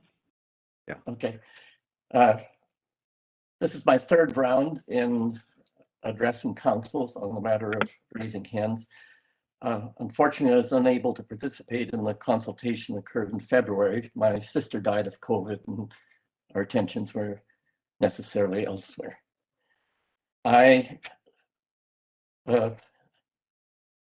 The yard I live in central Waterloo, once had a chicken coop in the back corner, so I'm familiar with how things happened in many decades ago. I came as a delegation to the first time that raising chickens was considered by the city of Waterloo. Council, it was a tie vote. The mayor expressed no interest in sending it back to try and resolve the deadlock that happened and voted against it, and that was it. I was invited to be on the volunteer consulting committee when Kitchener considered raising chickens. The committee, unlike the one here, included 5 women, all of them young mothers, who were already raising chickens and in Kitchener had considerable experience. Unfortunately, the bylaw that was eventually proposed was cumbersome and bureaucratic. I would not recommend using it as the model for one in Waterloo. It proposed that there would have to be a permit issued, that there would be a $50 fee, that there would be an inspection. That meant that there would have to be a chicken inspector. And at the council meeting, which took 2.5 hours, most attention was given to worrying about possible effects on neighbors. It's really quite negative, and on a false assumption that there should be rigid setbacks of several meters from all the property lines, which is not necessary at all. I think that a better opportunity would be for something nearby to go to Guelph, where I have visited and seen chickens kept very happily by good families with kids that have adored them, with neighbors who had come to visit, and where one woman started up a helpful little business, and I could see this happening in Waterloo as well.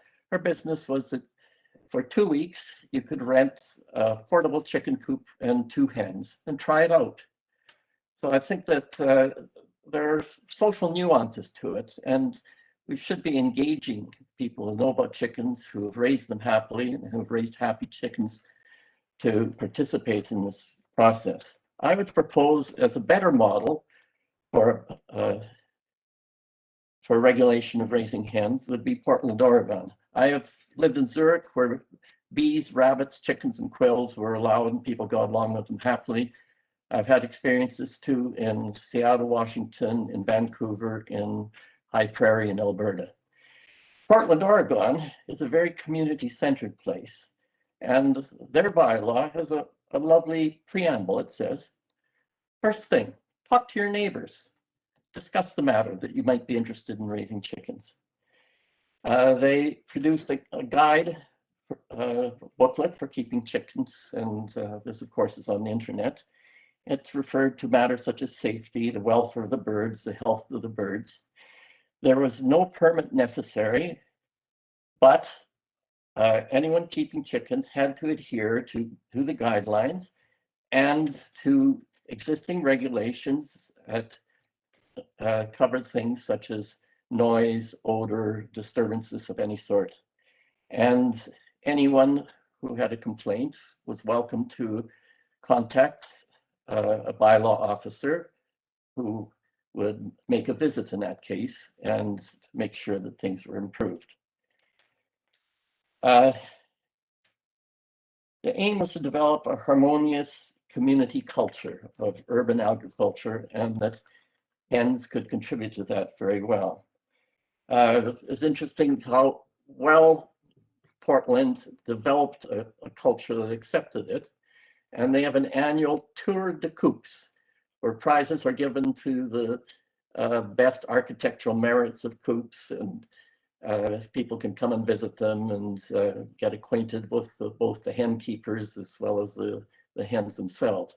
And I could see that happening in Waterloo if we approached it from a social and community point of view and not from a tight, rigid, bureaucratic one that's more fearful of what neighbors might think rather than getting on with it and producing a harmonious outcome. Greg, I just want to interrupt. You have 20 seconds left. Okay, so keep a registry. That'll allow people to get together who are raising hens and form their own community. They'll make use of opportunities of Facebook and all those things. Don't get into too much worry about distancing. That's mostly because people, the Kitchener bylaw was fearful of what neighbors would think or that the noise would be considered, and it's not at all. And there are existing regulations that can be the reference points rather than having to get into something that is very rigid, very regimented, and unnecessarily bureaucratic. Thank you very much, Greg. I do have one hand up for you. Councillor Veith, please go ahead. Thank you. Through you, Mayor Jaworski. First of all, Greg, thank you for coming, and our condolences on the loss of your sister. That's tough. And I want to say that your comments I've heard from other folks throughout the last few weeks about backyard hens that it's whatever bylaw comes back, it's probably going to be too bureaucratic. And I appreciate your comments, and thank you again for coming out. And your examples, Portland and Guelph, are great. So we're happy to have that. Have a great evening. Thank you, Councillor Veith. And Greg, if you're still there, yes. In your presentation, you spoke a lot. You have a lot of knowledge about chicken keeping, but I think you said you had a coop in the backyard that wasn't used. Have you ever raised chickens yourselves, just out of interest? No, I haven't. The previous owner had a large chicken coop, and 2 owners ahead. And one day, an elderly woman appeared at the door, and she introduced herself as a person who'd grown up as a child in that house 60 years before. She's back visiting town. Could she have a tour of the property? And we went outside, and I mentioned I had to tear down that old shed in the corner. And she bristled and said, "That was not just a shed, that was our chicken coop." So I questioned her about the experiences they had, and that added to my own work and the Kitchener Committee. Yeah, good. And very good to hear from you again, Greg. Always good when you're engaged with council. I don't see any further questions for you, so thank you very much. At this point in time, we had 3 delegates registered. There are no further delegates. And now just let me catch up here on questions. I do know Councillor Veith has signaled moving this earlier. We do have, if people have questions of staff, I know Danielle is here to support Nicole, so we'll just direct our questions to Nicole, and we'll go from there.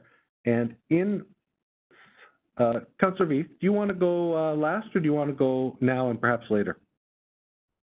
I'll go later. That's okay, fine. Yeah, that's what I thought. Yeah. I just don't want to ignore you. I think you had your hand up. Councillor Hanmer is first on my list, and then I'll go from there. Let's go to Councillor Hanmer, please. Thank you, Mayor. Through you to Ms. Pefke. Nicole, there's been lots of conversation, you alluded to it's in your report, and then through the delegates tonight regarding education and what's going to happen with the education that goes along. So I just wondered if you could elaborate on it a little bit more, or it may be something that you'll be bringing back in more detail when you bring back the bylaw amendment recommendation. Through you, Mayor Jaworski.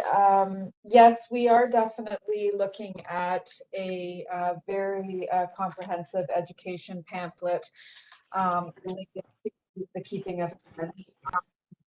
my sort of experience with the working group and with those that keep them is it is a very expensive hobby and something that most take great pride in doing and take a lot of time and effort to have. These hens to them are pets. They're not just for laying hens. They become a part of the family, and that's sort of the experience. But we certainly would look at a very extensive education pamphlet related to that. Thank you. With the education, or is there any consideration for some ongoing or updating or availability of latest techniques and safe looking after the hens, those kinds of things? Is that part of the plan as well? Through you, Mayor George, we certainly could look at some ongoing information. I think the working group had some discussion about like a web page to being available and updated, and there is a lot of community interest in sort of providing this information and help to those that want to raise hens in residential areas. Okay, thank you for that. I would be very interested when you come back to council, having a little bit more of that articulated in the report that comes back to us. Thanks very much for the work to date and the information. Thank you. Yes, thank you, Councillor Hammer. That is really my concern as well, is that people become fully informed. I do know that we'll see what other questions come up, and Danielle is here on the line as well. And I think really that cooperative effort amongst hen keepers would be really, really appreciated, because they're the experts rather than have, as Greg mentioned, the bureaucracy being the experts in hen keeping.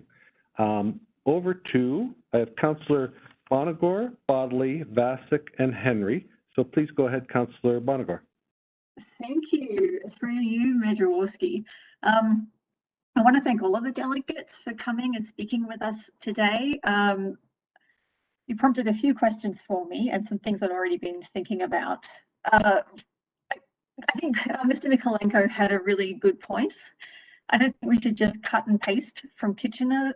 There's really parameters here for us to design something for ourselves here. I did just look up Portland, Oregon, and they may have changed the rules, but they do now require setbacks from property lines and an increased setback from residential units. So that's of interest for me, because I know, at least in my ward, some of the housing lots, it's all kind of higgledy-piggledy in some of the areas because it was built quite a while ago. So one person's rear lot line can actually be very close to a neighbour's house. So I'm just wondering, Nicole, when you've been looking at kind of guidelines or overarching things for what could be put forward in Waterloo, like, is there an option to maybe have setbacks that refer to houses as well as, or instead of lot lines? Through you, Mayor Jaworski. Thank you, Councillor Bonagor. We had a rather robust discussion about the setbacks, and the setbacks in Kitchener are quite strict. And so if you can sort of visualize, and I'm not a planner, so I apologize, but sheds, for example, have to be 0.7 meters from the property line. So that would be the minimum from a zoning perspective. So there is, we had some discussion whether we should allow for less strict setbacks in order to sort of make it easier for more people to have it, because that is quite, if you have to be 8 feet, I think that 2 sort of meter is about 8 feet. That is quite arduous. So I think if you're doing all of the other things to mitigate potentially, and I know Lauren spoke to that, that they're really not as smelly as the perception is, and they're not in a small sort of coop like that, it certainly is a possibility. It would be definitely a little more time to sort of go through the differing sizes of lots to determine what the appropriate setbacks would be. That may take a little more time, but it certainly, it could be done just with some time for us to be able to sit down and get if that makes sense. Yeah, I mean, I just think it's an interesting exercise to kind of think through, because looking out my own back window, if I noticed that in the proposal, it was the rear line setback was less than the side yard setbacks. So if I were to use that rear yard setback, it would actually be closer to a neighbor's house than it would be to mine. So I think I'm just wondering if those buffers that if we're looking at buffers, can we keep in mind that the rear lot line of one property could actually be the side lot line that's very close to a house for a neighbor? Like, are we protecting the fence or are we protecting neighbors? I think that's just what I'm getting at. So I'd be looking for maybe a little bit more guidance there, or maybe some additional parameters when it's not just your own lot line that we're looking at, but it's also proximity to neighbor houses. I think that might be worth just exploring, maybe seeing what other municipalities have along those lines. But I will leave that with you. Thank you. The other question I have really more in terms of the chicken welfare. Again, while we were in discussions, I had a quick look at Kijiji, and there's a handful of ads right now, 2 of which are advertising spent hens that are around 2 years of age, and they're already past their prime, which makes me feel a little bit long in the tooth. But I'm just wondering if you or someone could provide some insight into whether the Humane Society had, like, what kind of workload they have, if any, in terms of backyard hens, or what kind of have there been issues locally in terms of backyard hens being deemed beyond usefulness? Through you, Mayor Jaworski, we did have a member of the Kitchener, Waterloo, Stratford, and Perth Humane Society. No issues. She didn't bring up any concerns from their perspective with Kitchener allowing it. It's been, I guess, since 2016. So there certainly wasn't any comment about that from their perspective, and we certainly would have the standards of care that are outlined within our animal control bylaw. I've just been advised, though, by Natalia that Danielle would like to speak to that. So I don't know, Mayor Jaworski, if you're okay with that. It's really up to you to deferring to your support of your experts, just as we did in the TMP. So it would be if you need support to answer your question. Sure, Danielle. Why don't you to speak to that as being part of our working group? Sorry, can you hear me? Can, Danielle. Okay, great. Sorry, I wasn't sure if I was on mute still. So the question was specifically addressing, has it been an issue that there have been an excess of hens like on Kijiji and in neighboring communities? Is that right? I just want to make sure I'm answering the question right. And the Humane Society has that. I'm just looking for some kind of response from the Humane Society's perspective, or anyone who can speak to that. Yes. I actually feel like Nicole answered that fairly well. So, but in regards to other places that would be willing to help with that, there are hen sanctuaries, and I find that, like, one of the things that I've really enjoyed about this is looking at the Guelph and Kitchener pages and seeing how the community supports one another with taking on hens when somebody feels like they can't do that anymore, or like the rooster sanctuaries or the Rehoming Roosters Facebook page. Like, they have so many great resources that are available for hen owners that I've been really encouraged by. And like, there's some licensed poultry facilities in Alok and Drayton that have been pretty great too. So I'll just say that, I guess, and leave it there. Okay, thank you. That's great to know. And I think the final comment I would have, Mayor, it's just that, I mean, this came to us, it's come to council before, but it came to us again with people kind of looking for, due to the pandemic, really. I think that just added to the impetus behind this request coming back to council. You know, I just want to reiterate that chickens aren't just a pandemic project. You know, they're beings. So I'm very encouraged by the education piece that Ms. Papke was outlining before. And I just look forward to seeing that be just as robust as we can make it. So thank you. Yeah, I fully concur, Councillor Bonagor. The people need to go in with eyes wide open. It was interesting, the try a hens for 2 weeks program that somebody had mentioned during the program. Maybe it was Lauren. Next up I have on my list, Councillor Bodley. Please go ahead. Thank you, through you, Mayor Jaworski. I appreciate I asked some of these questions previously, and I won't reiterate them here. So thank you for the responses that you provided me in advance. But I did want to ask a couple of them in public here.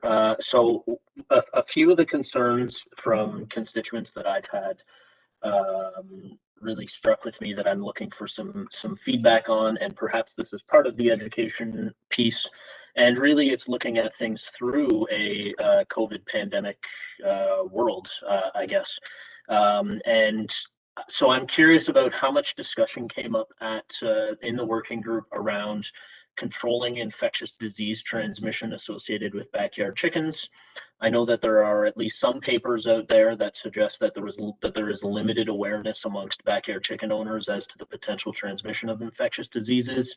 And I'm looking for feedback from you as to whether our education piece is really going to speak to some of the common biosecurity recommendations that are out there when implementing a backyard chicken policy. Thank you, Councillor Waterloo, through you, Mayor Jaworski. One of the sort of pieces that we looked at was the OMAFRA site and the Poultry Industry Council that deal with both kind of the larger commercial operations, in addition to having pages about backyard hens. And there is a very robust comments, and if you're going to raise backyard hens and the types of things you need to do in terms of cleaning, and we would certainly use those documents with our education piece in order to prevent that type of thing. Now, my understanding from my research is it's not as prevalent in the urban backyard hens. I think one of the bigger pieces is when there are rural commercial operations with thousands of chickens, and then there's potentially those urban backyard, like in the neighboring area. That's why a lot of the townships don't permit it, simply because of that worry when it's a big industry in their area. So that was one of the things that came up in Perth. But they do provide some very strict suggestions on how you can mitigate those types of things, and we would certainly provide that with the education piece, and our working group did discuss it at length as well. Excellent, thank you for that clarification, appreciate it. Actually, there's something that's been discussed here tonight that leads me to a secondary question. There's been the discussion about setbacks, and I note that in the City of Kitchener bylaw, there is a provision that suggests that if you get the signature or permission from your neighbor, that that the setback requirements can be waived. Do we, just given some of the comments that have happened tonight around how strict or not strict we should be on these setbacks, do we have any feedback from the City of Kitchener as to how many times that option is taken? What's the uptake on that? Thank you, Mayor Jaworski. I have had discussions with the City of Kitchener, and truthfully, they've had very few issues in relation to backyard hens in terms of even calls for service. And there are permissions granted. And certainly it's a great option, and we certainly discussed it at the working group, and we could come up with both, whether it would be permission from your neighbor. There's always a concern if your neighbor decides to revoke permission at some point, or you get a new neighbor. So that could be a discussion with have, whether we should maybe make the setbacks less strict or a little less, so that it's open to more people, so that we would not necessarily have to go that route. But it's an option that we certainly discussed within our working group. Thank you for that. Last question is around, for me, enforcement. And I appreciate some of the feedback you got here, but again, I want that you've given me, but I want to ask this question in public as well too. So is the intention, if and when a bylaw comes forward at the end of May, to very clearly lay out some of the consequences that are associated with not following the rules? You know, I think about some of the challenges we deal with in the community, whether it's with respect to other noise violations or whether it's with respect to sidewalk clearing. And we certainly take an education first approach with bylaw, and I think that's fair and appropriate in most instances. But if we were to discover a violation here and sort of a repeat offense where folks are not abiding by some of the rules, whether it's selling eggs or allowing the birds to roam free or the number of hens, et cetera, is it the intention for us to have in our back pocket the ability to just revoke the permit so that they are no longer permitted to have backyard hens? Through you, Mayor Jaworski, that certainly is an option we can put in should we go with the permitting process. And legal has been involved as well, and would certainly prepare any bylaw that would come to council at the end of May with those provisions, with certain violations, and we would obtain short form wordings as well for some of those violations. But as with anything, we certainly have the option to revoke a permit as well. Thank you. I appreciate that, and particularly given some of the comments from the delegate, Mr. Aaron, there earlier, and some of the concerns around infectious diseases, in addition to all of the sort of neighborly type, the more standard neighborly type concerns. I think not a zero tolerance approach, but I think a relatively strict approach is appropriate in this instance to ensure that we have folks taking care of the hens in an appropriate manner. So thank you for that. That's all from me, Mayor Jaworski. Thank you, Councillor Bodley. Over to Councillor Vasic. Thanks. Through you, Mayor Jaworski. I have a question about now next steps, if it were to be approved, and if are there opportunities for you to still reach out to other people, because there's to consult with. There are two things for me. One is Andrew's presentation like hit me hard, so I think that I'd be interested to, if you are still consulting with people, to do a little bit more work on that end, and it sounds like you will. So I just kind of wanted to leave that there with you, that I'd like to have someone added to if the working group is still going. But then the other piece is about neighbors, and I know one delegate mentioned that it was fear-based to have you know, the setbacks and all of the rules around it. But for me, I think one of the things I've noticed in this job is that neighborhood conflict it can be so toxic, and neighbors aren't necessarily talking to one another. Many are, and many have great relationships, but there's a lot of examples of where there's a conflict and people step back and they call the city and they complain, and then the tension just remains. And so I'd be really interested in adding like the perspective from community justice initiatives, who does sort of like, they look at things from a restorative justice approach right from the beginning. So rather than like, how are we going to regulate it? How are we going to enforce it? It's how are we going to build those community connections between neighbors? So these are just a couple suggestions. I'm going to vote in favor of this.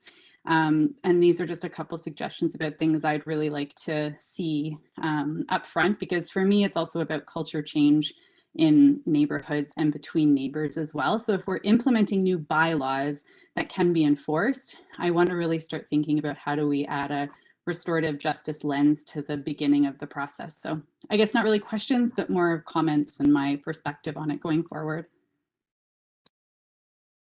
Excellent. Thank you, Councillor Vasic. I think that, yeah, certainly we want to avoid. We want to use this as community building and community awareness, and the excitement that Danielle brought to, I think, our council table a little while ago, rather than getting into the messiness. So looking into how we might sort that out, and perhaps with City of Kitchener bylaw having a few, very few problems, but maybe there's something to be learned from there. Next up, I have Councillor Henry. Thanks, Mayor. I think the question I had was going to be around the rationale for setbacks. Hearing that there was some lengthy conversation, but there's some recognition of some challenge. I'll simply note that I've got some calls over the years of people complaining about sheds. That's too big. I don't like the look of it. And of course, as long as they're 2 feet from the lot line, they can be 4 meters high, and really doesn't matter what color you paint it. And so, I think there are some things that are going to be challenges no matter how close or how far you put them from the lot line. And this feels like another kind of accessory structure if the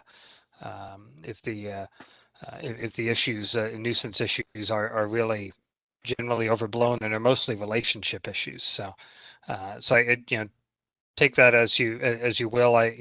While we've heard some calls to maybe enhance and extend these kinds of setbacks, I think there's a reason for us to look at why they need to, whether they really need to be bigger than sheds that we have rules for as well. Nicole, in your presentation and in your report, you've noted sort of 4 things that the staff might consider as options we could direct for when you come back. I figured I'd just give you a preview of where I'm at on some of those. The first, about whether it could be a pilot project. Maybe not. I'm really agnostic on that. If that's where people feel they want to go, that would be fine. If not, that's fine. We can always make different decisions later anyways. In terms of whether we'd limit it to only certain kinds of low-rise residential places in minimum lot size, I think having it be open to as many people as possible is an element of fairness that we should consider. So I wouldn't be fond of those kinds of restrictions, that only those able to afford single family residences are allowed to engage in this kind of activity. And so those would just be the comments that I wanted to share at this time as you work through getting to May 31st. Yeah, thank you, Councillor Henry. I did, now that you remind me, I saw those too, and I would share your view on pilot. Pilot's just a little bit too cute, that it says that there's, it could be up for ending at any given time. And I think the reality is we will hear back from staff.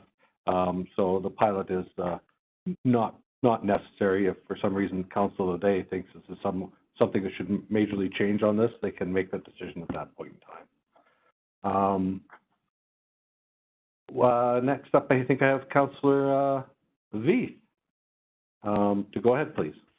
Thank you. Through your Mayor Jaworski. Can you guys hear me? I had to take my headset off because everything was kind of breaking up. Yeah, we can hear you well. Just so I don't have to ask a question later, one of the things that you had mentioned earlier, or last time around, Councillor V, was the fact that, maybe some people who are keen would be able to go ahead and build their coop during the summer and start getting ready to intersect the bylaw. And I'm just hoping you're going to be asking a question on that. And if not, we can turn it back to me. Okay. Well, yes. Yeah, that's a good question, Mayor. A couple other things, though. Really great conversation tonight. It's awesome. I want to thank the working group and Nicole and the delegates for coming tonight. A question I have, so there's a family, probably a few families in my ward that have been grandfathered in. So this goes back to Councillor Henry's comments about setbacks. And they were grandfathered in, and their coop is not 2.5 meters from the lot line. So I just want to make sure that those folks don't have to rely on their neighbor calling in to say, their coop is too far, or is too close to the fence. So that's just one thing. I want to protect the people that have been backyard hen owners for many years that they're, you know, they can continue to do that. So is that I guess that's already, it's kind of already been asked, well, I guess, about setbacks that they could be different. That's kind of a question. Through you, Mayor Jaworski, when back in 2011, when the coops were grandfathered, grandparented, it was kind of silent on it wasn't specific that it didn't indicate if the hens expired that you would no longer be grandparented to keep that coop. So I would suspect that anybody that currently has them would certainly be okay. I think that was sort of, and so to your next piece, in point number 3, we could do some more reporting to you in May if there was a desire to decrease the setbacks. If that's of interest to council, we can certainly look at that. I know there's a couple things that we could come up with as well. So if that's of interest, we can report back with a draft if it's approved. Okay, all right, thank you. And I just, a couple questions you may have to defer to Danielle for Mr. Aaron's comments. So there are some things that he said that I have to question. How long, Danielle or Nicole, does it take before you can identify if a chicken is male or female? I know. I just want to allay that. Through you, Mayor Jaworski, I wouldn't be 100% sure on that. I know that the City of Toronto specifically indicates that I believe chicks can't be acquired until they're 4 months of age, so the sex can be determined. In addition, Danielle Gerstein mentioned to me, and she's a little more knowledgeable about the varying hens, that you can get hens that specifically are egg laying, which would mean they were female. And I don't know if Danielle wants to speak to that. Unfortunately, Erin Priest, our vet, was not able to make it tonight, but she would have been a good person to answer some of those questions. Mayor Jaworski, may I defer to Danielle? Absolutely. Please go ahead, Danielle.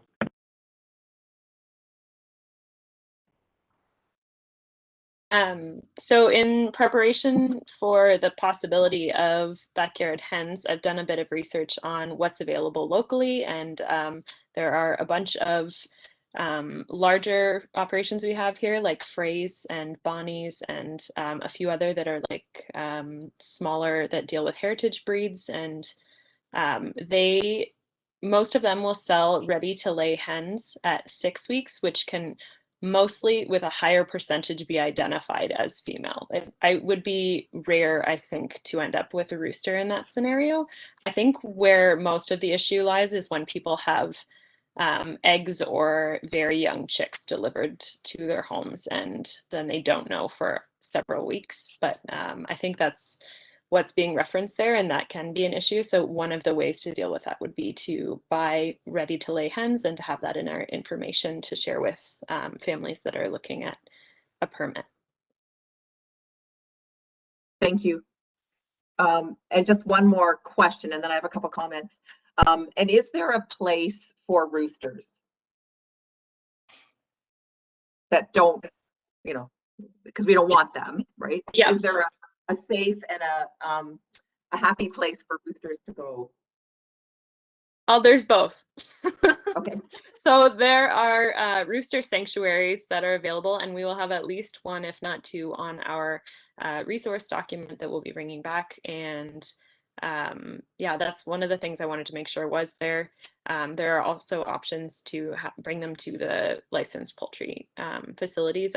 That's not as ideal of an option, but it is also an option that I want to be able to present. And then just suggesting to people that are wanting to keep hens to just get them at the 6 week mark, because you're a lot less likely to end up with roosters. There's also the rehoming roosters and rooster sanctuaries and farms that want free roosters because they don't have to pay to get a rooster, which is also nice. And I find the Facebook groups really are, like, I keep harping on it because it's true. Like, the Facebook groups are great for sharing resources, and when a farmer is looking for a rooster, they can get them on the group. Yeah, so that's been great to see. Thank you. So can I make some comments now, Mayor? Or I'm looking at my chat line, and I think Councillor Vasic might have her hand up again. Did I miss that, Councillor Vasic? Yeah, well, yeah, I did put it in at the last minute. Thanks. Through you, Mayor Jaworski. Just thinking about Councillor Henry's comments about people only with potentially backyards being able to access this program. Is it completely a different conversation to be talking about the possibility of chickens and community gardens? Is that a different conversation, or could that be part of this conversation too? Through you, Mayor Jaworski, Danielle's asked some really good questions about that as well. We could offer some programming and sort of explore that further. I came up with a really great solution for that, actually. So for spaces that are really small, or for apartment buildings and that kind of thing, there's a group called KW Urban Harvesters that mostly works on growing food for food banks and encouraging people in the community gardens to donate food to people or to groups that are in need of additional nutritious food. But they've offered to use their portal for connecting people that have space and that have hens with people that also want to keep them, so that they can kind of co-parent and share responsibilities that way, just so that we're able to make it more accessible to more people. That's so great. Thank you.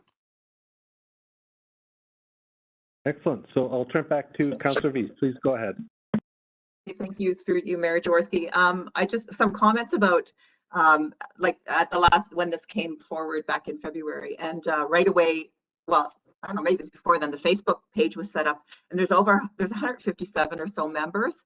And it was interesting because the beginning of that, some people were saying, oh, we shouldn't allow backyard hens because of this and this and this, but people were educated from that Facebook page. Like, they got the answers and they were going, oh, well then, you know, maybe it would be great to have a couple in our backyard. So there's a lot of support out there, and I think that's been said before. Kind of like the, for instance, the homeschool community, right? So they share resources, they do things together, they, you know, they help each other out, and I think it's kind of the same thing. I don't think in the end there's going to be hundreds and hundreds of people that are going to want chickens in their backyard. There will be people, this will be, you know, families like Lauren's family that are, you know, are really keen to do this, and as a project. So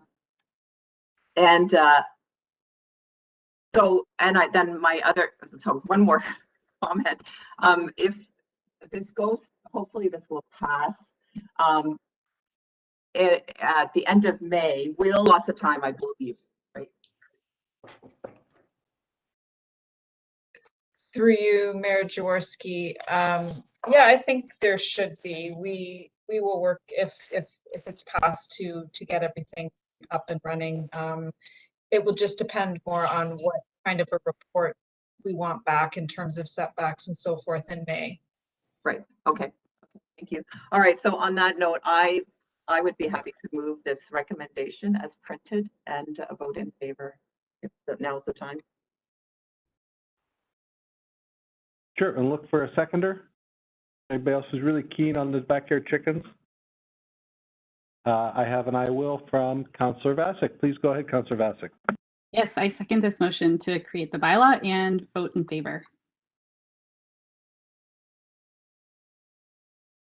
Royce, Councillor Broadley's asking which one.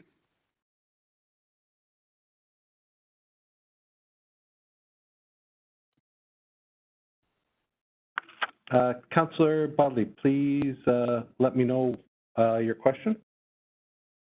All right, are there not 4 recommendations there? Maybe I'm confused on this, just looking for clarification. Are we forwarding the pilot project? Are we forwarding the not pilot project version, etc.? Well, right now, I understand what you're saying. I think I was trying to get comments on that as well. But really, we're just, there's a recommendation from staff in the agenda, and that's the one we're moving forward with. Okay, got it. Thank you. With that, but good, thank you for asking. Let's see, we've had Councillor Vasic move to Councillor Henry and go around, please. Councillor Henry, I vote in favor of the motion. Councillor Bonagor in favour. Councillor Hanmer in favor. Councillor Bodley in favor, and thank you for that, Councillor Henry. Councillor Freeman in favor. And I think that's it. The mayor's in favor too. That carries unanimously. I think certainly did learn a lot during this process, and really thank you to the delegates and Danielle and all the other working members of the team for practical and believable thoughts on this. I think that's key. I would like I do hope that the community comes together and the people who are keenly interested, I do mean keenly interested, for keeping hens long term.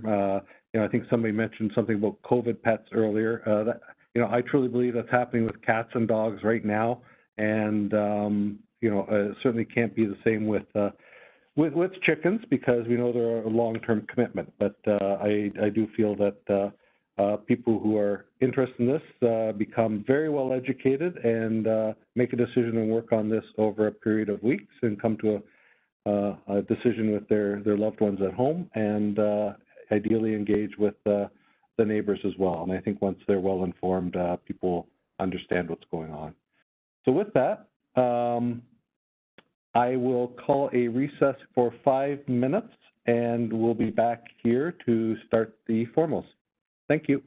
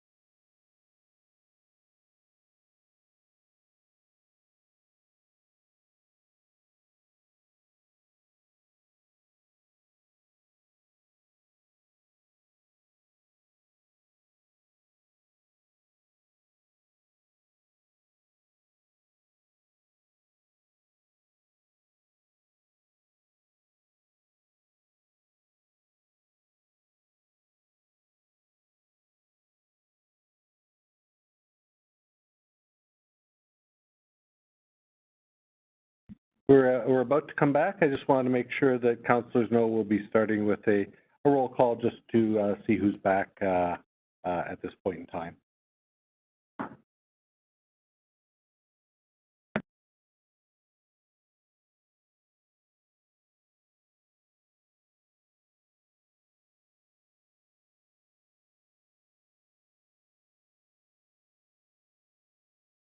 Mayor, were you asking us to start the roll call? Oh no, I will now since you've reminded me. I was actually focused on the agenda item right now. Go ahead, Councillor Hammer. Councillor Hanmer present.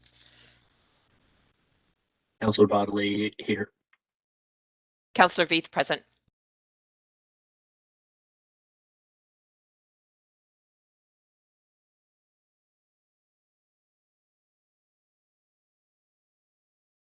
Maybe we'll go to Councillor Vasic, then come back for Councillor Freeman. Councillor Bassick here.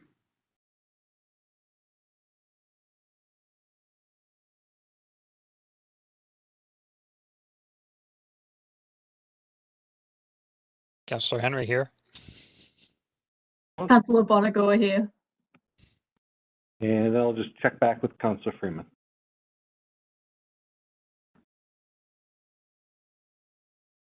Okay, well, we'll ping her in a moment to see when she's back. And I will get going with 12A.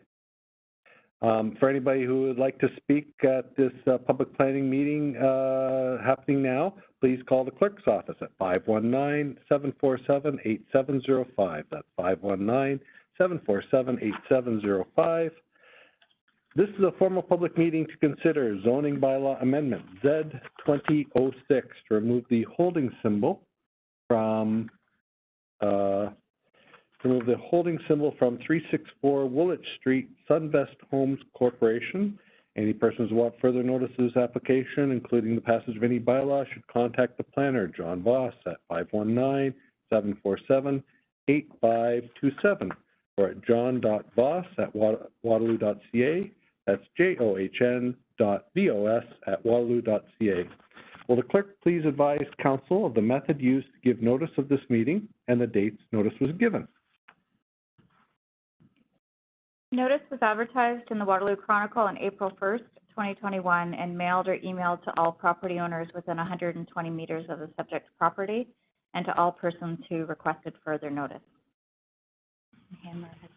And per her disclosure of pecuniary interest, Councillor Hanmer has left the meeting. I'll just check now to see if Councillor Freeman has joined the meeting.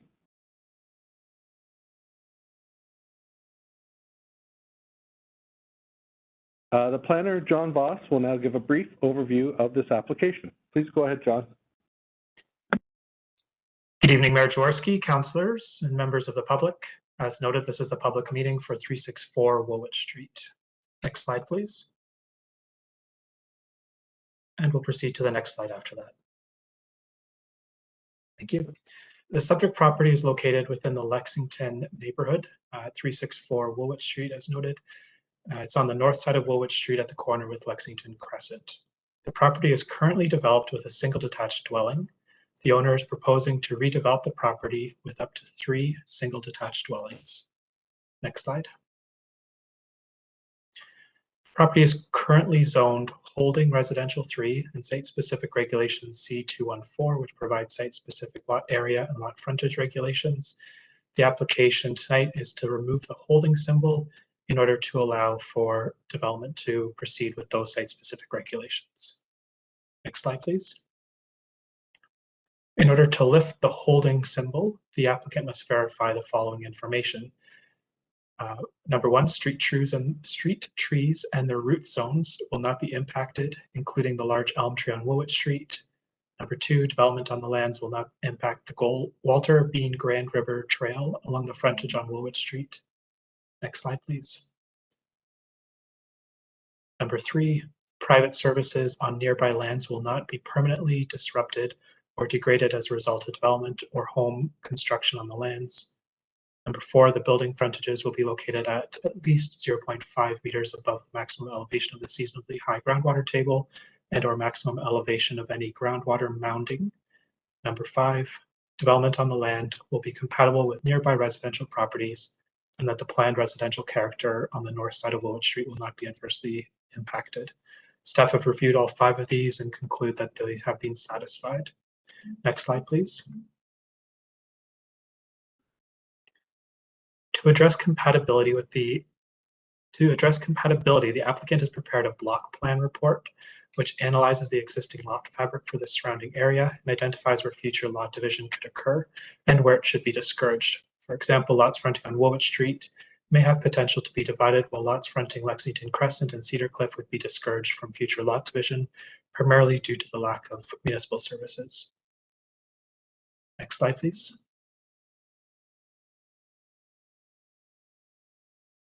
Having reviewed the application and comments from the public, staff recommend that Council approve the application and adopt the block plan report as a guide for future development in this area. Next slide, please. This concludes the presentation tonight. I'm open for any questions that Council might have. Excellent, John. Thank you very much. We do have a delegate here, or 2 delegates here, I believe. Does anybody have any questions of staff at this time? I'll just note that Councillor Freeman has, in fact, has joined us. Any questions for staff?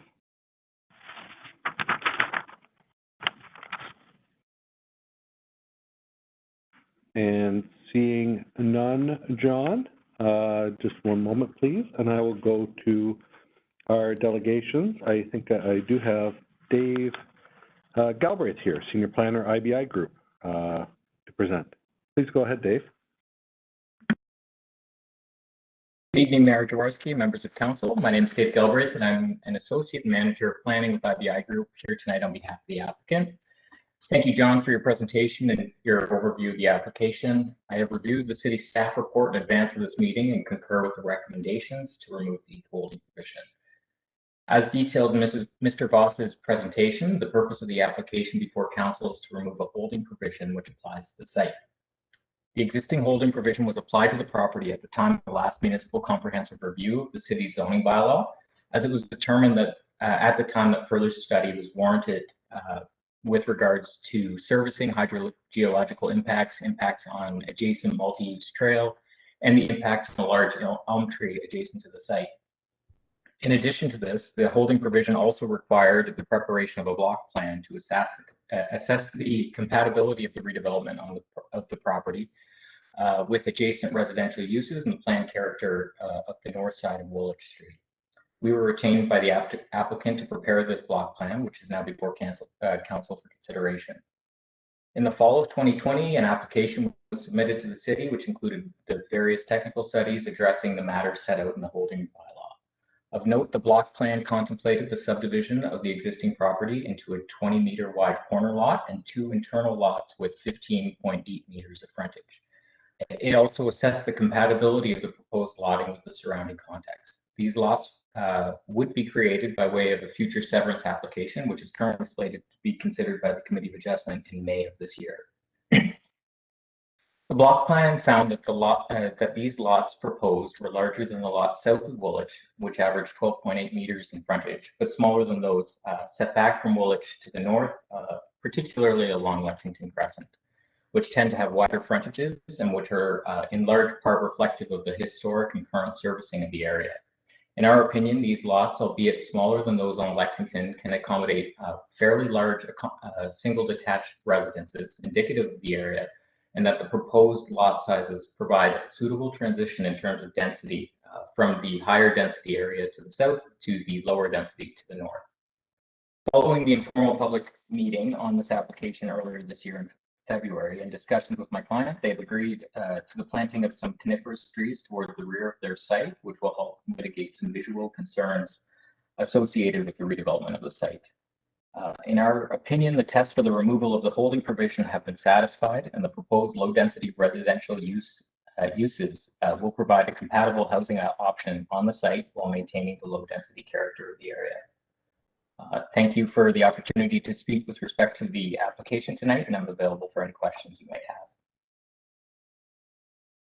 Thank you very much, Dave. Let me just look around to see if we have any questions for you as a delegate. And Councillor Vasek, please go ahead. Hi, thanks so much. Sorry, through you, Mayor Jaworski. And is it David? Is that the delegate's name? Okay, thanks. David, were you the one who was here last time? Yes, I was. Okay, thank you. It's so hard when I can't see people. Okay, so thank you for all of that. And I think one of the things, this is more just a curiosity, and I have no clout to be able to direct your company to do this. But I think last time I kind of mentioned or implied that it would be really great if applicants would be working directly with the people who live in the surrounding neighborhoods. So, and I think I stated something along the lines of the city has to, or legislated to have to do consultation, but of course you don't necessarily have to, but maybe it would be a good practice or just a courtesy. And just curious if you or your or IBI has given any thought to that, not necessarily overall, but in relation to the specific application of working with neighbors and kind of getting to know them a little bit more personally as you go through the process of doing the work there. Yeah, thank you for your question. Yeah, again, as planners, I'm a planner for the consulting firm hired by the applicant here.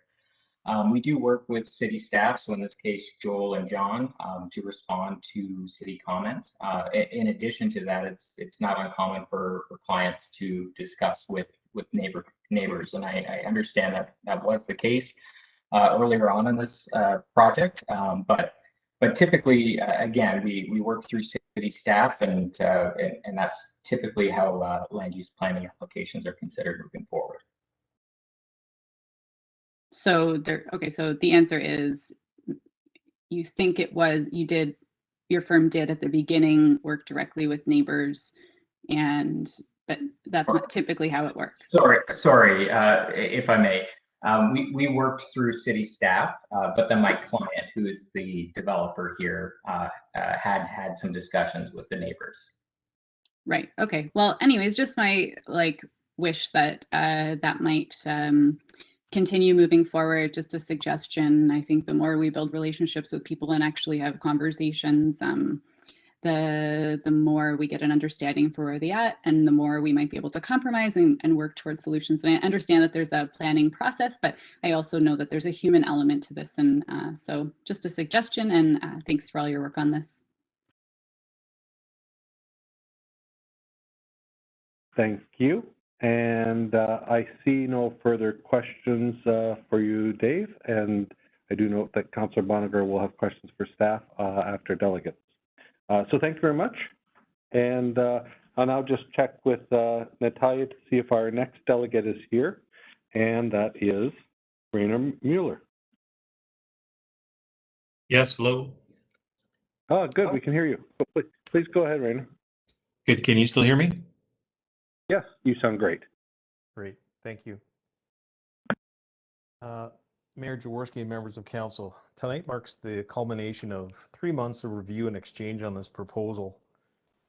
And my submission that I make on behalf of the neighborhood and 7 property owners is twofold. It addresses the application, but I'm also here to give notice that more and more of the people of Waterloo are disillusioned with the planning process, disillusioned with the idea that we actually have a say in the development of our neighborhood. From the outset, residents have been on the defense. The creation of the holding provision was news to us. And since then, since we found out about it in January, we honored the system and played by the rules and made our submissions in good faith. So far, on behalf of 7 property owners, we've submitted 6 different documents, totaling 22 pages, text, graphs, tables, photographs outlining our position. We have yet to find anyone in the neighborhood that is supportive of this application. Council was invited to meet on site. No meetings took place. No one from the planning consultant that you just mentioned, Councillor Vasek, reached out to us. And the applicant has never spoken with us about this development. Never. The applicant has not, does not, and will not live in the neighborhood. The applicant does not have a vested interest in the development of our neighborhood. We've been methodical and clear in our opposition. You all have been copied our concerns with the interpretation of compatibility, the block plan, hydrogeologic issues, the real and hypothetical, the multi-use trail, and the elm tree issues. We are unable to process how lots as small as 15.8 meters and about 1/4 the size of surrounding lots north of Willett Street could be interpreted as being compatible. And I guess the reading between the lines here is that the language that we've heard tonight refers to it makes for a pleasant transition between the land south of Woolwich and the older neighborhood north of Woolwich. However, that's not how the holding provision is written. It's strictly about the compatibility between this specific applicant and this specific development and the properties north. It does not discuss the properties south of Woolwich Street. And when we were questioned by council about staff was questioned by council at the last report meeting, staff advised that 5 areas were evaluated: setbacks, size of homes, trees, sidewalks, and landscaping. On each of these criteria, the submission by the applicant fails to demonstrate how such small lots surrounded by much larger properties north of Woolwich Street are similar or harmonious to the status quo. Street parking is now restricted on Woolwich Street, and Lexington Crescent has now become the de facto parking lot for the development on the south side of Woolwich Street. On a typical day pre-COVID, there would be 10 to 15 vehicles parked on both sides of Lexington Crescent near the intersection, restricting traffic flow. The residents of Lexington Crescent must deal with heavy congestion that creates unsafe conditions for pedestrians and cyclists. We have experienced vehicles parked on our lawns, excessive amounts of garbage. We've sent photos to staff and council. The dense housing development on the south side of Woolwich has created this untenable situation. Approving the current application will make the situation worse because this development would add 2 more lots where residents and their visitors would park on Lexington Crescent. The addition of a corner lot and an additional driveway situated in the middle of this heavily used de facto parking lot will further negatively impact the neighborhood. We have been through the block plan with staff in detail several times. Together, we found many inconsistencies and inaccuracies in the document. It is unclear to us why a document so weak and imprecise would be used as a template for development in the neighborhood. Of the 8 development opportunities identified in the block plan by the applicant's planning consultant, none share the same aggressive scheme to several lots as small as those proposed by this application. None are less than 20 meters wide. And the fact that these opportunities are identified as such cannot be used as justification to support the small lots this developer is proposing. We find they do the opposite. Nowhere else in the block plan are lots as small as 15.8 meters or 674 square meters contemplated. Their omission by the advocate for the applicant demonstrates a keen awareness by the authors that lots as small as 15.8 meters wide and 674 square meters are neither desirable, suitable, or reasonable for the lands north of Woolwich Street. Many residents have experienced flooded basements and odd times that their sump pumps have been running since the development across Woolwich Street a few years ago. Curiously, none of us were contacted during this entire exercise. Many feel ignored and overlooked. Something very recent, a new home across the street and uphill from 364 Woolwich Street has just begun. Water is being pumped out of the foundation, which sits higher than 364. It's being pumped out 24 hours a day and every day since the foundation was excavated on a Sunday 4 weeks ago.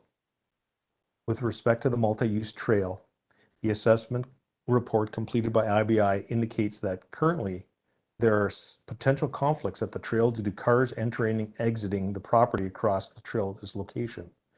It makes several recommendations, including spacing the driveways out.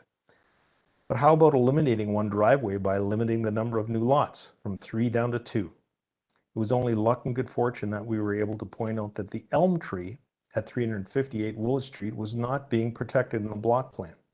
Again, this speaks to the clumsy preparation of the block plan. As residents of the city, we have an expectation that council and staff will act in the best interest of the residents. We elect those who will sit on council with the expectation and faith that these elected individuals will represent the interest of the wards they serve.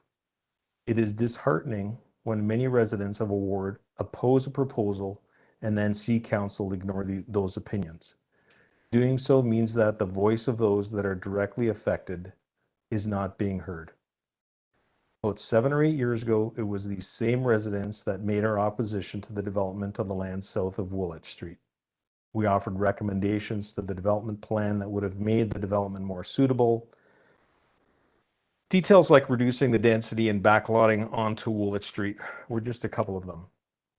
None of these recommendations were implemented, and council approved the plan as is. Today, it's the residents of the neighborhood who have to live with the consequences of those decisions. Every single resident that lives on the north side of Woolwich Street has to live with those consequences. And so we have it. Woolwich Street is congested. The bike lanes and multi-use trail are blocked and used as parking spaces. Lexington Crescent has turned into a de facto parking lot. We deal with garbage on our lawns, blocked access to our street and driveways. We have to ask we have to ask drivers of vehicles to remove their cars from our lawns. We are the ones who have to pick up the beer bottles and cigarette butts and deal with people who have parked here for hours and hours, including overnight. I'd ask that you don't suggest that these issues are now a bylaw issue. As good citizens, we've called and emailed bylaw numerous times. There has been virtually no action or interest in trying to solve the problem. And that brings us to today. Here we are again. We have one individual's proposal overriding the opposition of many. We have the residents of the neighborhood who have a vested interest in the neighborhood, who have an intimate knowledge of the neighborhood, but our voice feels like it's unheeded. The proposal to sever the parcel of land at 364 Woolwich into 3 lots is too much. Plain and simple. While the staff report may support this proposal, it is not in keeping with the character of the lands north of Woolwich Street. Again, the voice of many are opposed to this application. You do not have to look very hard to see that many residents of the city have expressed their dissatisfaction with the decisions made by council when it comes to development issues. We hear about it from our neighbors, we read about it in the newspapers, and residents are frustrated, and their voices have fallen on deaf ears. The residents here have a vested interest in their neighborhood, yet it feels like council is ready to vote contrary to what the residents of their ward have clearly indicated they are opposed to. And residents are increasingly frustrated that their opinions are at best listened to but then ignored, and may feel like the process is a waste of time. When we went knocking on doors in the neighborhood, many neighbors expressed disappointment about this development to us personally, but refused to get involved. We were a little dumbfounded and a little shocked. But I can tell you that recently we've come around to understanding why they've taken this position. They've felt like the decisions have been made, their involvement was just window dressing, and that they are truly powerless. You must be able to see that many are so disillusioned. Look, we aren't naive enough to think that this land will remain as 1 lot, but 3 lots is too much on too little, and it is inconsistent with the neighborhood and with what has been established as a precedent in this part of Waterloo. We are looking to council to do the right thing here and act to represent the residents of this ward by voting against this proposal. Thank you. Thank you very much, Rainer, for your presentation. I'll just look to council to see if they have any questions of clarification for you at this time. I do have one. When I think about lot sizes in many neighborhoods, generally a 50-foot lot is considered a generous size nowadays. Yet, and I do understand you had a very lengthy presentation on that, but just could you comment on that? Like, do you think 50-foot lot or 51-foot lot is too tiny?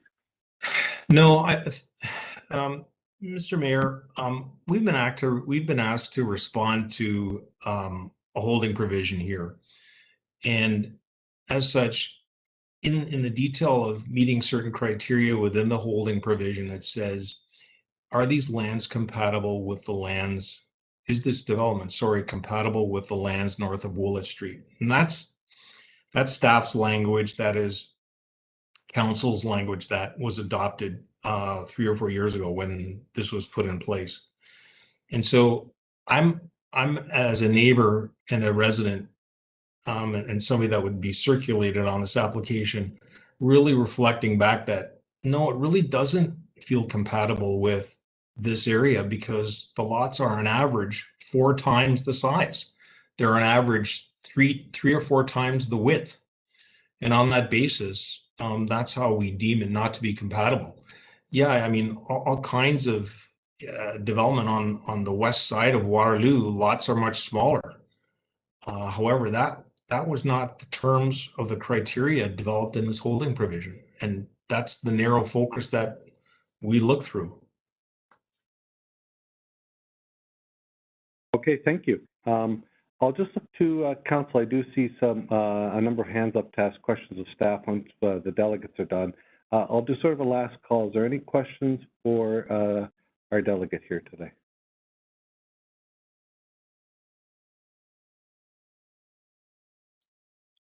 And I don't see. Oh, Mayor Jaworski, I have a comment. I have a comment to Rainer. Oh, yeah, no, okay, go ahead. Is that okay? Oh, well, just normally asking questions, but please go ahead. It'll probably end up being a question. Go ahead. Okay. Well, thanks, Rainer. I know you're gonna, I mean, we've been going back and forth on this for some time, and my most recent email to you, I'm sure you're disappointed with, and I appreciate that, and I understand your concerns, and I know that the change is hard, and I know that it's two lots or 3 lots. Nothing's going to be perfect with construction. We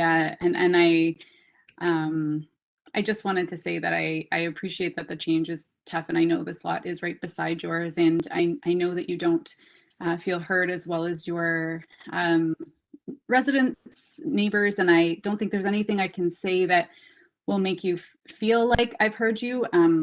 But I wish there was. I will ask a question for staff because one of the things, while this won't necessarily change my decision tonight, I do want to inform you that the city is making progress, hopefully, on some public consultation pieces of the planning process. So that is my question for staff. So if you'll stick around, then you'll hear that even though maybe what you're advocating for in your neighborhood isn't necessarily going to make a change on this one, your voice does matter in that it does inform other work that the city is doing. So if you want to stick around for that, then great. But if not, I understand too. Thank you, Councillor. And with that, I don't see any questions for our delegate. So with that, thank you very much for delegating tonight. And I will now check to see the list that there are no further registered delegations. I will check with the deputy clerk to see if anybody has called in. No calls, Mayor. Okay. Now, we do have questions of staff. So I can do the, I can read this and then move on. Okay. As the Deputy Clerk informs me, there are no further speakers. This formal public meeting is concluded and the application is now open to Council for a motion and debate. Now let me just go through my list. I'll look to the ward councillors, see if you want to go first or last.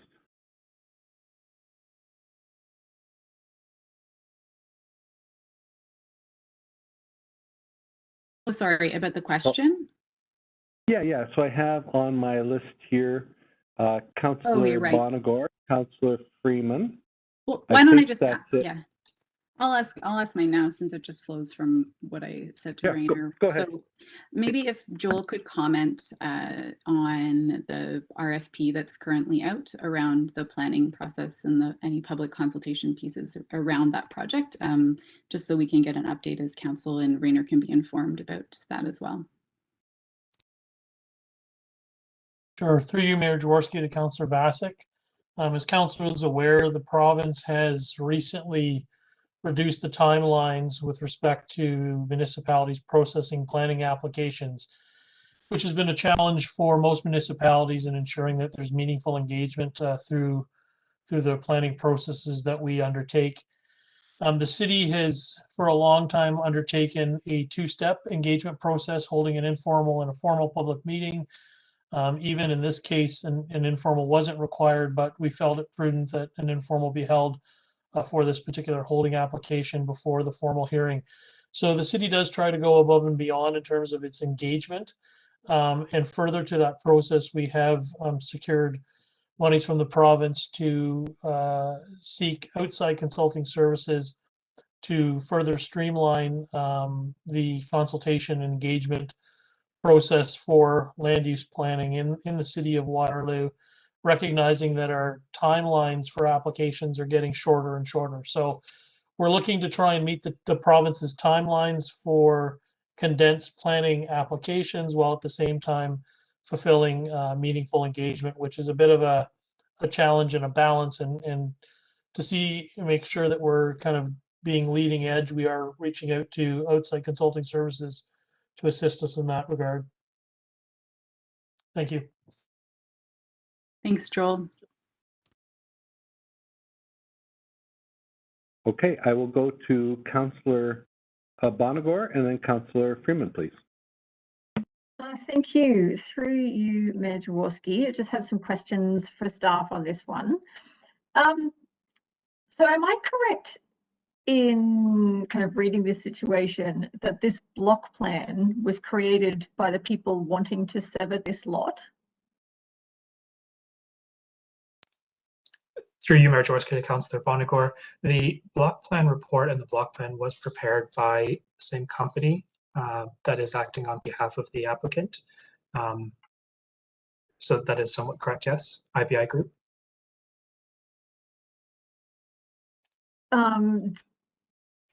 Did they do it on behalf of the city or on behalf of the applicant? It was on behalf of the applicant in support of the application. Okay. Can we approve a block plan that didn't have public input or engagement? Through you, Mayor Jaworski, this project has been through a public process. Staff have reviewed and accept the conclusions of the report, and all neighbors and all property owners of any lands identified within the plan did receive direct communications through multiple letters informing about the purpose of this, and we did receive responses from a lot of the property owners directly regarding that consultation. Because I just have some concerns that there could be a cloud, like this block plan could come under a cloud of potential bias. Can you give me any thoughts or feedback on that? Sure. So the report itself, just looking at detail here, sorry. While there seems to be the possibility of bias in terms of it being represented by the same company, there is still expectations in terms of professional recommendations and ethics in terms of giving a professional recommendation as to what is appropriate. And so based on the planning code of ethics in terms of being an advocate towards a project versus just saying this is the professional recommendation, I think we can still justify that this was based on professional ethics and professional expectations were maintained. Okay, has the city ever done its own block plan for this area? We've not really done a specific block plan related to this area, but we have analyzed their conclusions, and we confirm that it does align with the overall intent for the planning work. So it matches with the zoning in terms of permitting single detached dwellings within the area. This specific property has some reduced frontages, but generally the rest of the recommendation do align with the official plan policies and with the zoning bylaw. Okay, which kind of leads me to my last question. I'm curious why most of the other lots in this block plan are severed into two, but this one in a plan drawn up by the developer is split into three. So any insight on that? There was some discussion. I've got to say that muddies the water for me. So any insight on that is appreciated. For sure. So the property at 410 Woolwich Street, I'd point out, is also proposed to be severed to 3. These 2 properties have the widest frontage compared to any of the other properties that front onto Woolwich Street. So based on their abundant frontage, there was some justification to support the possibility of 3. And so the review concluded that 3 would be appropriate. There may be a smaller frontage in terms of what the R3 residential 3 zone would standard require, but because of the abundant frontage, there was opportunity to create some additional lots. Some of the other properties were only zoned or proposed to be 2 to match with the zoning bylaw. Some of them, for example, I'll leave it there. I think that answers the question why these 2 properties were shown as 3 lots instead of 2. It does, thank you. But you also mentioned that these are slightly different from the R3 zoning. Can you outline for me that difference, please?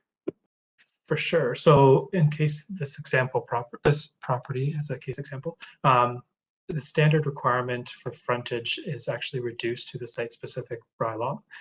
They have received permission for a narrower lot frontage of 15.8 meters instead of the standard 19.5 meters. And looking at 410 Woolwich Street, there may be some similar reduction required in order to actually sever that property into 3. But the plan itself can act still as a guideline to say 3 lots may still be appropriate given their size and overall proximity to the rest of the developments in this area. Okay. I think that's all my questions. Thank you, Mayor. Thank you. And let me see. Next and last up is Councillor Freeman. Please go ahead. Thank you, Mayor Jaworski, through you. I can't find in your document, Mr. Voss, where this was circulated to forestry. The city spent a ridiculous amount of money to protect that elm tree, not just a little bit, like a major amount. This is one of the only elm trees in all of Canada that did not succumb to the Dutch elm disease. And it's under research by the University of Guelph. I did not realize when this first came to council, because I missed the informal for this. I did not realize that this lot encroaches on that trees, and I am not comfortable at all with the recommendation in this report as it relates to protection of that tree. And in fact, I am not comfortable with allowing lot number C to be constructed. I'm sorry, I realize this throws a wrench in your plans. I realize that this creates a situation that the applicant may choose to seek recompense. But that elm tree, if memory serves me correct, we spent an absolute fortune when we redid Woolwich Street. And I am not at all comfortable with allowing Lot C to proceed. So I offer that up to council.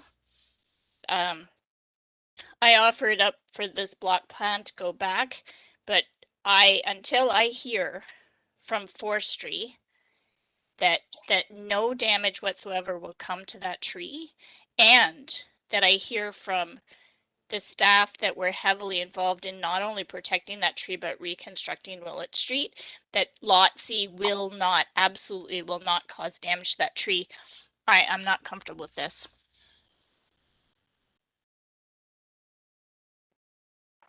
I'm shocked, actually, that this lot is next to that tree.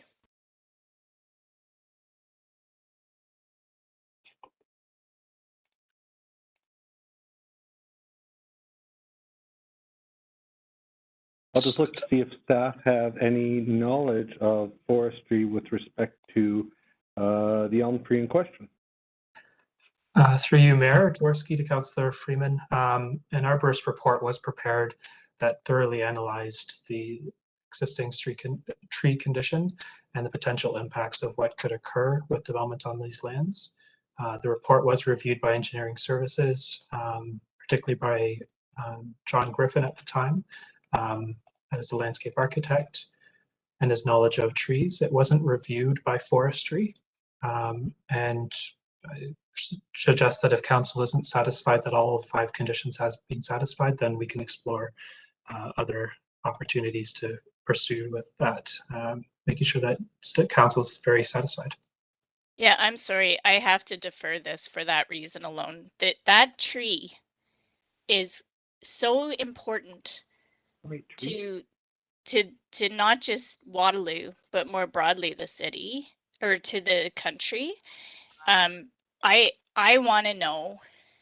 I want to know how it will be protected, what kind of tools that we have as a city to be out there. If we're going to approve Lot C, to be out there every day when they're excavating, because our forester has already said for some projects where we're redoing roads that, you know, any damage to major water carrying roots can cause permanent damage to a tree. Like, I really, honest to God, did not recognize that this lot is within that root zone for that particular tree.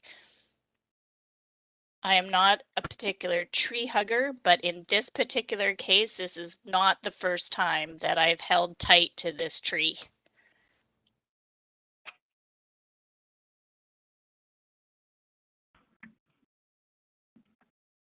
Just for my I'm benefit. sorry, Mayor, a point of Yeah. order. I'm moving to defer till we get very clear information on this tree.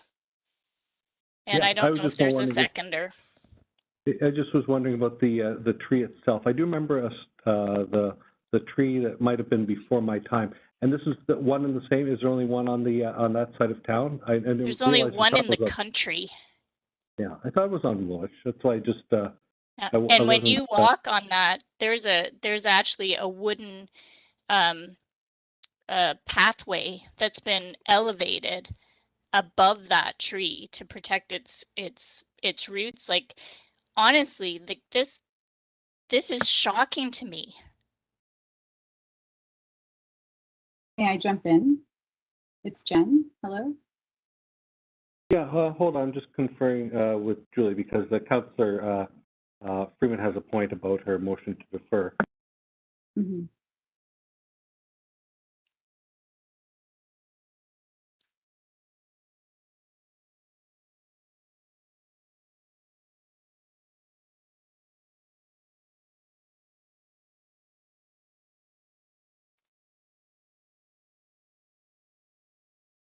Okay. I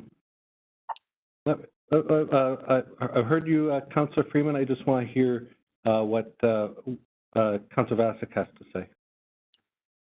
Yeah, so I think that the tree has come up a lot, and I didn't realize the history of it.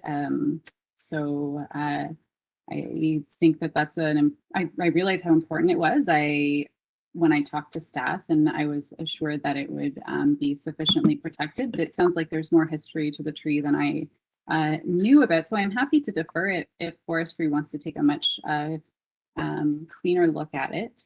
I'm fine with that, and I would second that. I do want to ask about the just related to Councillor Bonagor's questions about the block plan. If we looked just at this specific property, we have a motion on the table to defer at this point. Oh, right. So it doesn't matter. Right. Okay. Then maybe Councillor Bonagor and Councillor Freeman would be able to kind of do their due diligence in between now and then on those 2 items that were in the report.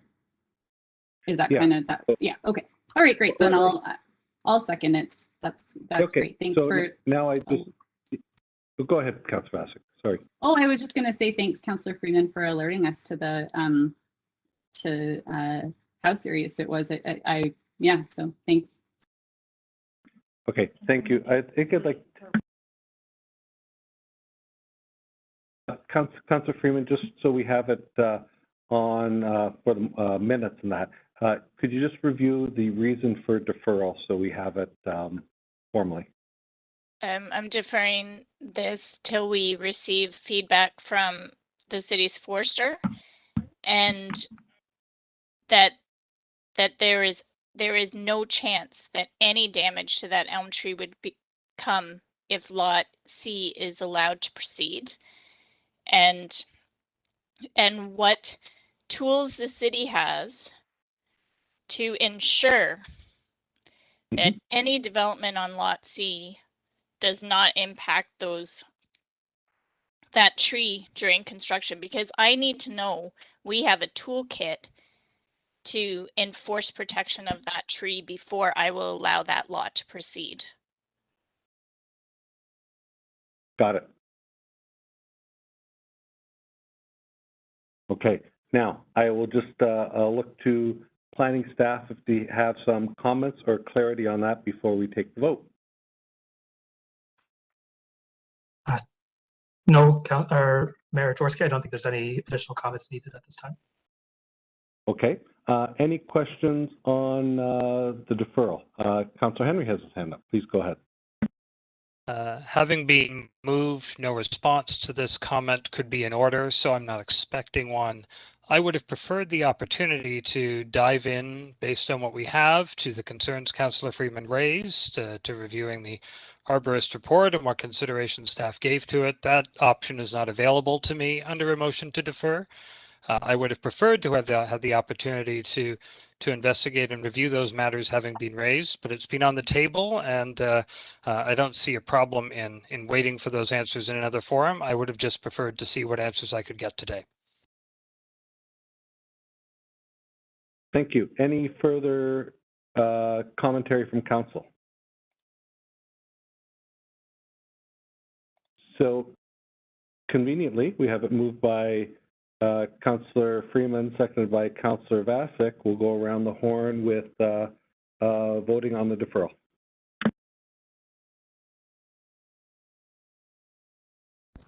Councillor Freeman votes in favor. Thank you. Councillor Vasek in favor. Councillor Henry in favor. Councillor Bonago in favor.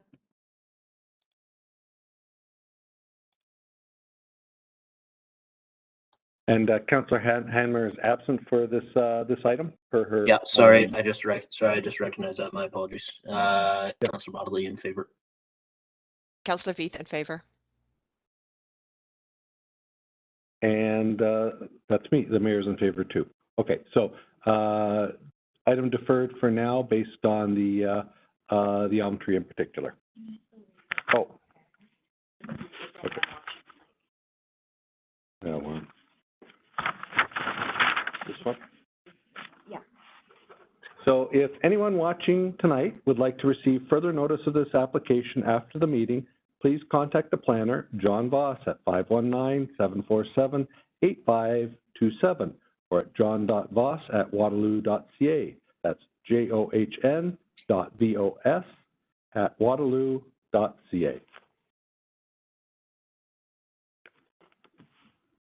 Okay, let me just grab my notes here. And we're just going to invite Councillor Hanmer back in.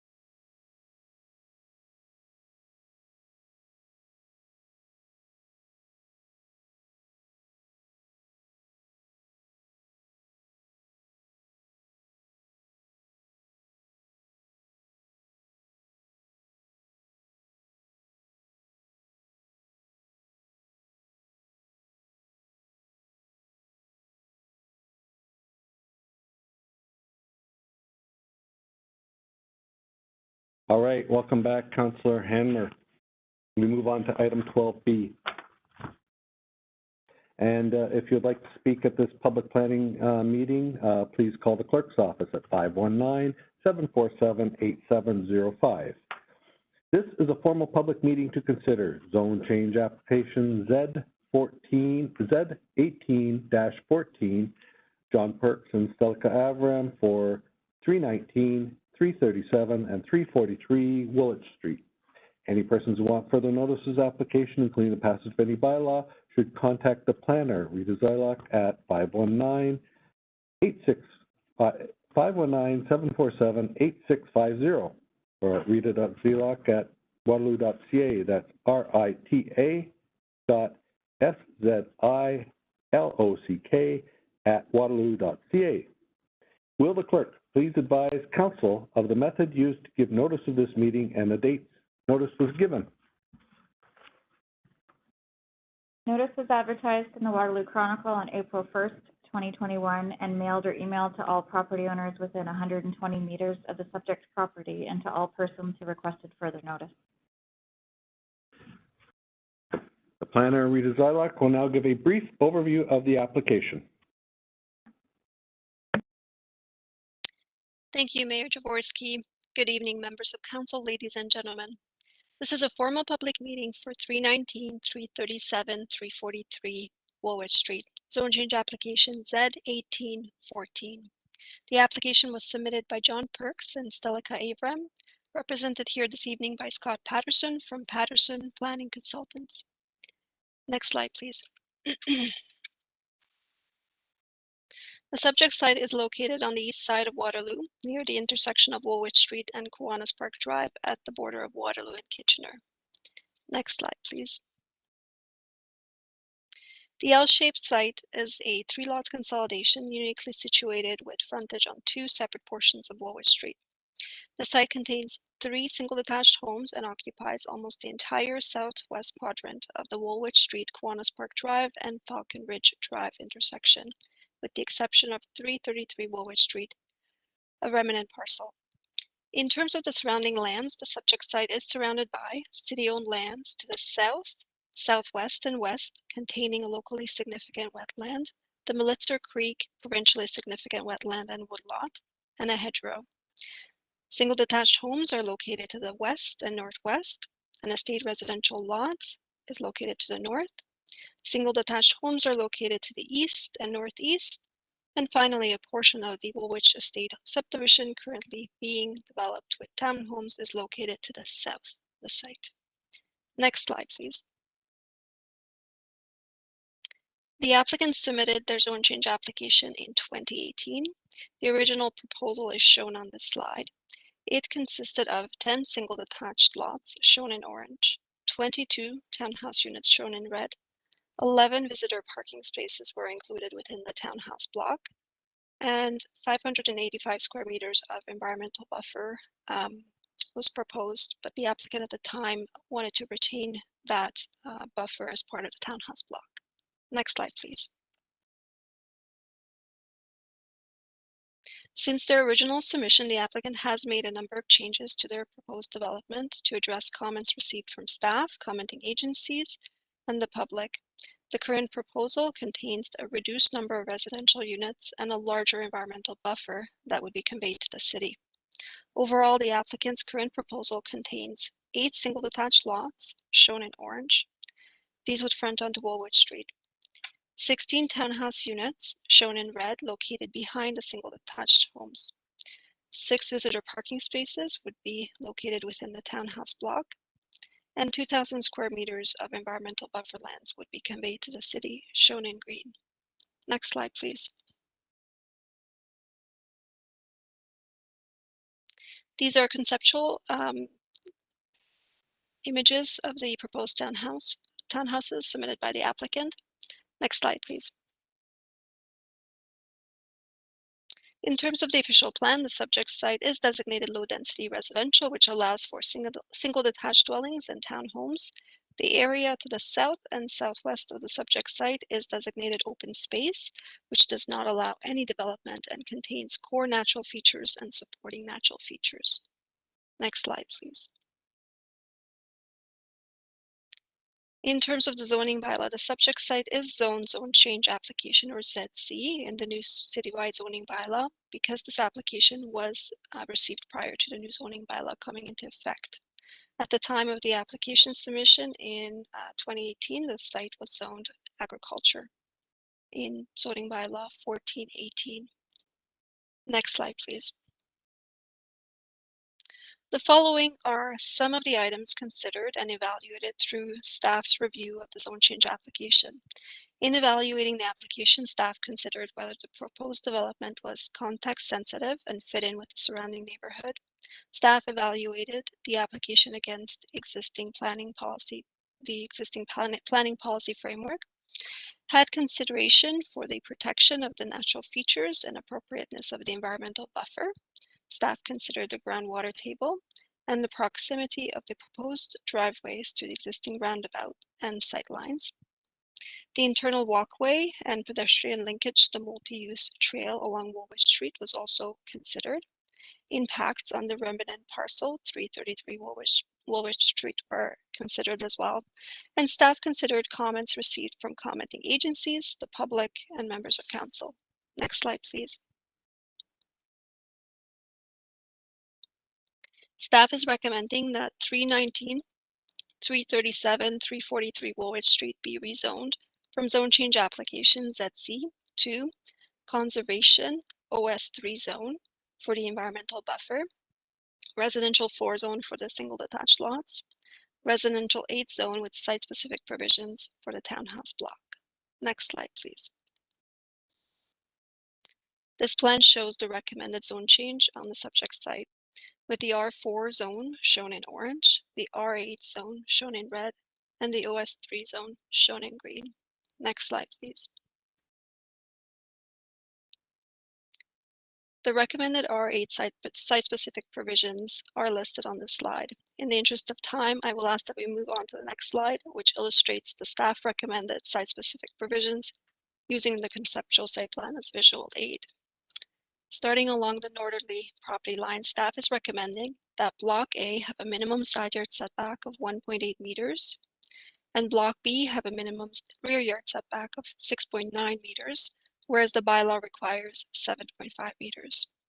Along the shared property line with 333 Woolwich Street, staff recommend that Block B have a minimum side yard setback of 4.8 meters, whereas the bylaw requires 7.5 meters. Along the southerly property line, staff is recommending that Block C have a minimum rear yard setback of 1.8 meters to accommodate a pinch point by Unit C, and Block A have a minimum side yard setback of 2.3 meters, whereas the bylaw requires 7.5 meters.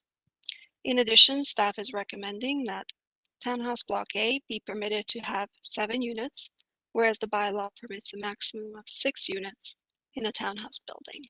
Next slide, please. Along the westerly property line at the closest pinch point, Block A would have a minimum rear yard setback of 5.4 meters. Along the easterly property line, Block C would have a minimum side yard setback of 2 meters, whereas the bylaw requires 7.5 meters along these property lines. Along the private road, the bylaw requires a minimum 6 meter setback. Staff is recommending that Block A have a minimum setback of 4.4 meters to accommodate pinch points along the angled private road. That Block B have a minimum setback of 3.8 meters to Unit B1, and Block C have a minimum setback of 5.2 meters. I do want to mention that the 6 meter private road setback between garage doors and the private road will be maintained throughout the site to accommodate a parked car in front of the garage. Next slide, please. In conclusion, staff recommend that council approve zone change application Z 1814 for 319, 337, 343 Woolwich Street in accordance with section 8 of staff report IPPW 2021-016. Next slide, please. That concludes my presentation. If there are any questions, I would be happy to answer them. Thank you very much, Rita. I'll just look to see if Anybody has their hands up, and as a reminder, if you would like to see further notice of application, you can call Rita at 519-747-8650. Councillor Vasek, then Councillor Bonnegar, please. Thanks through you, Mayor Jaworski. I have a few questions, some themes that came up from other residents in the area. So some of the concerns are around traffic congestion and safety, both within the development, so in the parking lot and driveway, as well as around Woolwich there with increased traffic and wondering about safety. So just curious if you could provide your perspective on that. Through you, Mayor Jaworski, to Councillor Vasek. Certainly, in terms of the proposed development, it's quite small. It consists of 8 single detached lots and 16 townhouses. At the initial stage of this application, transportation staff decided not to require a full transportation impact study for this particular development because it's so small in size. It is my understanding that the additional trips generated by the proposed development would be within the acceptable levels of the limits of Woolwich Street, which actually has the capacity to handle up to 2,500 vehicles per day. That's in terms of traffic congestion. There is a lot of capacity along Woolwich Street. I know that the applicant's traffic consultant is available to expand on this further if they would. But in terms of safety on the site, if we could go back to slide number 13.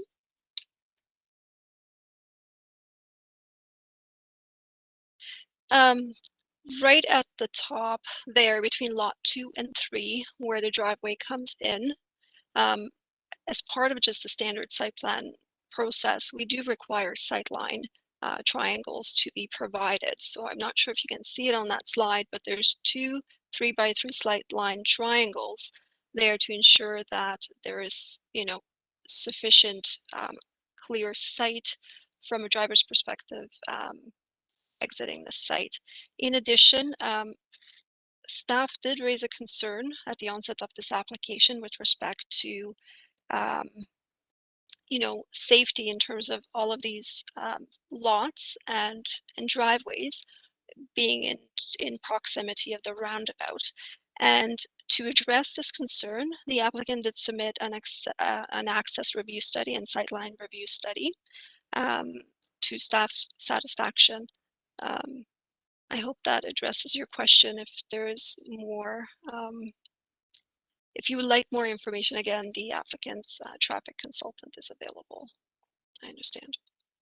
Okay, well, maybe they'll speak to that. I guess we'll see. But now they know that I have interest in that too. So yeah, no, I think that's sufficient. Thanks, Rita.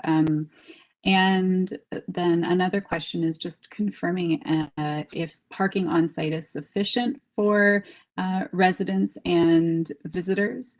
And then one suggestion was, what about taking away one of the townhouses, making it 6 rather than 7, requesting the 7th, and making that into either green space or parking. So, but specifically, I'm curious about if there's sufficient parking.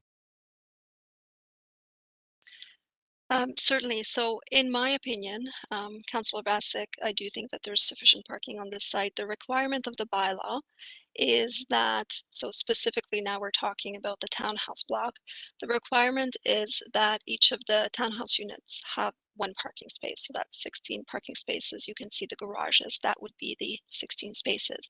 In addition to that, the bylaw requires 0.33 parking spaces per unit for visitor parking. That equates to 6 parking spaces for visitor parking spaces, and that has been made available on the site. Now, in addition to all of this required parking, there is sufficient space between the private road and the garage of each of the townhouse units for an additional car to park. So in my opinion, there is sufficient parking on this site. in addition to that, I should say that the applicant is not requesting to reduce the parking rate on this site. They are meeting the bylaw requirement. I hope that Perfect. addresses your question. Yes, it does. Thank you.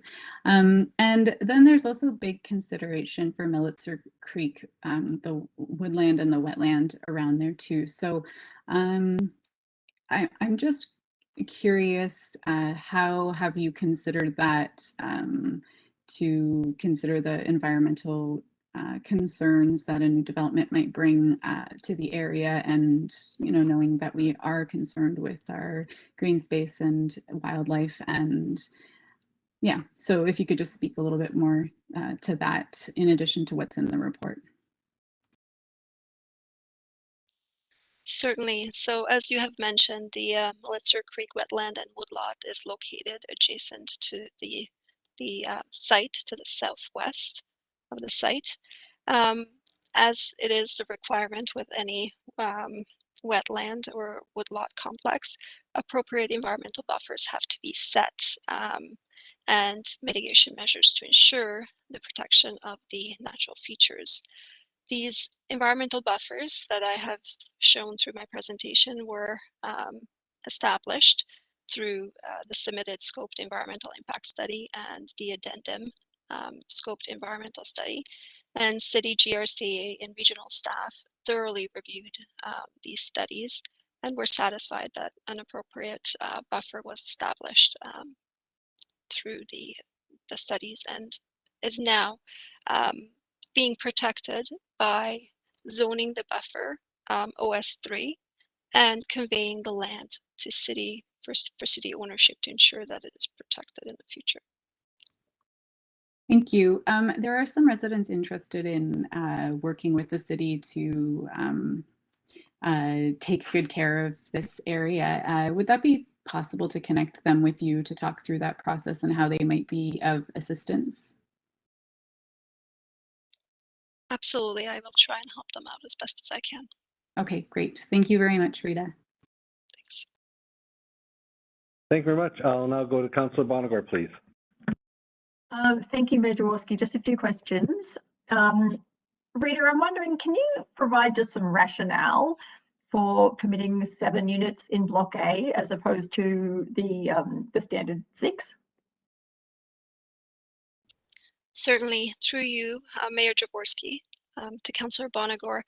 So my rationale in permitting the 7th unit is essentially, I looked at what is the reason for the requirement to limit the townhouse block to 6 units, and the intention of the bylaw in limiting the length of the townhouse block is to ensure that there is, there's variation in the streetscape, I guess, on a normal street.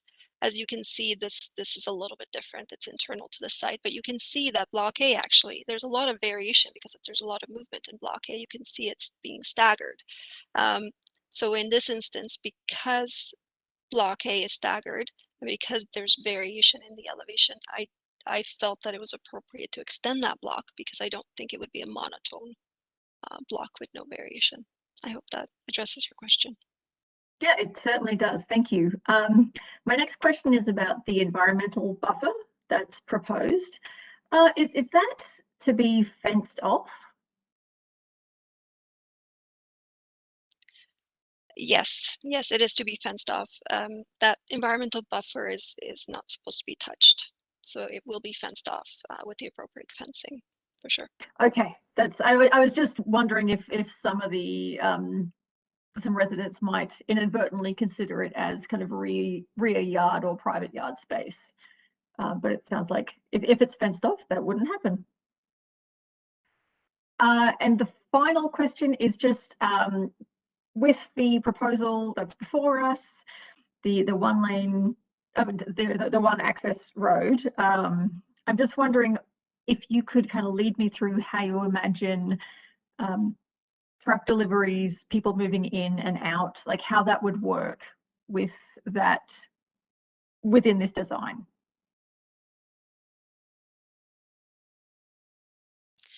Certainly. So in terms of people moving in, I would see the truck pulling in and then backing into the driveway or parking in front of the driveway where the move is happening, or utilizing the visitor parking area potentially.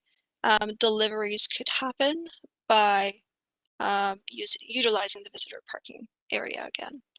I hope that addresses your question. Yeah, pretty much. Okay, that's it from me, Mayor. Thank you. Thank you. And with that, I'd just like to remind people, if you'd like to speak at the planning meeting, please call the clerk's office at 519-747-8705. I'll now look at my delegation list. Next up on here is Scott Patterson, Principal Patterson Planning Consultants, to delegate. Please go ahead, Scott.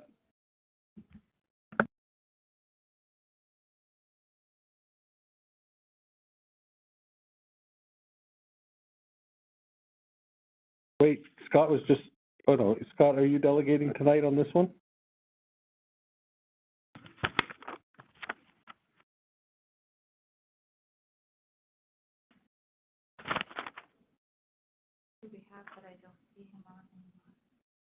Oh, one moment, please.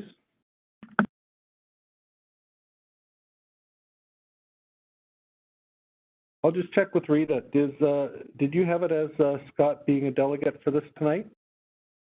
Yes, Mayor Jaworski. Scott should be on the line. Yeah, okay. I just wanted to make sure I wasn't looking at the wrong list. We have a lot of things on the go. We can,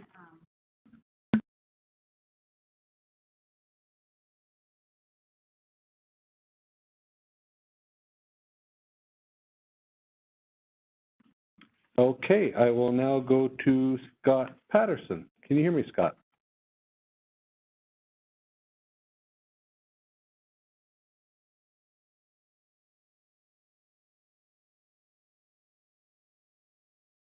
And if you're saying anything, I cannot hear you. So let me just check again.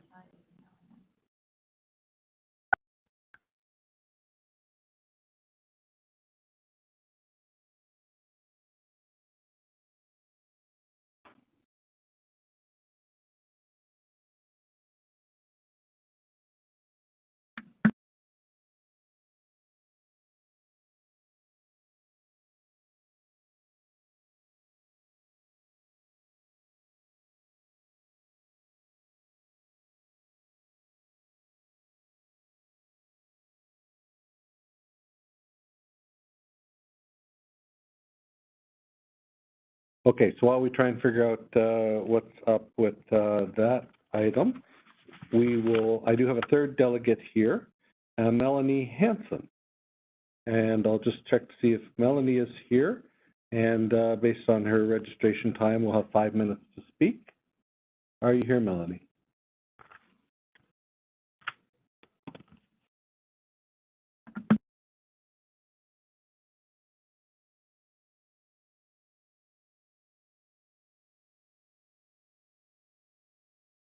And I'll just ask Natalia to see if Melanie is unmuted. Yeah, I'm here. Can you hear me? Ah, perfect. Welcome, Melanie. You will have 5 minutes to delegate on this topic. Please go ahead. Okay. Can I just first say, only in Waterloo can we talk about a transportation master plan followed by chickens. Well, you know, they both got approved, so there you go. Good evening, Mayor Jaworski and members of council and city staff. Thank you for giving me the opportunity to speak tonight.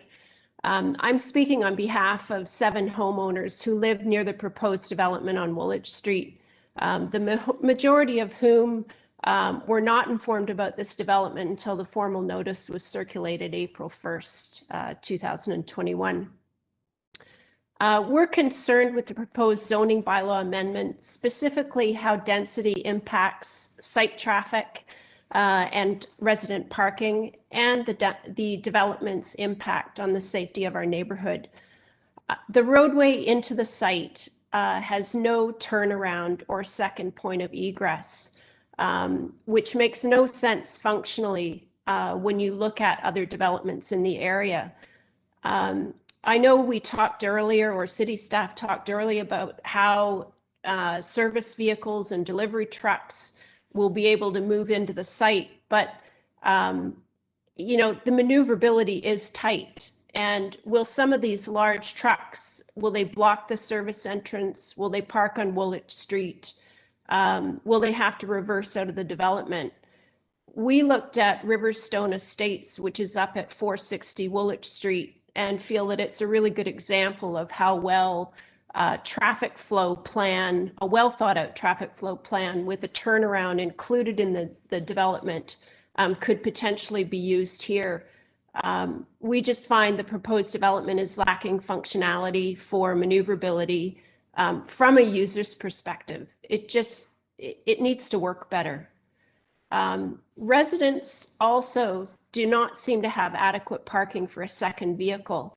I know that we said they've got one garage and one parking pad outside, but we know from our neighbors to the east on Woolwich Street that owners use their garages for storage, not cars. And given public transit services are limited in our area, it's reasonable to assume townhouse owners will have 2 cars.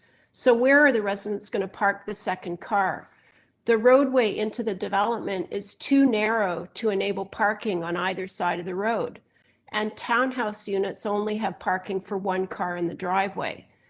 Will residents use the visitor spots? And if they use the visitor spots, where are the visitors going to park? We're concerned that if there are not more parking spaces allocated to this development, nearby Steeplechase, Cedar Cliff, and potentially Kiwanis Park Drive are going to become overflow parking in the future. And people will park on the street. We've observed this in many of the other townhouse developments in the area. We don't live on the LRT backbone. Realistically, people are not going to walk to the bus on University Avenue, particularly in the middle of winter. People who move to this area are still going to rely on their cars for transportation, and it's impractical at this time to think otherwise.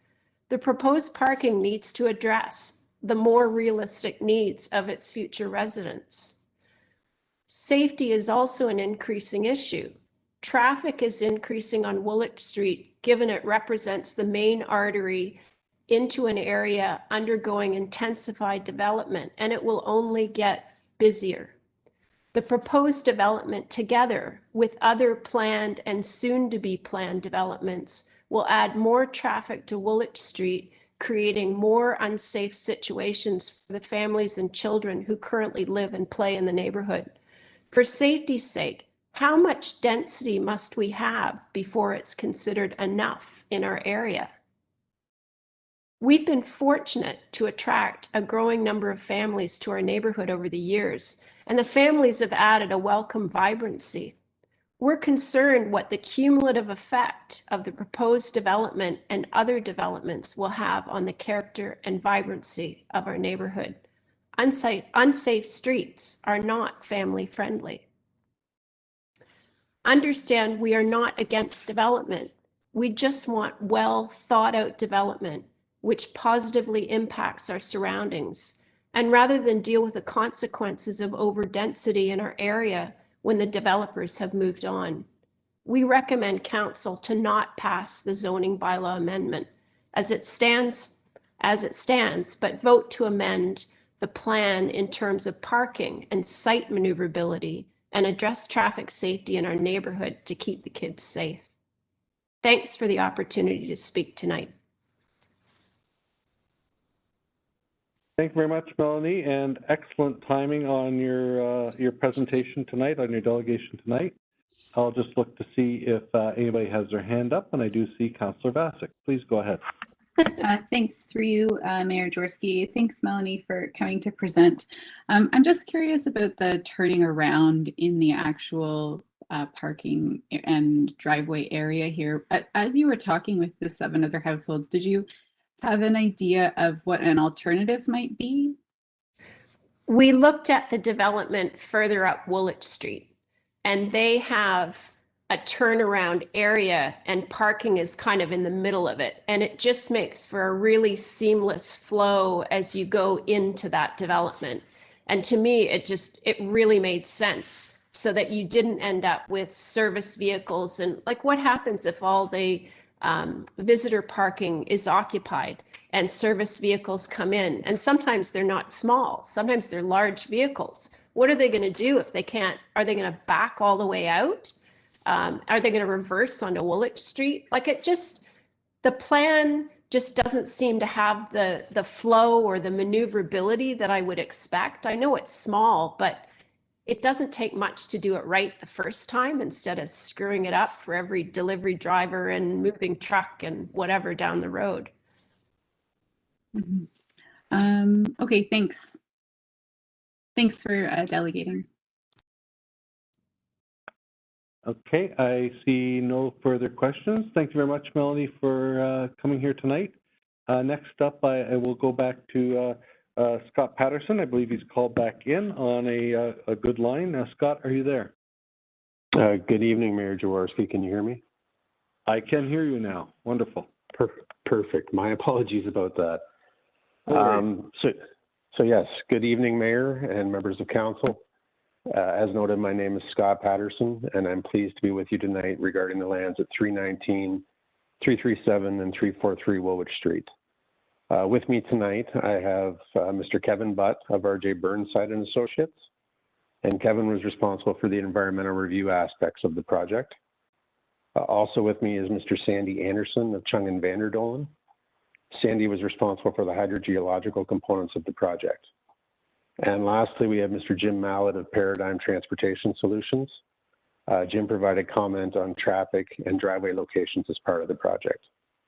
So Kevin, Sandy, and Jim do not plan on making a presentation this evening. However, if there are any questions related to their particular areas of expertise, then they will be available to provide comment. If I could ask clerks to move to the slide with the number 1 in the bottom right-hand corner, please. So as you're aware, we are here tonight to discuss zone change application Z1814. And as per the image before you, the intent is for the zoning of the subject property to be changed from the current ZC zone to allow for the creation of 8 new lots that will house single detached dwellings. And these lots would be zoned R4 and are depicted in gray on the image. The lands in red are to be zoned as site-specific R8 zoning to facilitate the development of 16 townhouse units, and the lands in green are to be zoned OS3, which reflects their environmental buffer purposes. The lands in green are to be conveyed to the City of Waterloo. Next slide, please. The purpose of this rezoning is to facilitate the redevelopment of the site as per the image you are seeing, from which staff have explained. With the single detached lots. Scott, I'm just going to ask you to hold for a second to make sure we have the right slide deck up. I'm unconvinced. We don't have a slide deck. Yeah, Scott, are you using Rita's slide deck? No, I'm using the one I submitted to city clerks. One moment, please.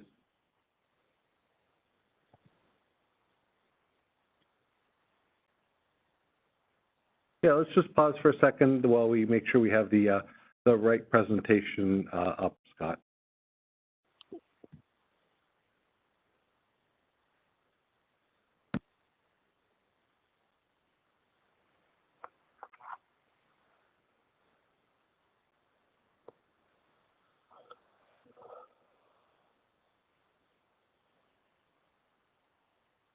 Yeah, we're just looking in one of the folders. We don't see one in there, so we're just going to check something else. One moment.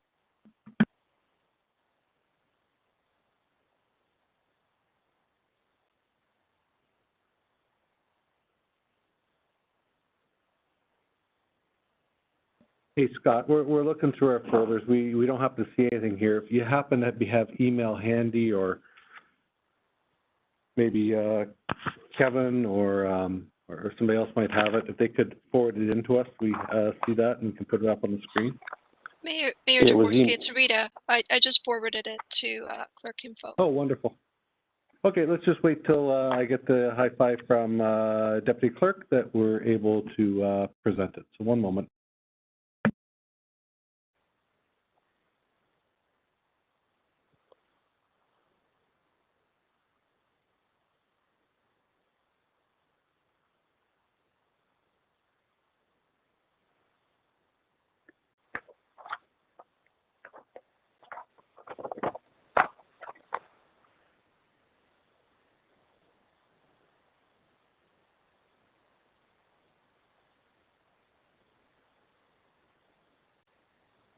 Okay, so we have it up here, Scott.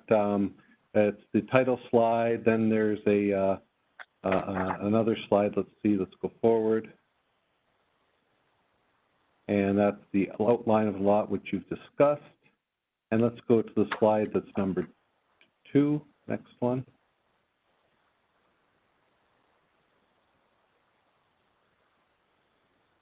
We're starting on slide number 2 then, Your Worship? Yeah, unless you want to start on the slide numbered 1, the red and yellow one. Yeah, I can. If you'd like. Go ahead, Scott. No worries, I'm not timing it. It's okay. Go ahead. No, my apologies. I seem to have no luck tonight. So yes, slide 1 is the image to discuss the current zone change.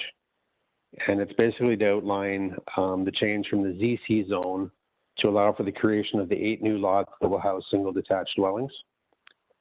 These lots would be zoned R4 and are depicted in gray. The lands in red are to be zoned to site-specific R8 zoning to facilitate the development of the 16 townhouse units. And the lands in green are to be zoned OS3, which reflects their environmental buffer purpose. And those lands are to be conveyed to the City of Waterloo. Slide number 2, please. So the purpose of the rezoning is to facilitate the redevelopment of the site as per the image you are seeing and which staff have explained as part of their presentation. With the single detached lots facing Woolwich Street and the townhouse proposal on the remainder of the lands, somewhat shielded from view by the single detached homes. Slide 3, please. As noted by staff, in order to facilitate the townhouse development, there are site-specific regulations that are proposed. The site-specific zoning regulations are specific to the townhouse block, and the lots proposed for single detached dwellings exceed the minimum lot area and lot frontage requirements of the R4 zoning. So no site-specific zoning is being sought for the single detached lots. Slide 4, please. So recognizing that staff have already provided detail on the specific amendments, I wanted to quickly go through each amendment for clarification and further detail.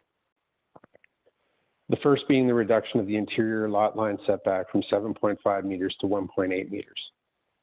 As you can see on the image, this area is actually an interior side yard setback for the townhouse block as it abuts the rear yard of the proposed single detached lots.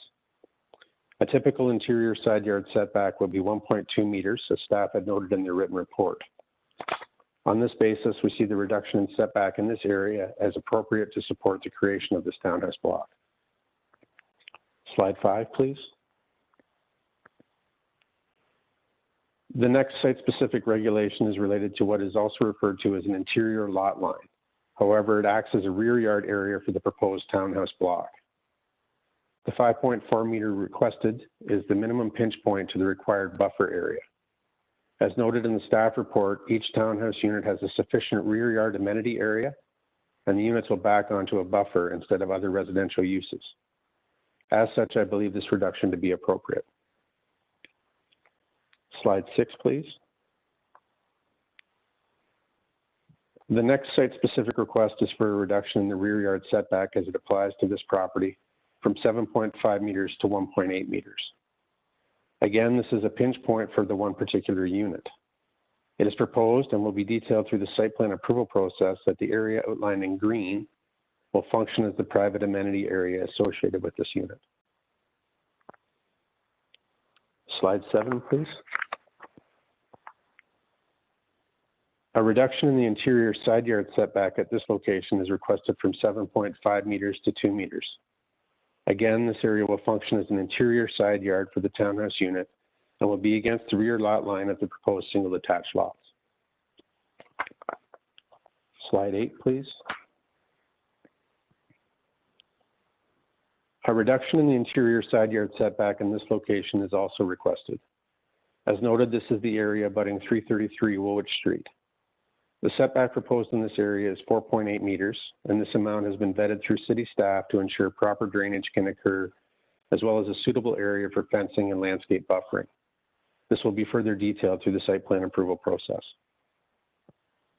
Slide 9. A A reduction in the setback to the private roadway is also proposed. The reduction requested is from 6 meters to 3.8 meters. And 3.8 meters is the smallest setback based on the current site plan layout and design. Slide 10, please. And lastly, we are requesting permission to allow one of the townhouse buildings to have 7 units, whereas currently there is a restriction for 6 units.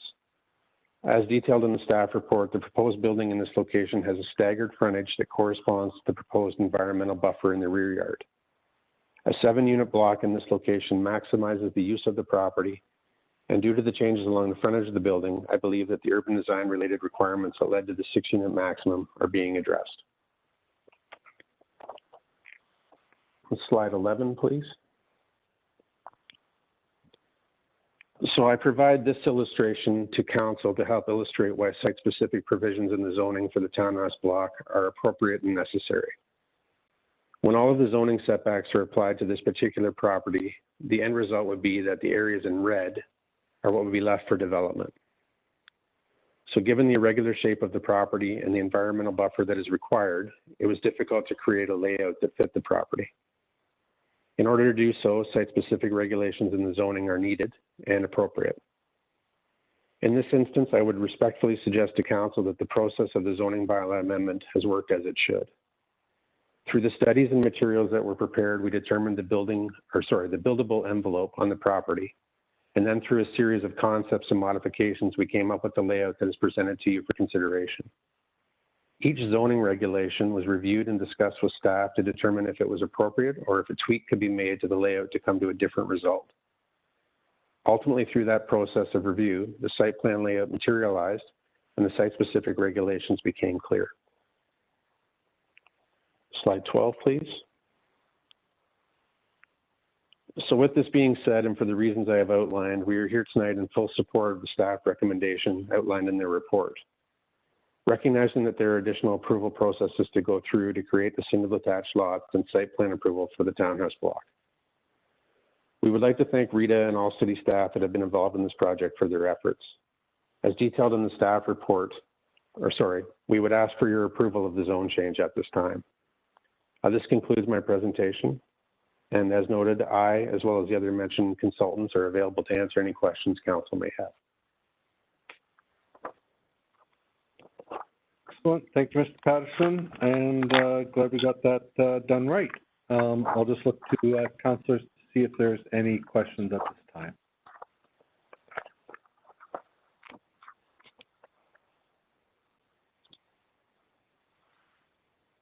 And I'll just double check with the ward councillor. Don't see a hand up.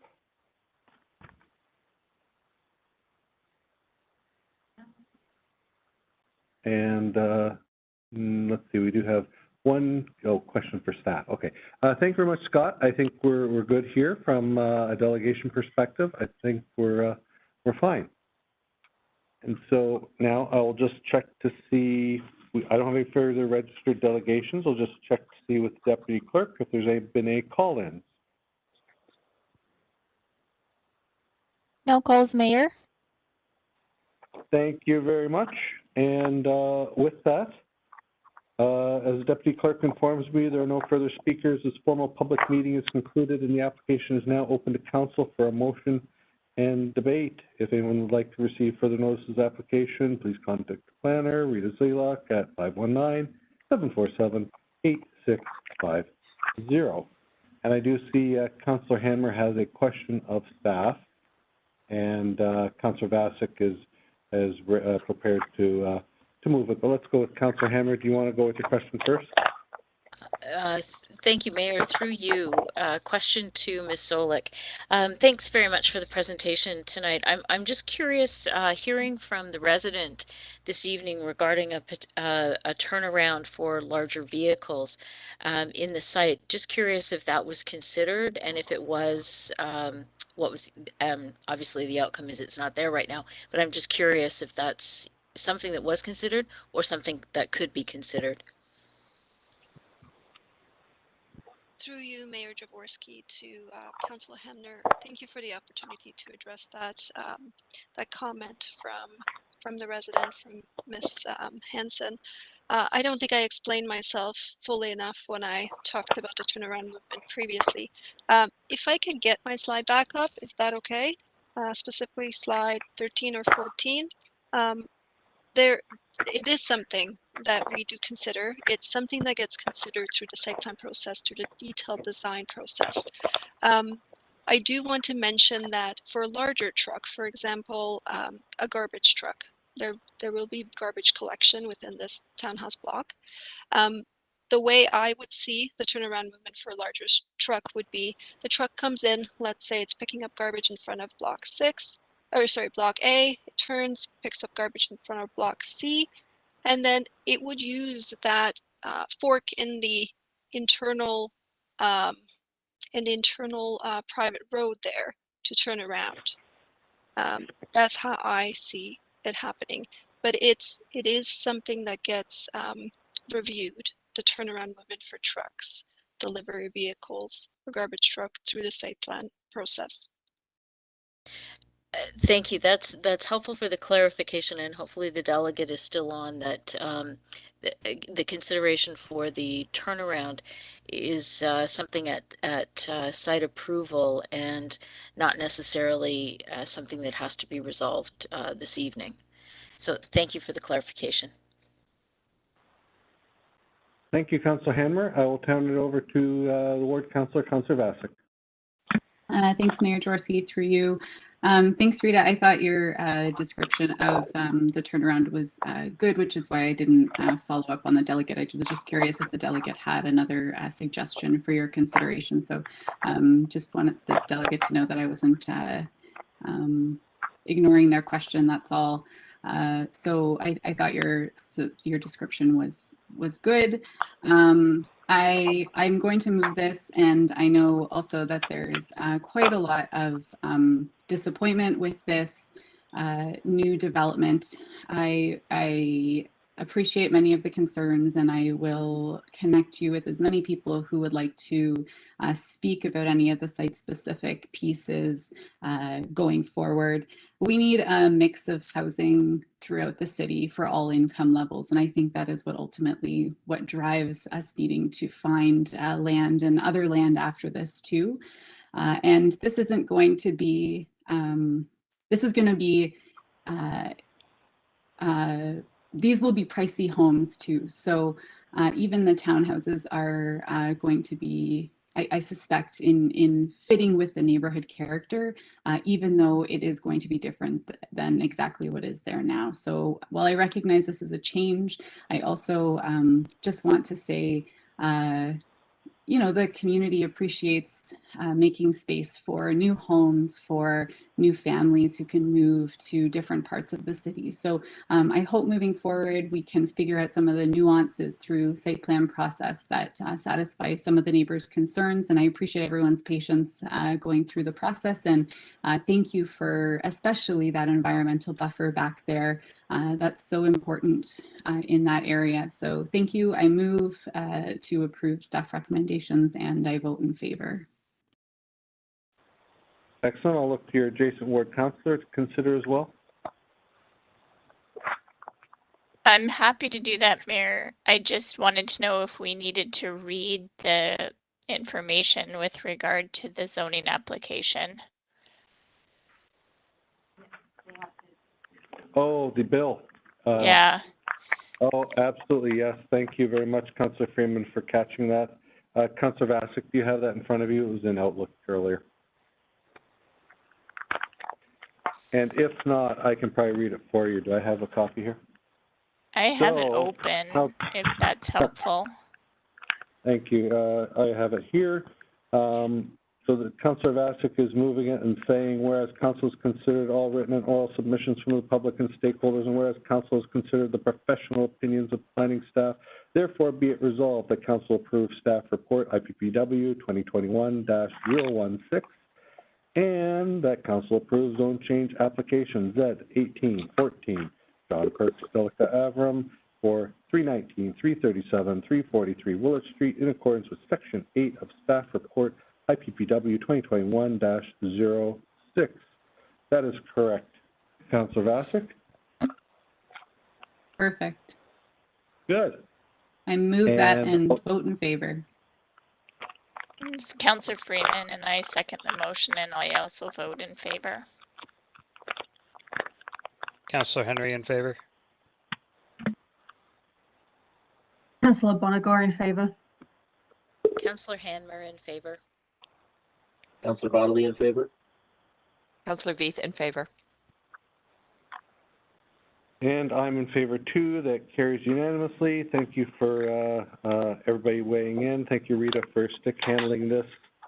And as we move on, we're approaching the witching hour of 11, and we would need a motion to go beyond 11. And I don't think we're going to finish the next two items in time, even though they're not that long. So I will look to Ward 1 and Ward 2 to move a motion for us to continue beyond 11 o'clock. Councillor Hanmer, I move that I move that we are able to continue on beyond 11 o'clock, and I vote in favor of that motion. Councillor Bodley seconds the motion and votes in favor. In favor, Councillor Veith, sorry. Councillor Freeman is reluctantly in favor. Councillor Vasek in favor. Councillor Henry in favor. Councillor Bonagor exhausted but in favour. Excellent. The mayor's in favor too. That carries unanimously. That doesn't mean we need to take up all the time. So with that, I will move quickly on to item C. If anyone would like to speak to the planning on this planning meeting, please call 519-747-8705. Deputy Clerk is standing by. This is a formal public meeting to consider zoning bylaw amendment Z2104 to remove the holding symbol from 93 to 101 Columbia Street West, Albert Street, Waterloo Corp. Anyone who wants further notice of this application, including the passage of any bylaw, should contact the planner, John Voss, at 519-747-8527, or at john.voss@waterloo.ca. That's spelled JOHN.VOS@waterloo.ca. Will the clerk please advise council of the method used to give notice of this meeting and the date notice was given? Notice was advertised in the Waterloo Chronicle on April 1st, 2021, and mailed or emailed to all property owners within 120 meters of the subject property and to all persons who requested further notice. The planner, John Voss, will now give us a brief overview of the application. Welcome, John. Good evening, Mayor, members of Council. I will not be doing a presentation tonight, but I'm available if Council has any specific questions. That is the most awesome thing I've heard today. Thank you, John. Does anybody have any questions for the planner?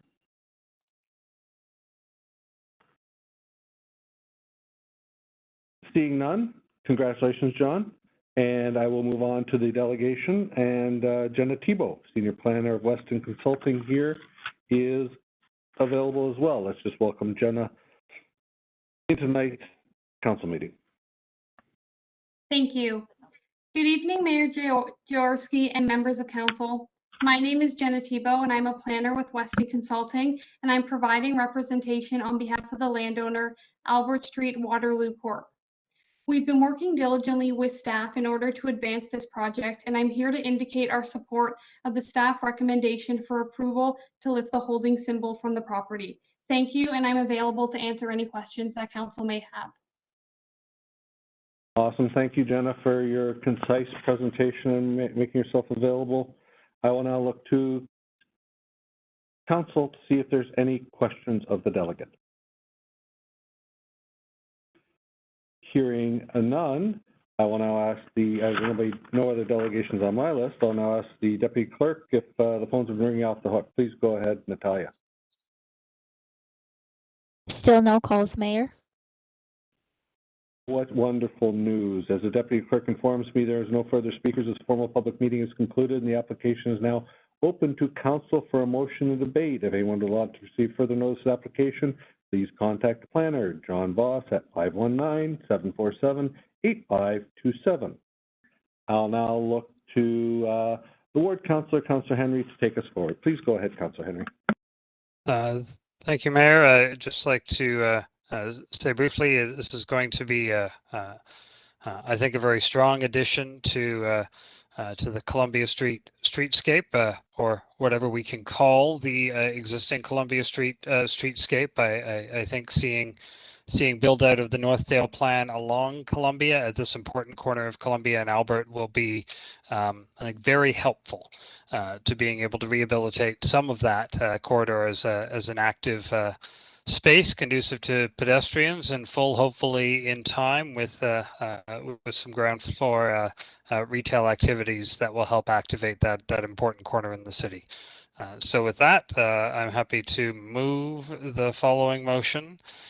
Whereas Council has considered all written and oral submissions from the public and stakeholders, and whereas Council has considered the professional opinions of planning staff, therefore be it resolved that Council approves staff report IPPW 2021-038, and 2, that Council approves zoning bylaw amendment Z-21-04 to remove the holding symbol from 93 to 101 Columbia Street West in accordance with Section 6 of staff report IPPW 2021-038.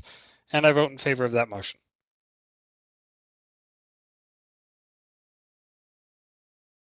Councillor Bonigal, I will second that and vote in favour. Councillor Hanmer, in favor. Councillor Bodley, in favor.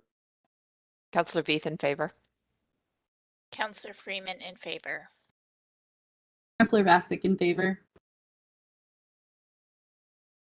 And the mayor's in favor too. Excellent points, Councillor Henry, of infiltration of a good-looking building onto Columbia.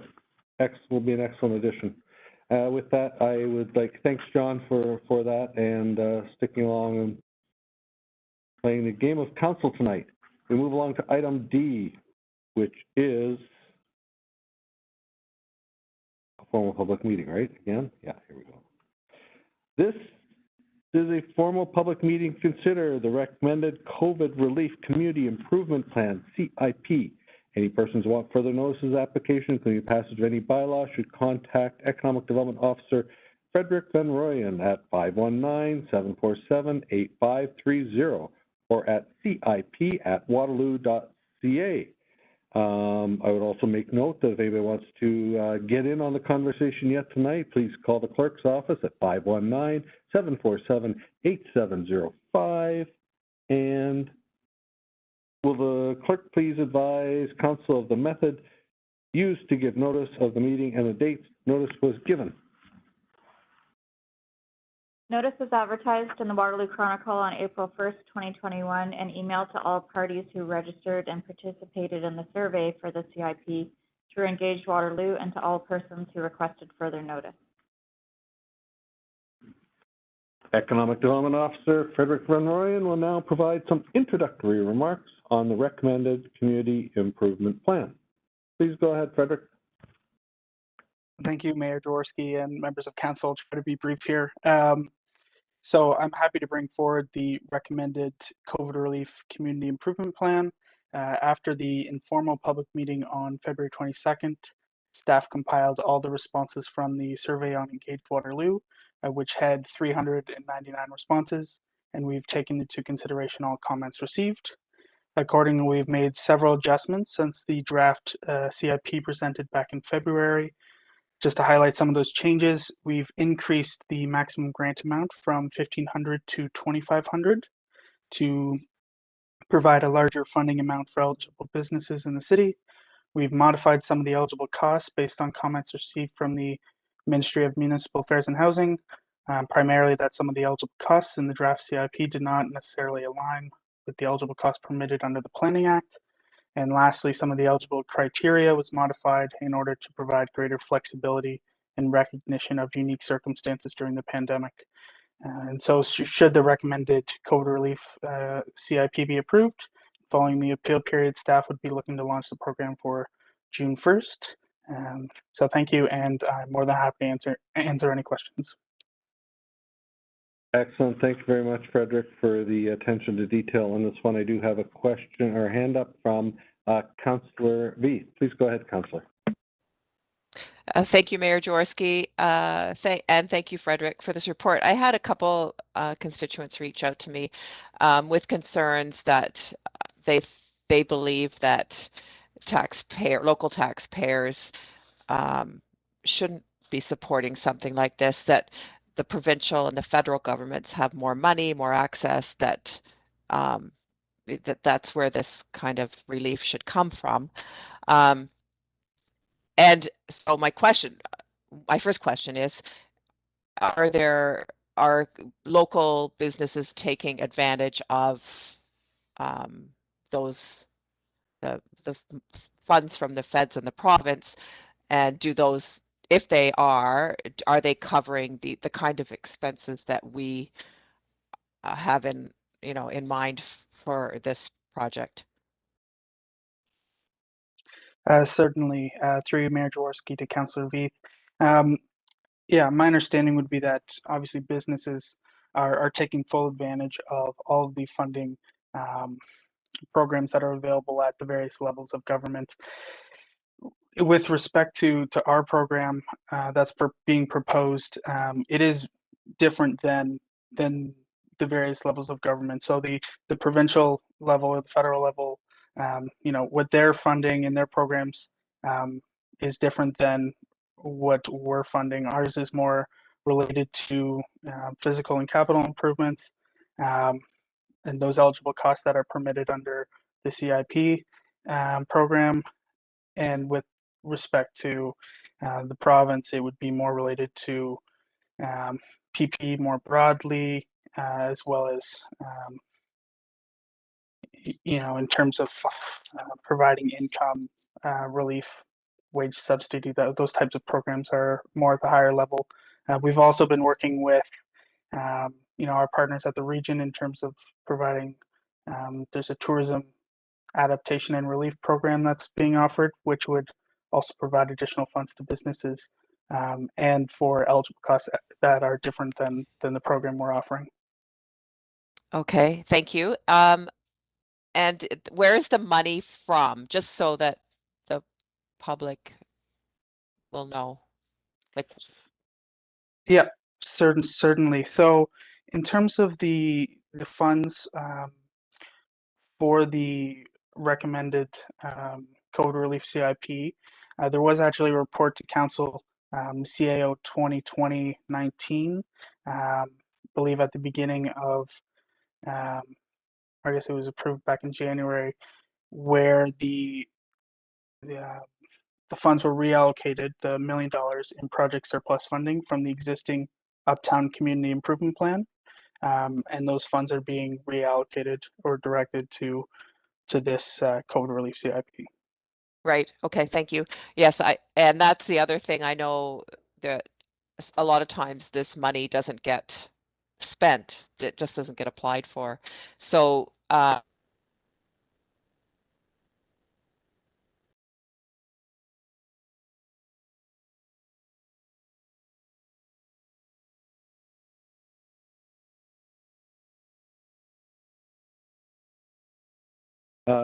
Councillor Bonner, crystal you ball didn't kind of question. There we are. Sorry. Councillor Veith, yeah, go ahead. We didn't hear you for a second. Oh, I know in the past these things sometimes, like there was excess money that was not applied for. So Frederick, do you and staff have a sort of a sense that this money there will be an uptick, that people businesses will actually apply for it? Certainly, I think it's challenging, obviously, without the program obviously starting to understand how many applications we are going to have. I think based off of the intake in the survey having 399 responses, yeah, there's certainly interest from the business community. Almost half of those responses were from people who actually own businesses in the city. Okay. And so if that's any indication of the number of applicants, then we would certainly be well, we're expecting a fair number of applications. But if we're not seeing that, then certainly we will report back to council and adjust accordingly.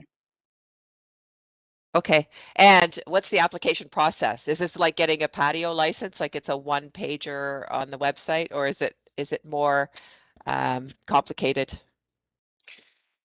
It's a little bit more than one page. the applicants will need to demonstrate eligibility, and so we've built into our program that they have to. I guess the biggest piece is going to be providing, receipts for the work that's being claimed, and then HST or income tax returns to demonstrate that they've had a reduction in revenue that makes them eligible for the program. Okay, awesome. And I'm really happy that it's citywide. So thank you for that. Thank you. Thanks. That's it. Yeah, thank you, Andrew. And excellent points. I think that certainly from the upper levels of government, the intention is for this to be stackable. In other words, that ours doesn't conflict and they don't not qualify for it. But with the application procedures for the upper levels of government, I'm sure they'll have all the information that Frederick needs handy. I do have other people online here. And Councillor Hanmer, then Councillor Bonagor. Please go ahead. Great. Thank you, Mayor. Through you, Frederick, thank you very much for the updated information. I too am pleased to see that this is citywide, and you've done a lot of work in listening to residents or business owners, as I appreciate that most of them were. I'm equally pleased to see that our eligibility will be for businesses who may have been starting toward the latter part of 2019 or into 2020, who, because they don't have a full year behind them of 2019, don't qualify for some of the other programs. So it is good that we are able to offer something that in a small way will help fill the gap for those businesses that were starting just before COVID got going or started as COVID was going. So I appreciate that in the update of the recommendation. Thank you. Thank you. Yeah, excellent points, Councillor Hanmer. Councillor Bonagor, please. Thank you, through you, Mayor Jaworski. Just a quick question, Frederick. I mean, this looks great. I'm very thankful that it sounds like it'll be in process and in place soon. I'm just wondering, how will it be communicated to business owners across the city? Certainly, through you, Mayor Jaworski. We have, well, I guess first off, those who were already engaged through the Engage Waterloo page, they would be notified. There'll be the decision obviously required in the paper, but we'll be certainly marketing and advertising the program through our various social media forums and connecting with our business partners at the BIA and elsewhere across the city. Okay, that sounds great. Good luck. Thank you. Thank you. And let me just check with the deputy clerk to see how the phone lines have been tonight on this item. They've been pretty quiet, Mayor. No calls. Excellent news. As the deputy clerk informs me, there is no further speakers for this formal public meeting. This formal public meeting is concluded. The application now open to council for a motion debate. If anyone watching would like to receive further notice of the application, please contact Economic Development Officer Frederick Van Royen at 519-747-8530 or at cip@waterloo.ca. I will now go to my Economic Development Committee fellow councillor members who I will see tomorrow morning at 8 a.m. to see if they would like to move it. I see Councillor Bodley has his hand up to move along with the Bill 73 information. Yes, thank you, Mayor Jaworski, for the reminder of our early morning meeting. Whereas council, I'm happy to move the motion here. I will just read it out. Whereas council has considered all written and oral submissions from the public and stakeholders, and whereas council has considered the professional opinions of economic development staff, therefore be it resolved that council approve report CAO 2021-005, that council approve the recommended COVID relief community improvement plan included as attachment 1 to report CAO 2021-005, and that the mayor and clerk be authorized to sign the implementing bylaw for the COVID relief community improvement plan. And I'm happy to vote in favor of that as well. Councillor Beath here. I will second that motion and vote in favor. Thanks. Councillor Freeman in favor. Councillor Vassic in favor. Councillor Henry in favor. Councillor Bonagor in favor. Councillor Hanmer in favor.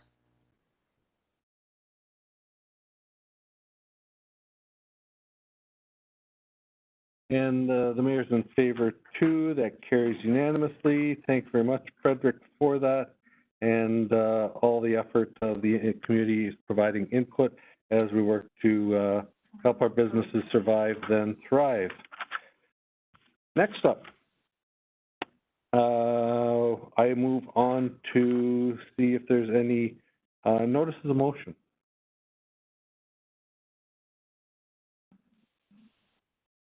Knowing of none.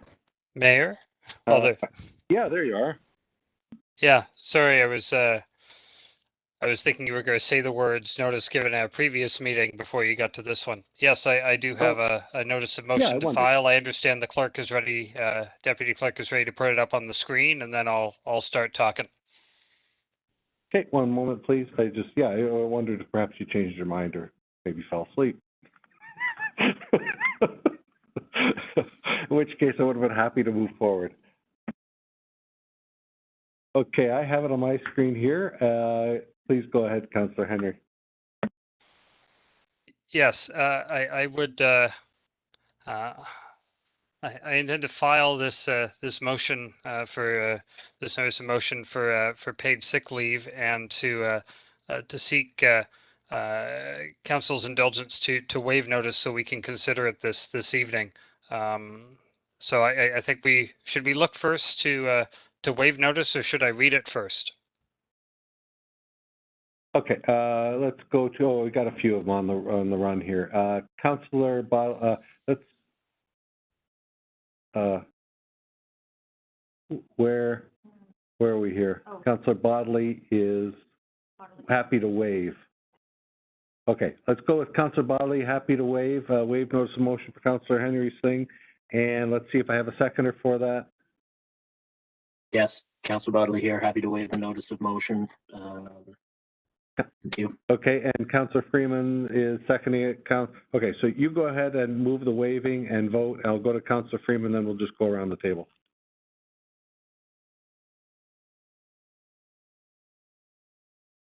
So do you, Councillor Bodley, to move the waiving of notice? I'll move the waiving of the notice of motion and vote in favor. Councillor Freeman? Councillor Freeman, I second the motion to waive and vote in favor. Councillor Vassic in favor. Councillor Henry in favor.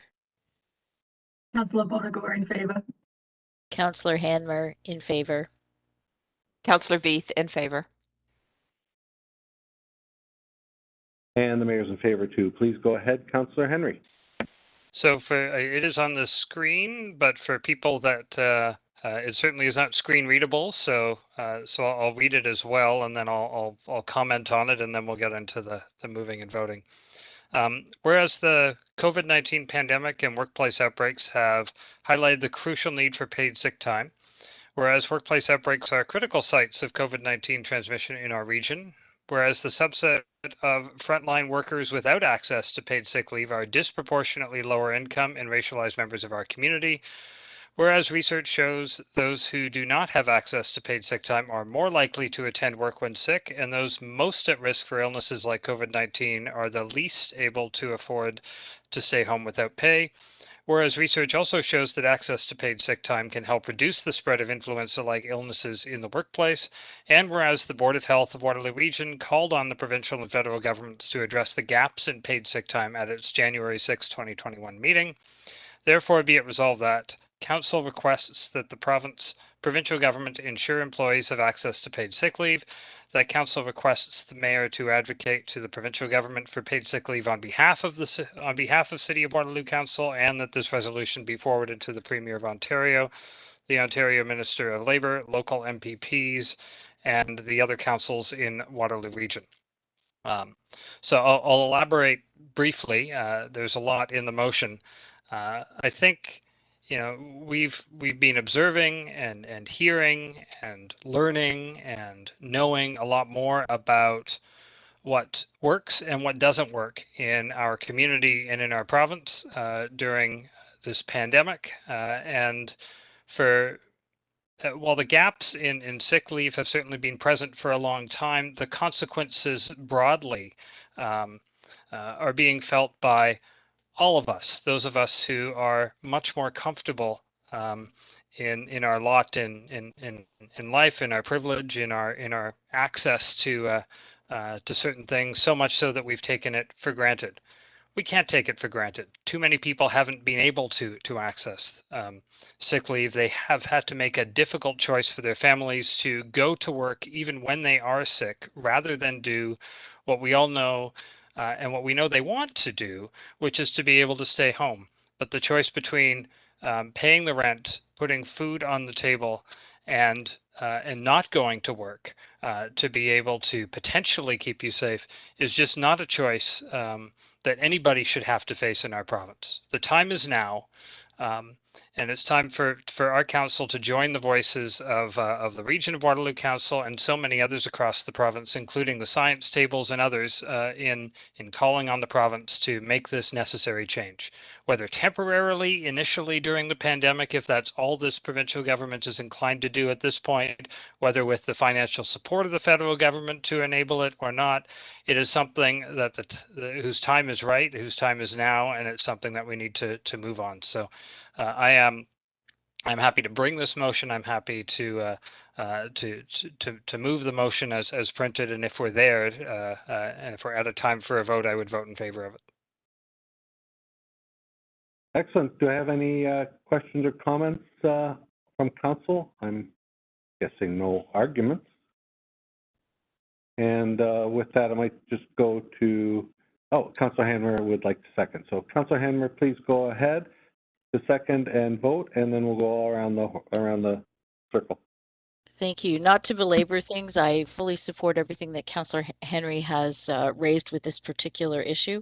This is another tool that we need to be able to put in place to combat COVID-19. So I am happy to second the motion, and I too will be voting in favor.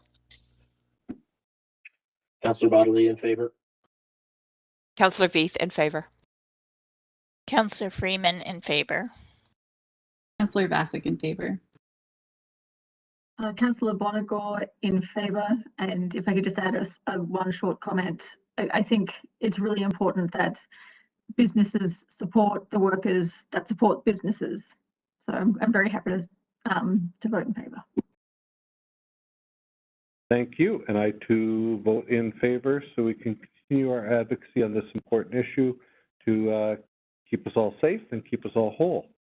Thank you very much, Councillor Henry, for writing that up so tightly and getting it to council. Certainly we all appreciate your effort behind that. And I'm going to move forward to item 17, questions. Do I have any questions?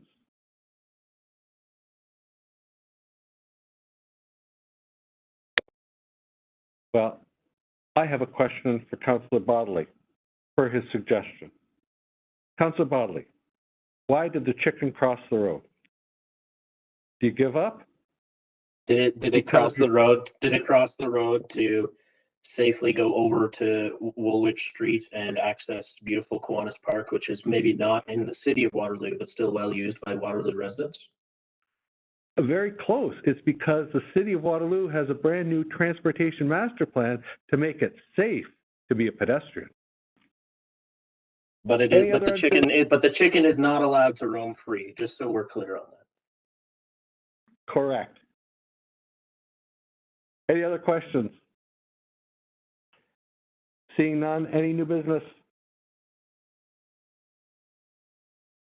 Hearing none. Under bylaws, item B is removed. That was the one that Councillor Hanmer believed that she might have a conflict on. However, that is removed from the enactment of bylaws.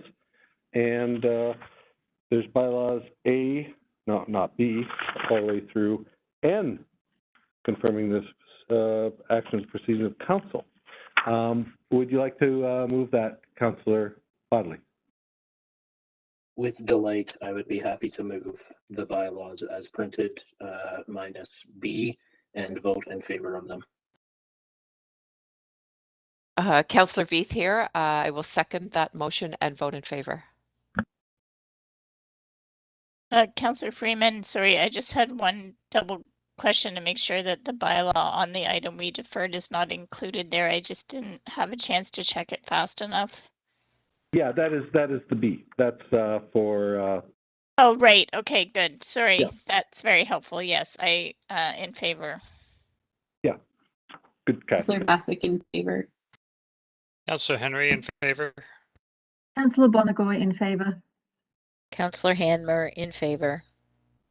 And the mayor's in favor too. That moves all the bylaws along. Next up is adjournment. I'll look to Ward 1, Ward 2 to literally take us home.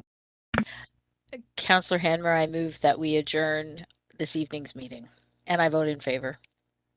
Councillor Bodley seconds the motion and votes in favor.